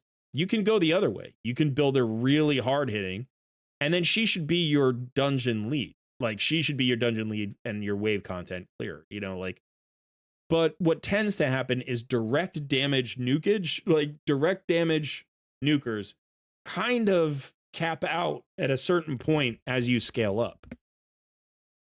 So unless you have some additional ability that multiplies your damage, there are only a few direct damage dealers that hit hard enough to really be just straight up wave clears. That's why Poison Explosion and Seer comps dominate the speed runs, right? Like, that's why Calvalax and Theodore and like those champions are up there, because it's like that just gets poison or that just gets damage out faster. Ray is like an old school wave clear. But now that we've gone beyond where she was effective, she becomes not fast. She's just not fast. Now, she could also be, your arena nuker. That could be a thing. But yeah, so, now we talk about this build. It's like, all right, we want her fast because it's Fire Knight and she needs to go as often as possible. We want her hitting as hard as possible. For up to stage like 6 of hard mode, like your accuracy is probably already high. I think at stage 10 of hard mode, your accuracy needs to be 345. I think. But the question is, what does she need accuracy for? Decrease attack and leech. So if you don't need the decrease attack or leech, right? Like, think about it this way. If the boss never goes, leech and decrease attack do you no good. Right? So our goal would be to get the boss to never go. Now, in Fire Knight hard mode, the way you get the boss to never go is by constantly freezing him. That's Blizzard the Howler. So now you've got 2 champions right here that make sense in terms of Blizzard the Howler. You keep your ally attack. Why? Because that gives him more A1s. That's the freeze. Right? You start collecting, for your Carl, or maybe you have another champion here that, would provide you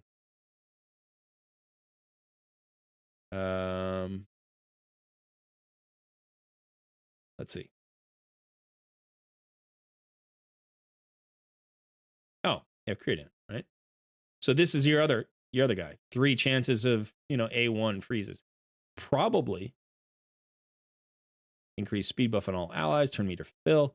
Probably this guy and Creedon and Blizzard are probably enough, right? Then you've got, with the ally attacks, so you've got Lady Mikage, you've got Zinogre Blade Master. Now you just need to make sure that, again, you're getting through the waves quickly. I don't know who that wave clearer is. I don't know if you have to go back to Archer to just give you more sustainability and crowd control, or if you can bring in, Xeno, or if you can bring in Gwendolyn, or if you can bring in, Rathalos or Vlad or somebody to just speed that up. Maybe even Ray. But so we're theory crafting. We're moving ourselves towards an idea, and we're thinking about, how do we speed up? Do we speed up by improving the champions that are in the team composition? Do we improve by altering the team composition to make it more optimal? Or do we speed up by creating a new speed tune? Now, if I'm looking around your account, based on what you've got so far, like, you're doing great on dungeons. The fact that you're already stage 6 hard mode means you're pushing hard. You now have stage 25, of Fire Knight, you can probably push the first few stages of Fire Knight hard. Dragons should probably, yeah, you should be able to get to 25. You can farm everything you need for fusions. You know, I'm sure that the potion keeps are no problem. You're probably starting to work your way up. Yeah, this seems about right. You should probably be somewhere between 10 and like 13. You're doing just fine here in Iron Twins Fortress. I don't know what your Hydra team is, but what you just told me is that your clan boss, you can 2-key Ultra Nightmare if you manual it, and 1-key Nightmare, you know, on certain affinity. So this is probably where I would say your next like big task is. This is, it's, you've kind of done these in reverse, right? Like you've focused enough on all of these places that your Ultra Nightmare really isn't locked down yet. So let's lock down your Ultra Nightmare. That's what should be next. And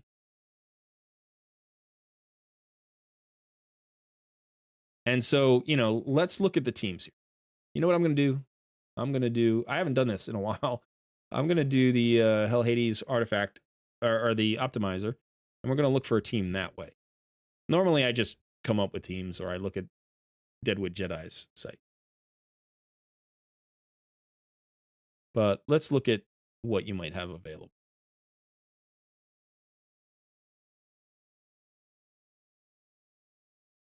You have some speed tunes available because you have Seeker, you have Deacon. You know, you should have Icatoon somewhere. You have Apothecary.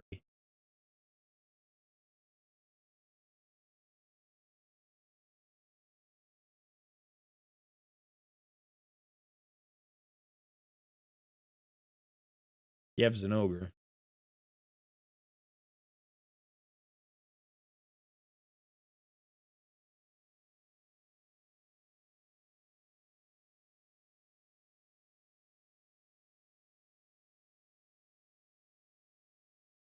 Quad roll crit damage, huh?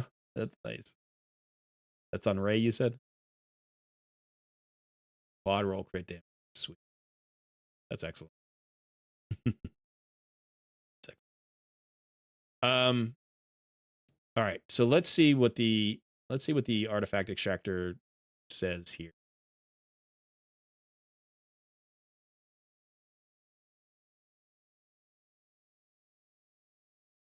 Okay. So all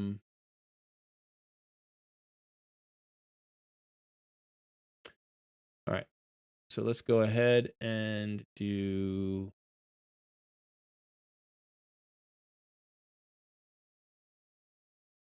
Clan Boss. Ultra Nightmare. Find it.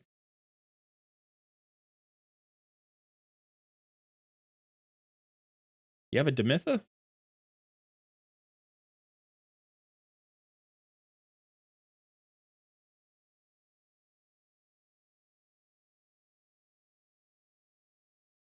She built? She's not built. I don't even see her. She in the vaults?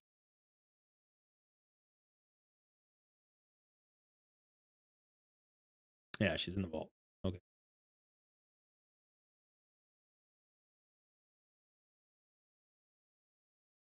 All right, so let's look at these teams here. So this is a Myth Air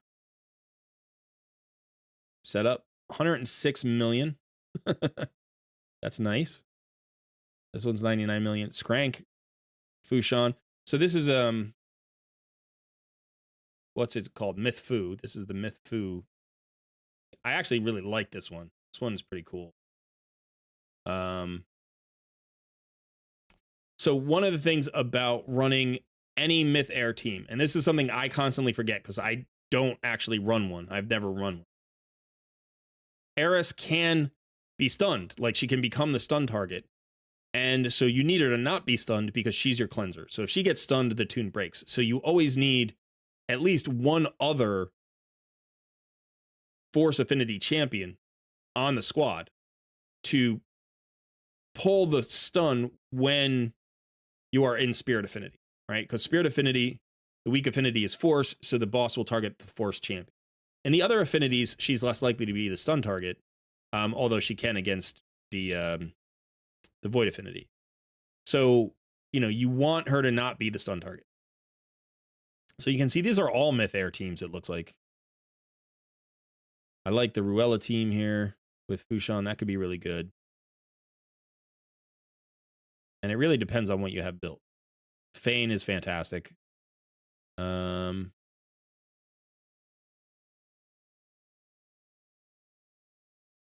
like Skrank. So there's a reason why I like Skrank. I like these two Skrank teams. I think, you know, I know you have Blade Master, you have Rathalos built already, right? He's completely built. He's booked, I believe. Okay, so that's probably the choice, right? Because I don't think that your Fushan is 50, I think. Yeah, so he's 50 and he's unbooked. Okay, so that's simple. We'll make that choice right now. Now, Skrank is not built and Demyth is not built, but they're both epics, which is, so this is a relatively lower bit of investment. It's going to take you a little bit of time to get here, but this would work really well. Now, I also like Ruella. Ruella is a fantastic champion and is really good at places. But here's the reason I like Skrank. Let's see if we can find Skrank for a second.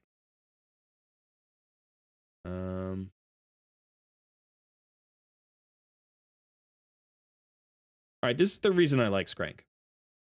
He's got a weaken on his A1. Right? Now, it's not a 100% chance, but it is a 75% chance if the target is under HP burn. Fantastic. Actually, wait a second. You have a Geo. You have a Geo, don't you? I just remembered. I think you have a Geo. You have a Geo. He's already booked. Forget Skrank. Forget Skrank.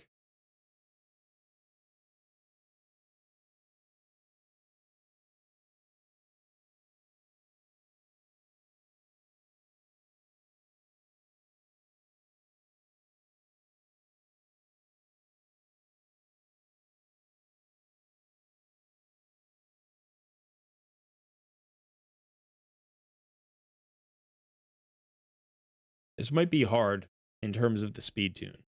But remember that you don't need, like, you just need the speed. You don't necessarily need anything else for most of your champions. And Rathalos isn't going fast. He's at 211. You might not have the speed gear to get to Mytha up to 315.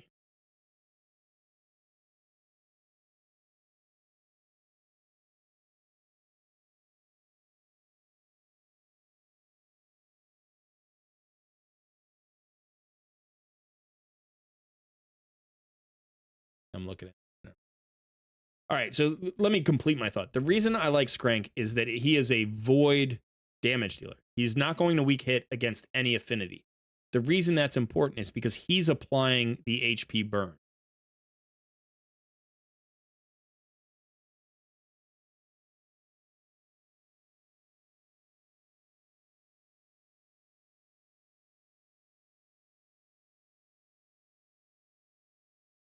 So he brings a weaken. He brings the HP burn. The HP burn is 100%. The reason he might be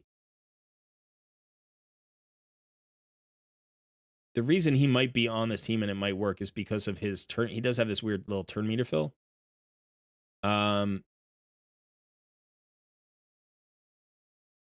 He gets more attack and crit damage. You get two sources of damage. You get the HP burns plus the direct damage.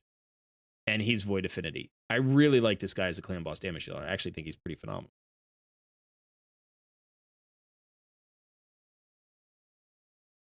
This is where the optimizer always gets me in trouble. Like I start seeing too many possibilities. So I wasn't thinking about this. I wasn't thinking about the myth at all.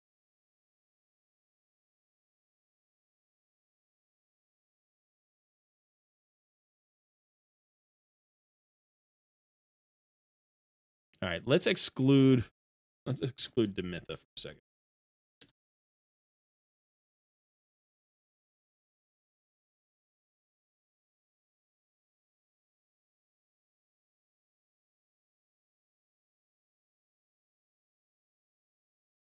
Here's a Zenogre team. And she needs to run at 242, which is manageable. These are pretty fast speeds as a collection. Like, none of them are overwhelming individually.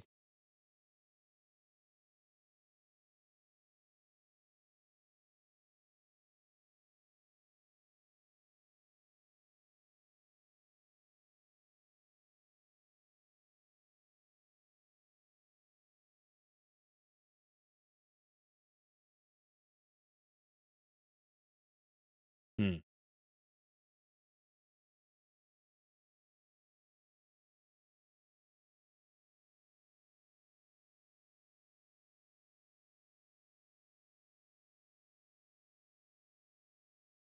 All right, so I'm undeadwoodjedi.com. And there is a speed tune that I was thinking about. Hmm.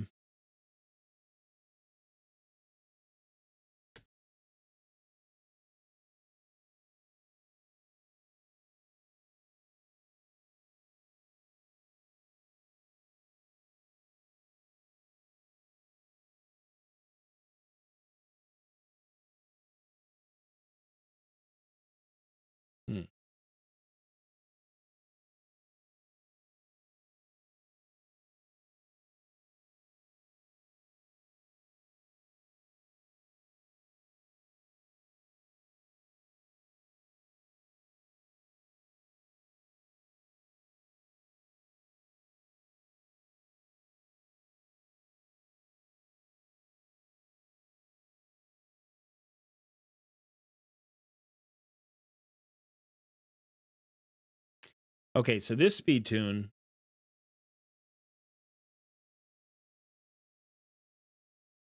the description says it uses 2 speed boosters, but I don't know that it does.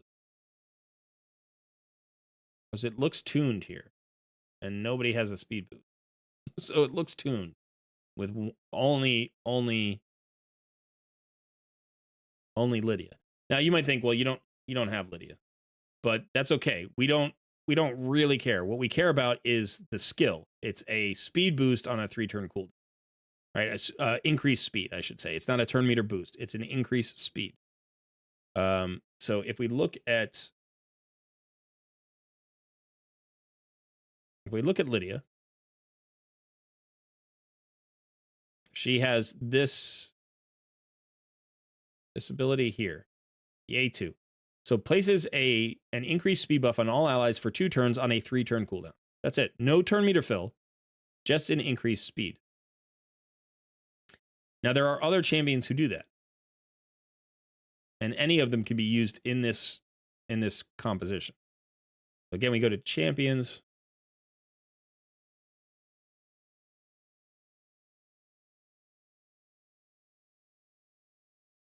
And you have Zenogre,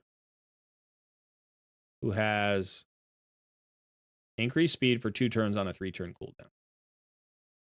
Now there's a difference, and that is that she fills her turn meter by 20%, right? 4 hits, 5%. But I think there's an adjustment that can be made. There was a person in my Discord, I think it was Team Girl Squad, was talking about this, that you can make this adjustment, and this team composition actually works.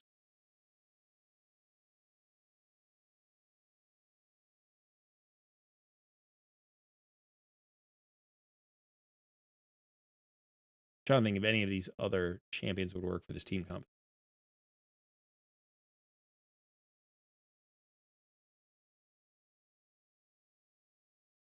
When you started, you only maxed legendaries and mythicals and didn't pay attention to good epics until a few weeks ago. There's so many advantages to paying attention to good epics. First of all, they're cheaper to invest in, right? And then second, they can do really good jobs for specific roles. Like, you don't necessarily need a ton of legendaries to do really well, or mythics at all. You don't need any mythics. I don't have a single one. So not that those champions can't provide even more value. I'm not saying that, but they're expensive. Like, think about, like, if you're going to build 3 mythical champions, think of how many mythical tomes you need to get. Maybe you need 25 to 30 mythical tomes for 3 champions. That's a lot of mythical tomes, and they're really hard to get. So either you got to spend money on them, or you got to spend months collecting them and you got to be really focused on collecting them. Whereas maybe for each of those jobs, like maybe you could take 7 epics and do all of the various jobs that those 3 mythicals would do. Maybe not as good, but 7 epics. And now you're talking about, okay, well, maybe I need 75, epic tomes. But you don't need them all at once, right? They're spread out over 7 champions. You can build a solution once a month. You're going to get that many tomes, especially once you start clearing Ultra Nightmare. So it's like building 7 epics might be a lot easier and maxing them out than it would be to build 3 mythics. Now, granted, you do have to grind all the chickens. Like there are some difficulties to maxing out 7 epics. But now you have more champions built who can handle the same jobs, and each of those champions is going to be valuable in their faction crypts. They're going to be valuable in different fights, so it's like the variability of it is increased. Like the flexibility of it is increased.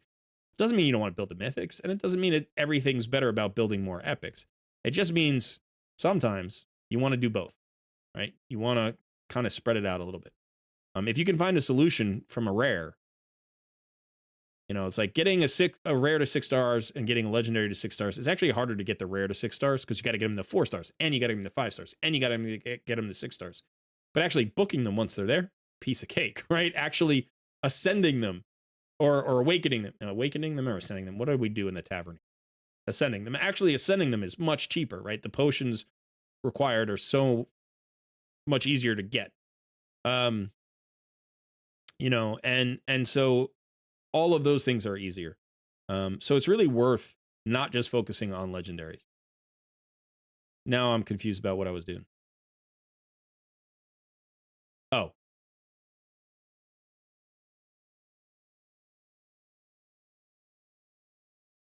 All right, so here, what we can do, we can try doing, is we could put Zinogre in here. And it'll probably break. Let's see, I need to pull up Zinogre for a second because I don't know her stats by heart yet. Like, I don't know her skills by heart. So it's her A2, right? Her A2 is her, increased speed. So we want the A2 prioritized.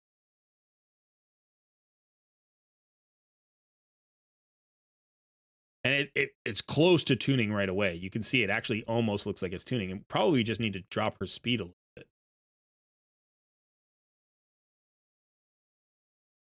Yeah, that's all we had to do. So we dropped her speed a little. We can probably drop it a little more.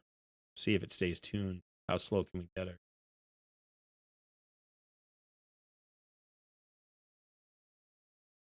That's a lot slower. So we can actually run her at 242, and it looks like it stays tuned. Okay, now Tuhanarok doesn't have to be Tuhanarok. Tuhanarok can be...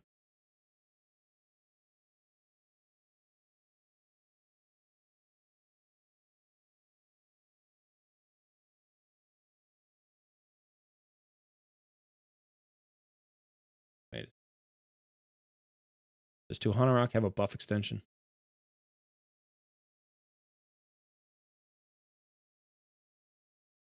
Was she a barbarian, right?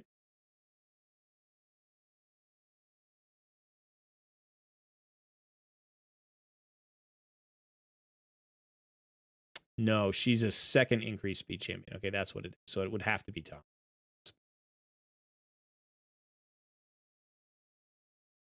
Okay, that doesn't. So it is. It's not going to work with this comp. Let's see if it works over here.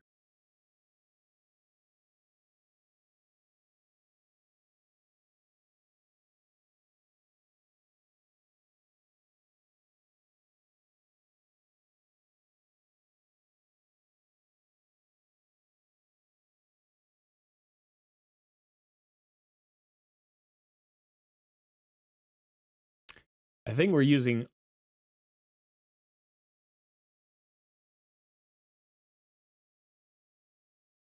Okay. But in this particular case, I'm going to go to your roster, and I'm looking for 2 things. I'm looking for a buff extender, and I'm looking for a block debuffs. Let's start with the block debuff.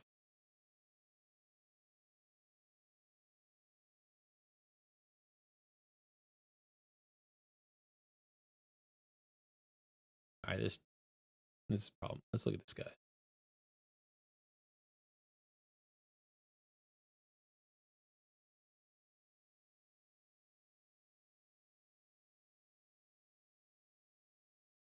All right, so this is a cleanse and block debuffs on all allies for 2 turns.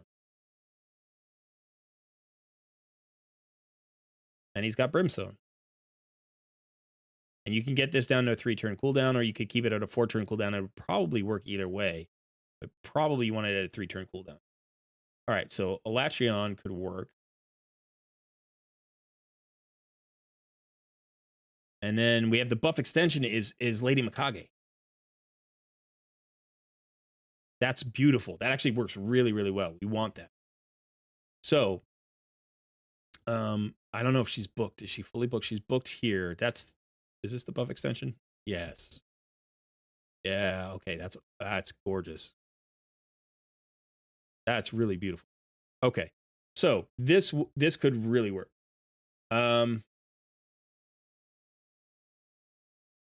Let me just I'm getting lost in the. Okay.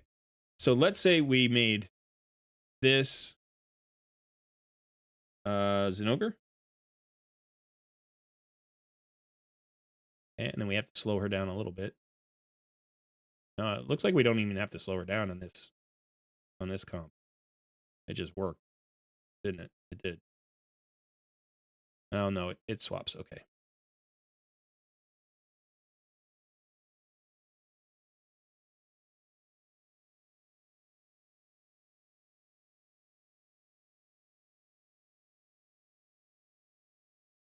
Let me try this again.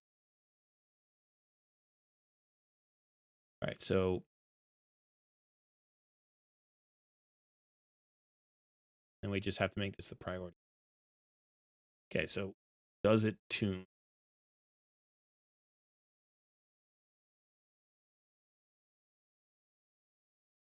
That's what it should look like. Or we get to that. Okay. So this is definitely not that.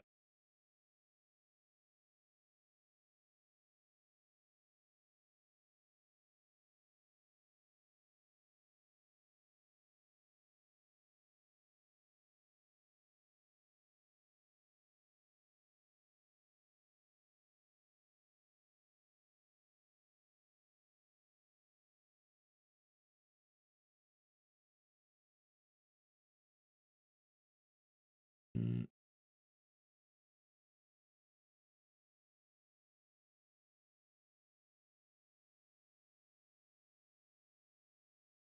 The speed tube keeps changing. I'm not sure.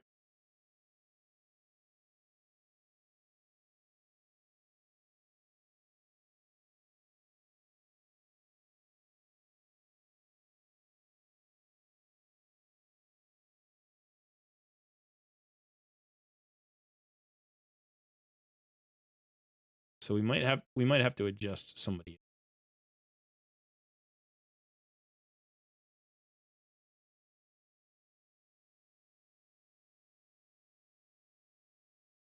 $269.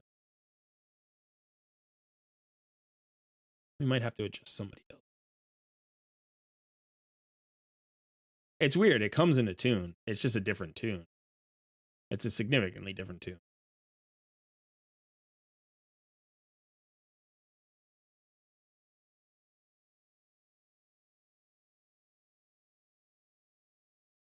But I'm almost like, let's just see.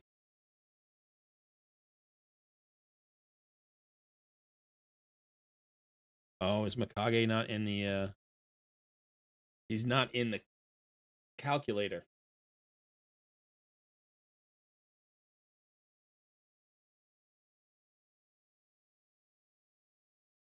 All right, let's leave Godseeker and Eerie in this spot. So here's the thing about this. Like her buff extension is on a 3-turn cooldown, and Lady Mikage's buff extension is on a 3-turn cooldown. So it works. It's fine. But what happens when you bring in Lady Mikage with Zinogre? You get 2 things, right? One is Lady Mikage has an ally attack. Great. That's going to allow more hits, right? But the second part of it is that Zinogre is Shadowkin faction. And if you look at Lady Mikage, right, she has this additional part of her A1. Attacks one enemy with one random ally from the Shadowkin faction. Right? This is one of the reasons why we use them in conjunction in the Fire Knight team. Because every time Lady Mikage uses her A1, Zinogre also goes. You get more hits that way. So, you know, this is just a attack. It's not a multi-hitter here, but Zinogre's A1 is a triple hitter with a weaken, right? So every time Lady Mikage A1s, you're going to get a chance to get that weaken out there, and you're going to get 3 hits again. So it's additional attack. And so you would put her in the Godseeker spot. And then I think what we would do is we would do like Alatreon here.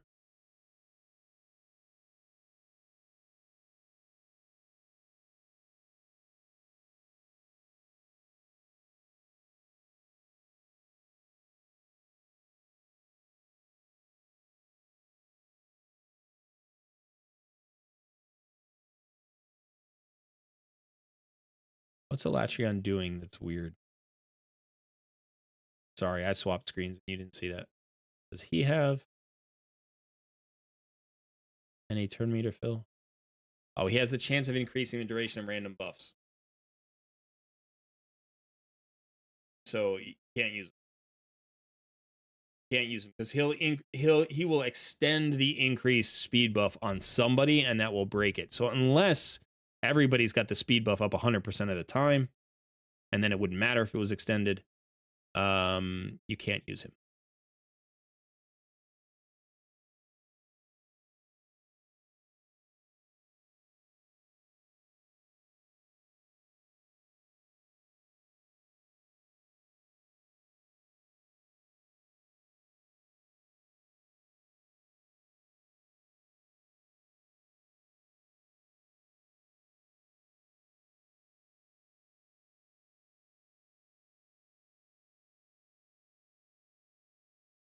Fortunately, he's got a turn meter fill, right, Siegfried? Attacks all enemies. Each critical hit fills this champion's turn meter by 25%. I mean, we could turn off the A2.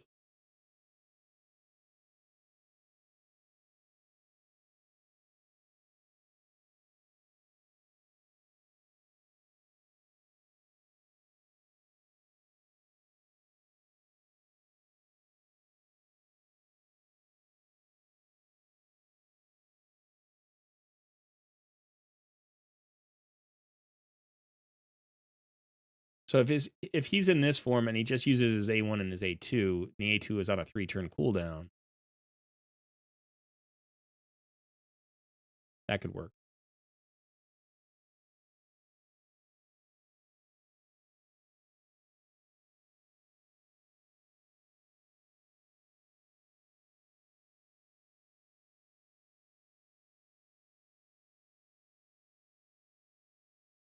Yeah, so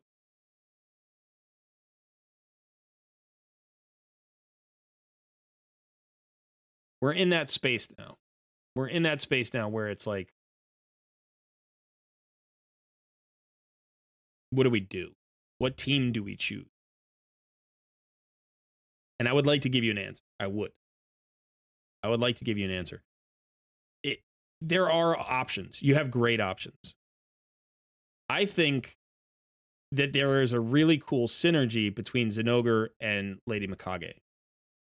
You get an increased attack and an increased crit damage buff and an ally attack. That's going to make Zinogre hit really hard, right?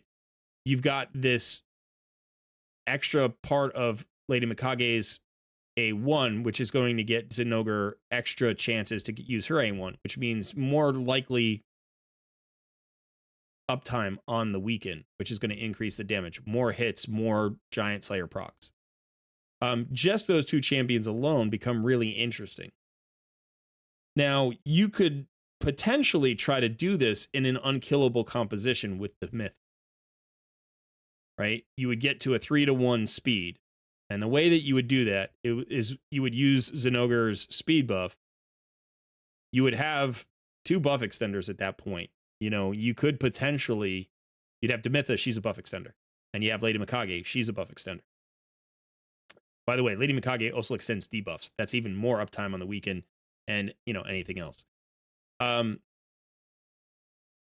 this could potentially work. One of the small issues with Zinogre and Demitha working together is that this passive, like she has to take damage in order to get this passive going. Now that can happen really fast, but you want her increased. You want her damage double, right? You want the additional 100% damage. So, you know, maybe you don't want her with an unkillable team. Could you build an unkillable team with somebody else? Yeah, absolutely. You have a Sir Nicholas. You have a Sir Nicholas and you have a Maneater. You also have a Demitha. All of those champions could work to give you potential, you know, unkillable teams. He's already built. You know, so I think, you know, your best next step here is to pick a clan boss speed tune that feels right for you and what you want to do. I like Skrank as a damage dealer. I think he's a great clan boss damage dealer. He's void affinity. He's going to work in a lot of places. Geo is absolutely fantastic. If you build an unkillable composition, you could go with Geo. If you can't get the speeds to get Demitha up to, you know, a 3-to-1, you can potentially build around Sir Nicholas. Works great. You know, so again, we go back over here. Let's just look at a Sir Nicholas composition. This might be a multi-step process rather than just going straight to, you know, a Demitha composition. Maybe you go halfway and then eventually you go all the way later on. Let's just lock down a 2-key Ultra Nightmare that's full affinity friendly. Let's try to do that, you know. So there are speed tunes with Sir Nicholas. You know, Deacon Forever is a nice one. There's Batman Forever.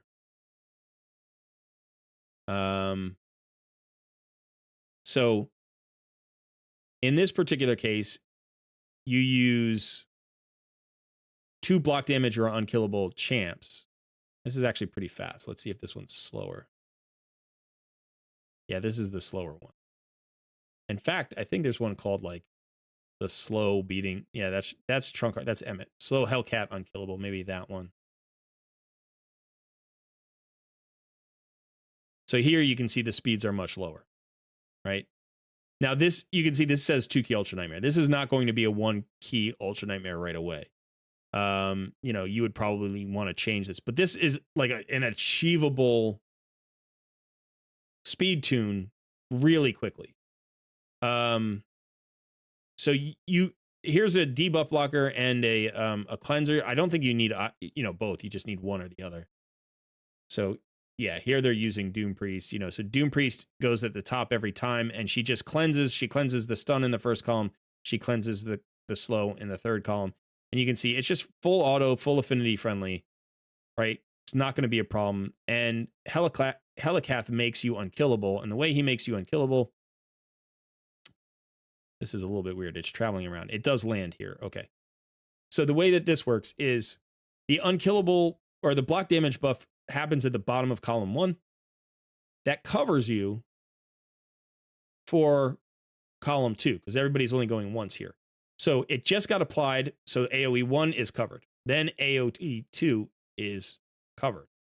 Now what's happening here in column 3 is nothing's happening, right? Nothing's happening here in column 3. So the stun target is just taking the hit. Now there are a couple of things that you can do there that would provide that. You can add another champion who blocks that damage. So for instance, in this case, you have Demitha, right? You can run her at this speed, and all you need to do is delay her a 1-by-1 turn. And now she's doing her A3, which is her block damage in the third column. So Helicath here wouldn't be Helicath, it would be Sir Nicholas.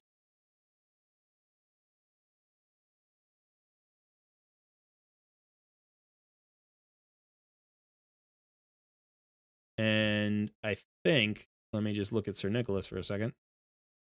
Another champion I don't know.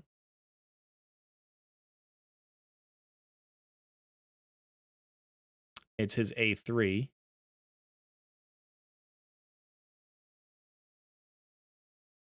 Where is it happening? Right now it's happening in the wrong spot. His A3 should be highest priority. And now it's happening in the right spot. Okay, so as you can see here, now Sir Nicholas is giving you the unkillable buff at the end of AoE 1. It is lasting all the way through column 2 and giving you the unkillable buff at the end of, or where AoE 2 hits. And then Demitha covers the stun. And it doesn't matter who gets hit by the stun, everybody is covered. Doom Priest is cleansing everybody of every debuff at the beginning of every turn.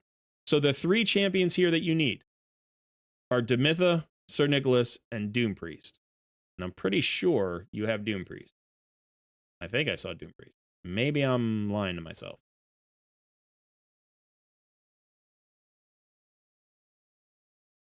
There she is. Doom Priest at 50.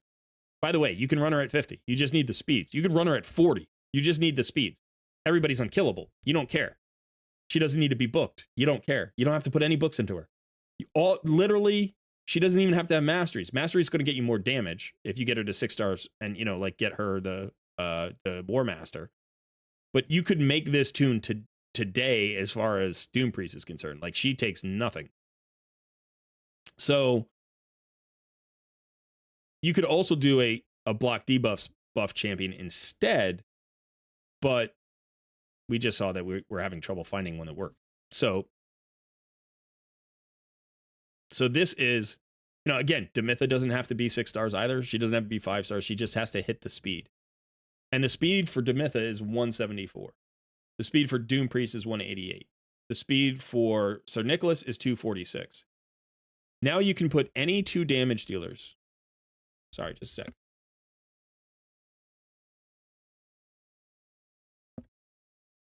So now you can use literally any 2 damage dealers that don't have a extra turn effect or don't have a turn meter fill, right? If they have a turn meter fill, you might be able to speed tune them into this. Like, potentially you could get Zinogre in here, but we're not really looking for that. All we're looking for is 2 solid damage dealers. Geo, that's an easy one. And you could use Geo and Rathalos. Rathalos has a increased speed on his A3. You turn it off. There you go.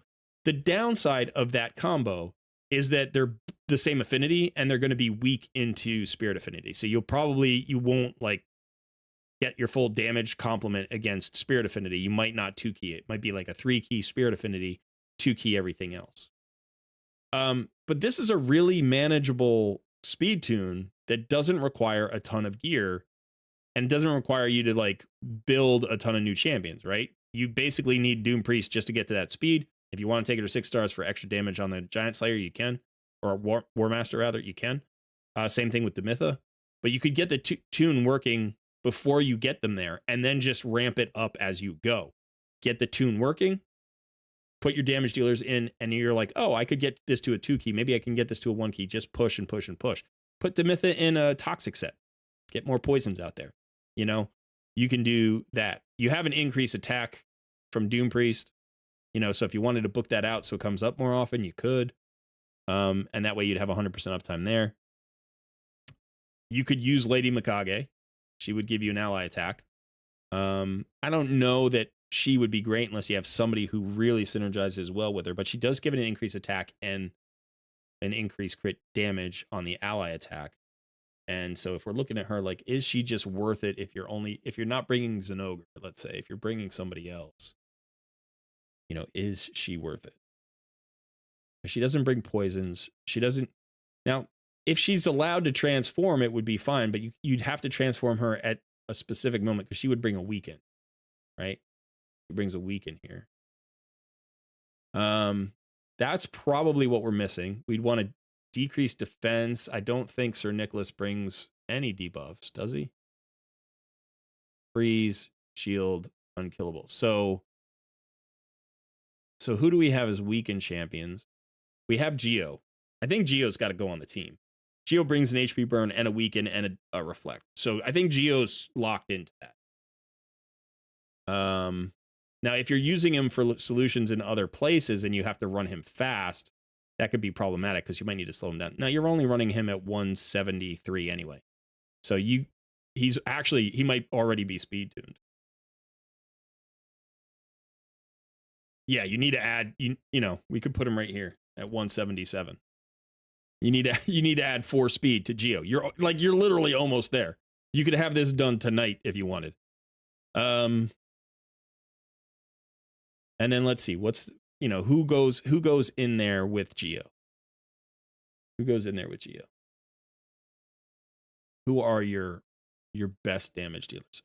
You have anybody that you love that you just like? I want to put that person in. You want to put Rathalos in because you could.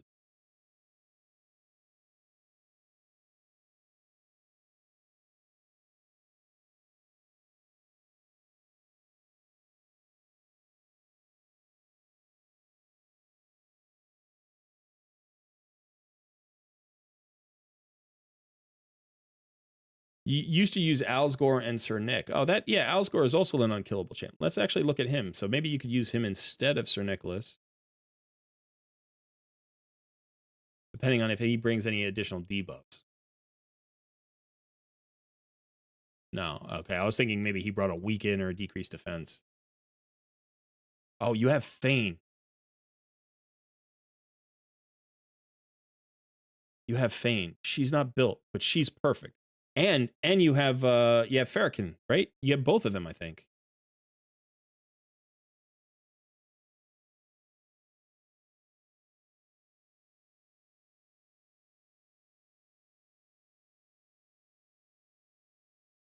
You have Farrakhan the Fat.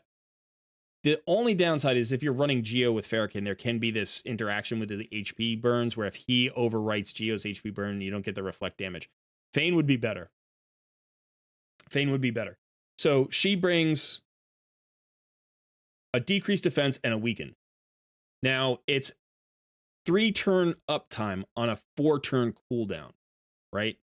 Which may feel a little bit wonky in this speed tune because really you're not running... I don't think you're running anybody at a 4-to-1 except for Sir Nicholas. But remember that Lady Mikage has an increase debuff duration skill. So she'll increase the debuff duration. So she'll actually, it won't quite work 100% of the time, but you'll have more uptime. So if you did Fane here, Fane has Geo already has a weaken. So we're not really worried about her weaken. But that means between Geo and Fane, you're gonna end then Lady. Are we bringing Lady Mikage? We did say we're gonna bring Lady Mikage, right? We're not. We're not bringing her. Never mind. That was a different speed tune. I'm getting all confused here. Yeah. So so here you're running 2 unkillable champs. It's full auto, full affinity friendly. Do we have, yeah, because Doom Priest makes it full affinity friendly. We have the increased attack. We've got 2 attack-based damage dealers. We've got Fane for the decreased defense and poisons. And you can probably build her as glass cannon as you want. You can build her to 100% crit rate, max out the crit damage, get 300% crit damage if you could get it on her. As long as she has, I think, 250 accuracy to land her poisons, just the rest of it, it's the speed, which is really slow, and then just as much damage as you can get on. You could put her in a Savage set, you could put her in Cruel, you could put her in whatever you need to get her as much as possible. And because Demitha is running so slow, if you wanted, you could try running Demitha in Toxic, right? And that would be another source of poisons. Now, you don't have a ton of debuffs. You have an HP burn, a decreased defense, a weaken. You will have a decreased attack.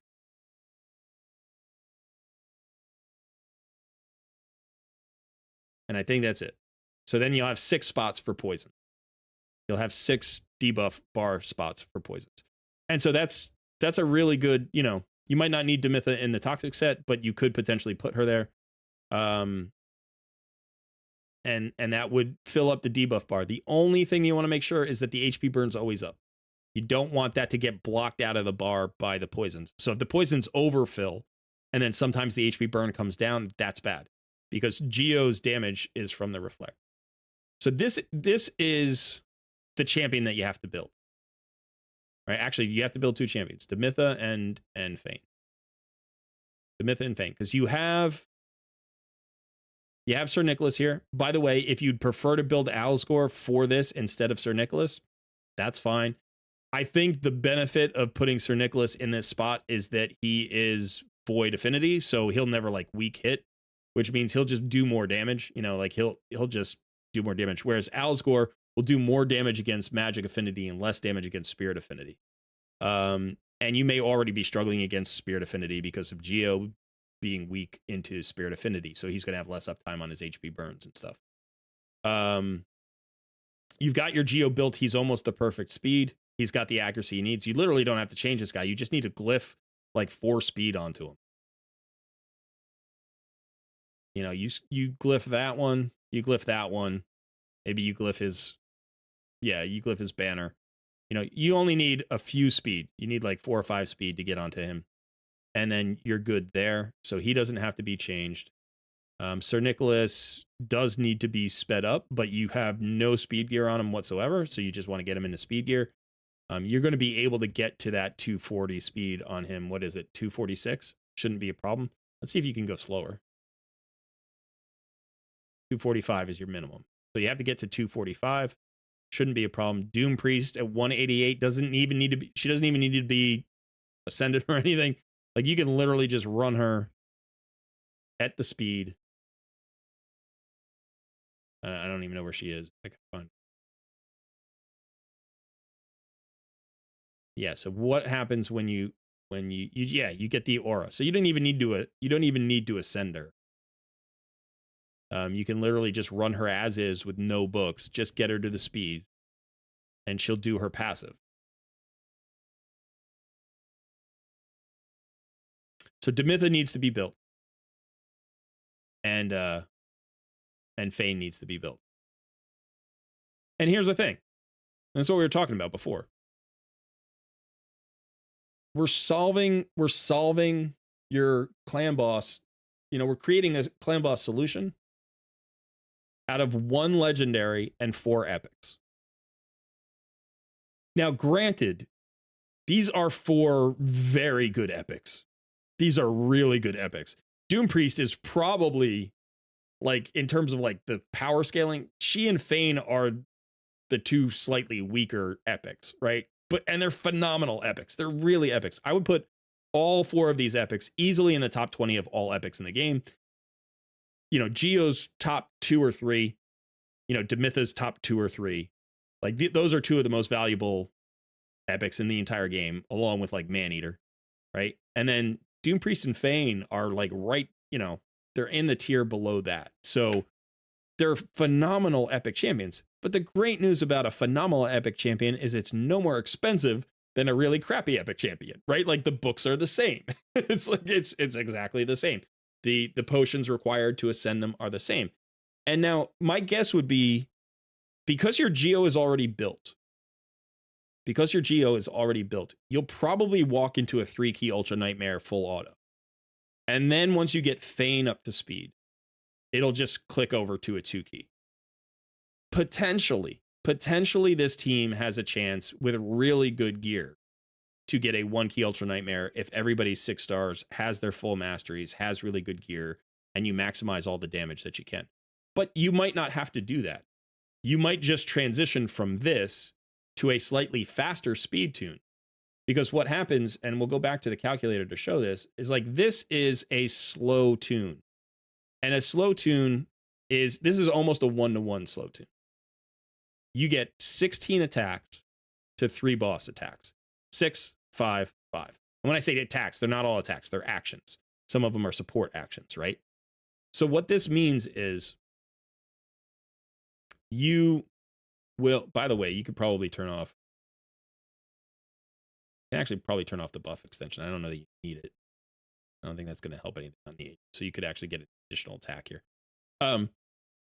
But so my point is that like you could potentially just find a faster tune. There are faster tunes that work. You know, there is in fact there's a version of this tune. I'll show you if I can find it. So this is 1-4-3 champion and then 4 1-1 champion. But there's actually a speed tune that has 2-4-3 champions. And there are a couple of different ones, and it depends because you need them in the right spot.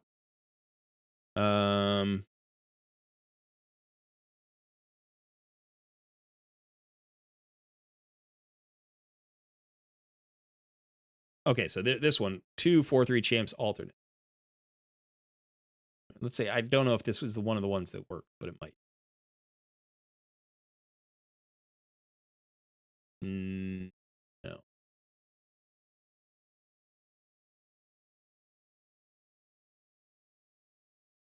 But I feel like maybe it's the normal.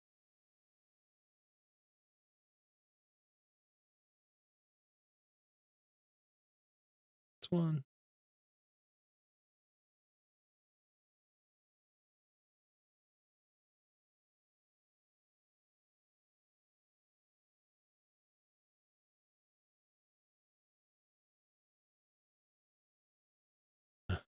there are a lot of speed tunes out. I don't know all of them, and sometimes I confuse them. Maybe it's just the classic 2-4-3 champs.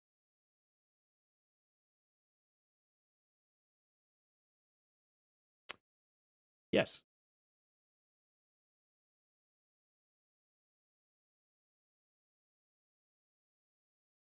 No. Yes.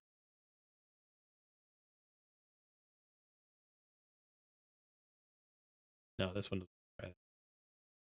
But one of these can be modified. I forget which one it is. But anyway, the point is you can take the same exact speed tune. So where is our... You can take this speed tune.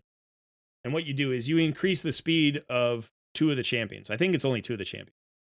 I think it might be the cleanser and Sir Nicholas. You increase the speed of 2 of the champions and you get an extra attack in. So you go from 16 actions to 17 actions. And if you get that 17th action, if you get it like on Fane, then she gets her full rotation, right? And she gets more of those poisons out. So it's like you get more damage that way. There's another, unkillable tune that's a 2-to-1 ratio tune. That's sort of like what we were talking about with the Lydia, is getting to a 2-to-1. A 2-to-1 is actually going to run, in most cases, it runs, I think, it's not a full 2-to-1, but maybe it is.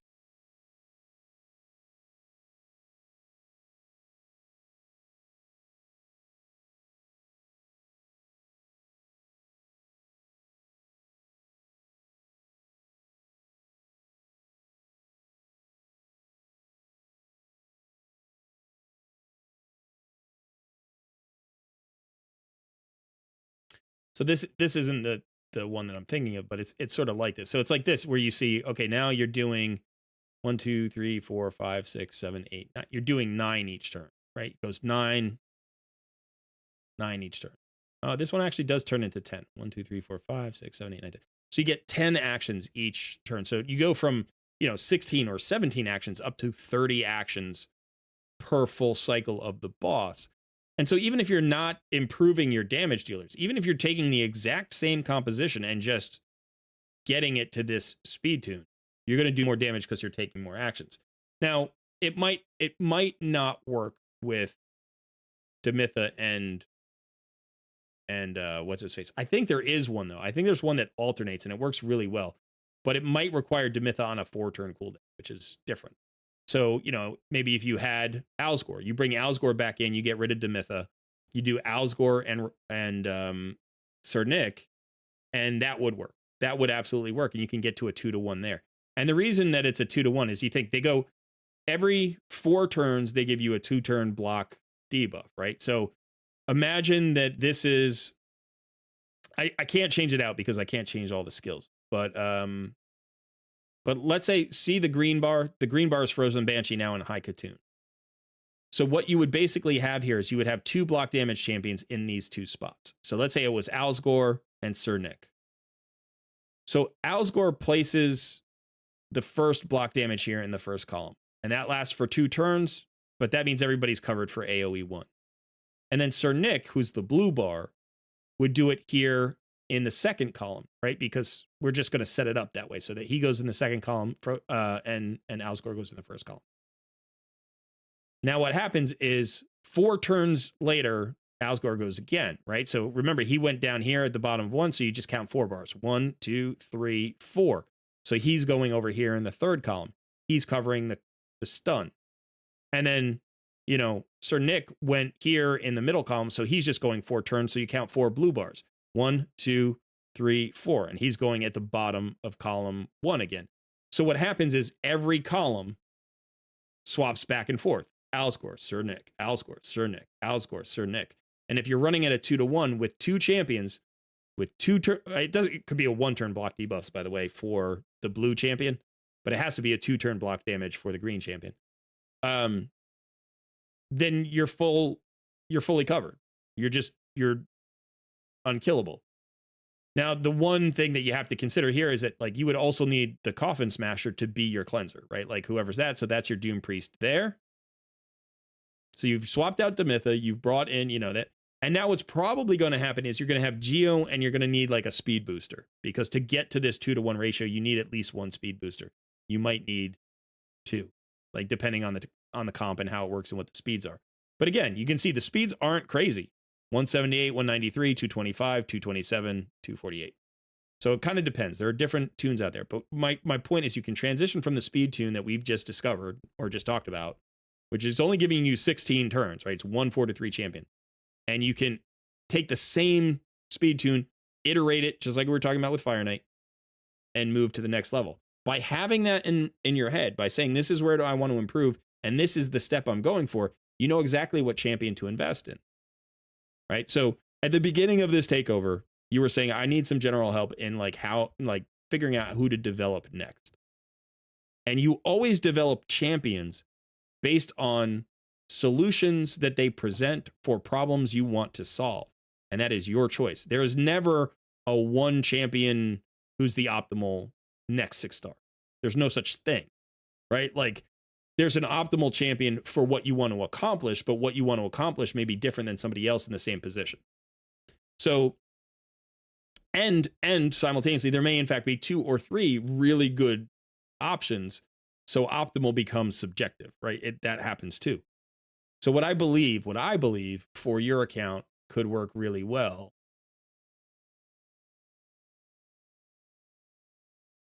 Where is this comp? I think this is a great comp.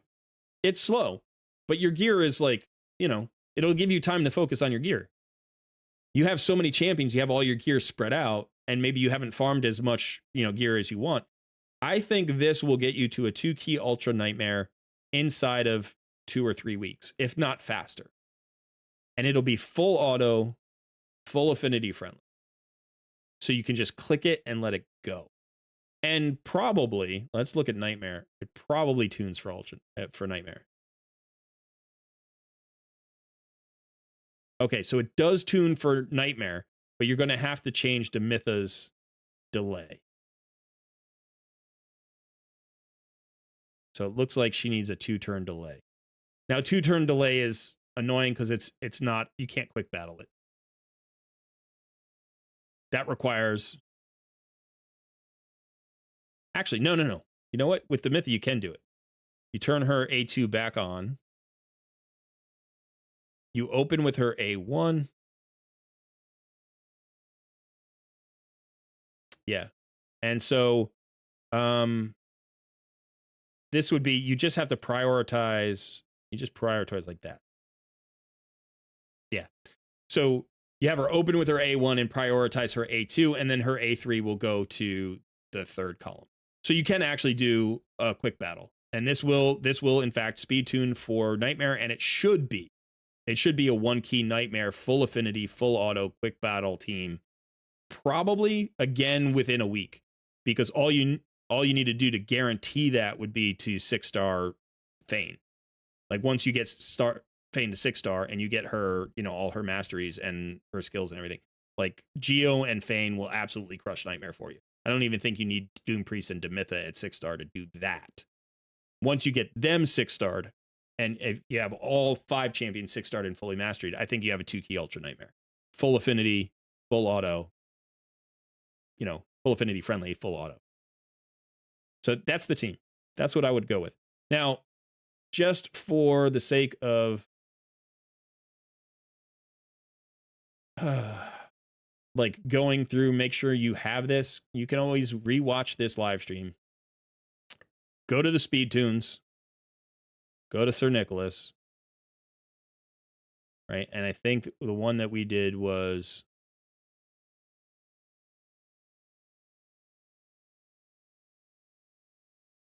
it the slow Hellcat? I think it was the slow Hellcat on Kill.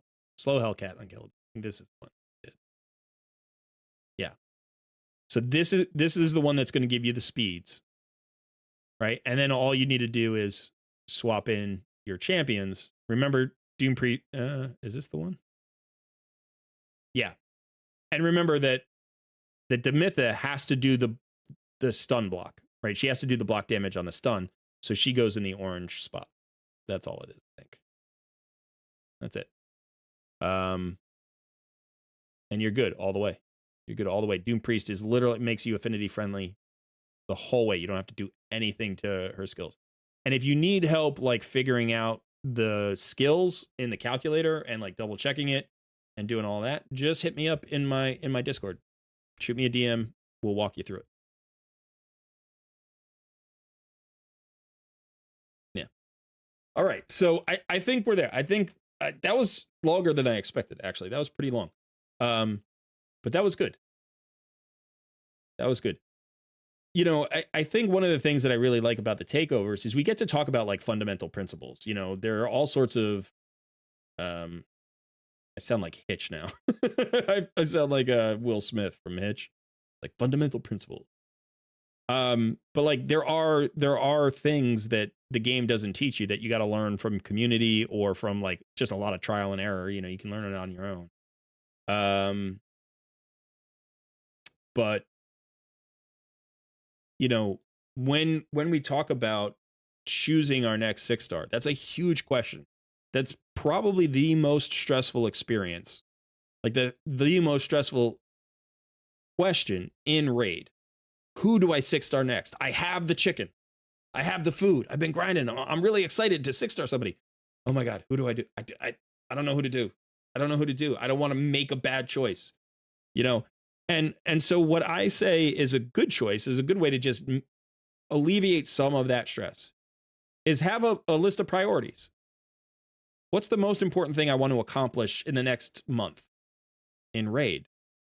Put that at the top of the list, right? And then think about solutions for that in terms of team compositions, champions you have, and champions you have that you haven't built. And then you're like, oh, well, my top priority, I think I'm already on the way. I don't need to build a new champion for that. I think I will get there just by grinding some gear. The team composition is good. Okay, what's the next priority? Oh, well, that one I could use an additional champion. I think this other there's your 6-star. That's your 6-star. Just go down the list until you don't have a solution that's happening yet. And then figure out a solution for that problem and pick a champion that works from the roster that you have. And now it could be that the second priority, you don't have a solution available. And so you have to skip over that and go to the third one. And for some people that might feel like, oh, well, I don't want to do it because what then if I'm pulling shards in 7 days, I'm going to pull shards. Maybe I'll get this new champion.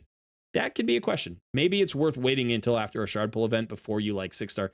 Or maybe in 7 days, you're going to be most of the way to another 6-star again anyway. So it's like, don't delay progress simply because progress in the future might also happen. Just go ahead and 6-star champion. If you are making any kind of, if you're using any kind of decision-making process that has its basis in what you want to accomplish in the game, then every champion you 6-star is going to be valuable somewhere. It's really hard to make a mistake in this game that's completely going to mess you up. You know, you can make suboptimal decisions and then later it'll still pay off. It'll still pay off. You need so many 6-stars in this game. Just think about Cintranos right now. Like, if you go to the Cursed City and you just go to, you know, you're like, let's say we go to this boss fight. And, you know, somewhere along the line, let's say you 6-starred Malkith. And you're like, oh, that was such a waste. Like, I had so many better champions. Why did I 6-star Malkith? You know, and then all of a sudden here you are in Cintranos and he's like, oh, he's going to work great. He's going to work absolutely beautifully in this team composition.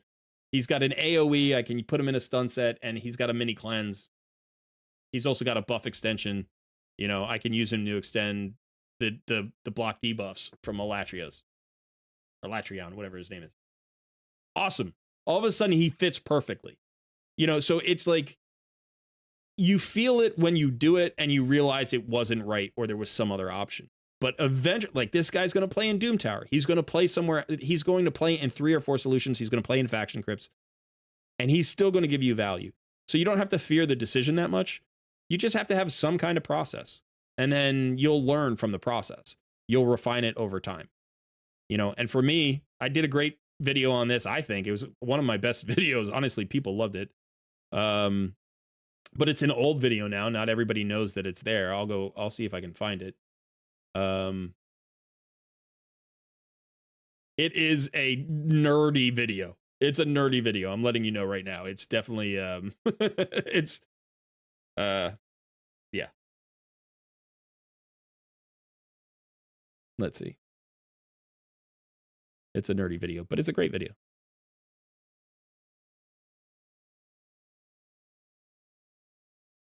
So that's the link to my video and you can watch. And I describe the whole process that I use and I still use this process.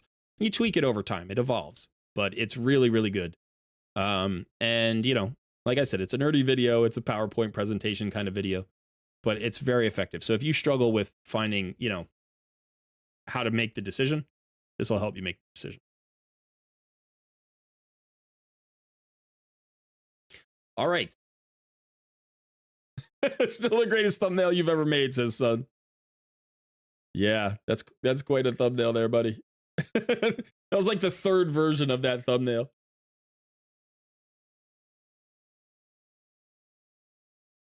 Okay, so that is it for today. I want to say thank you again, in this case, to June for letting me tool around on your account. And you know, it's always good to help out a clanmate. Or a cluster mate in this case. Part of Cold Red Sun, which is near and dear to my heart. So I wish you luck. Again, don't hesitate to reach out to me via Discord. You can always @ me in a message, or you can even send me a DM. And, you know, anytime I do a takeover for somebody where it's like, I kind of leave you hanging a little bit. Like, this is not over. Like, you still have to do some stuff. Don't hesitate to come and ask me like the next step and the next step, because it's hard to remember all of it. And you don't want to necessarily watch 2 hours of a live stream 3 times. Do you know what I mean? So yeah, if you need any advice with completing the takeover, go ahead and reach out and I'll try to help. Okay, so that is it for today. Thanks so much for all of you being here. We reached 5K subscribers just this weekend. So that is really fantastic. Both Son and I were really excited when that happened. Some of you may remember that was originally my goal for the end of 2023, and then we had to modify that to 4K, and then we missed that by like a week. But honestly, that was just me being ambitious. That was just me pushing. It just feels great to have 5,000 subscribers. It's great to have all of you here in our live stream and everybody in the Discord. The Discord community is absolutely fantastic. So thank you for all the support. I know Son would like to thank everybody as well.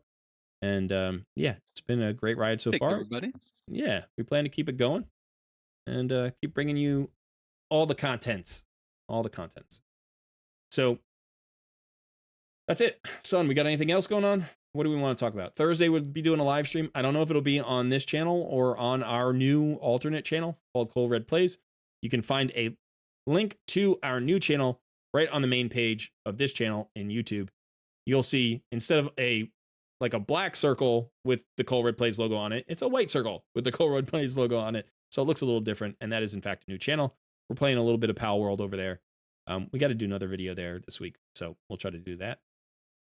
But yeah, be great to see you over there too. That's it. That's the show. That's the show, folks. All right, let me take one last look at the poll. Science fiction and fantasy is 67%. That's not surprising with this crowd. That is not surprising at all. Me too. I'm the same way. All right, everybody. Thanks so much for hanging out.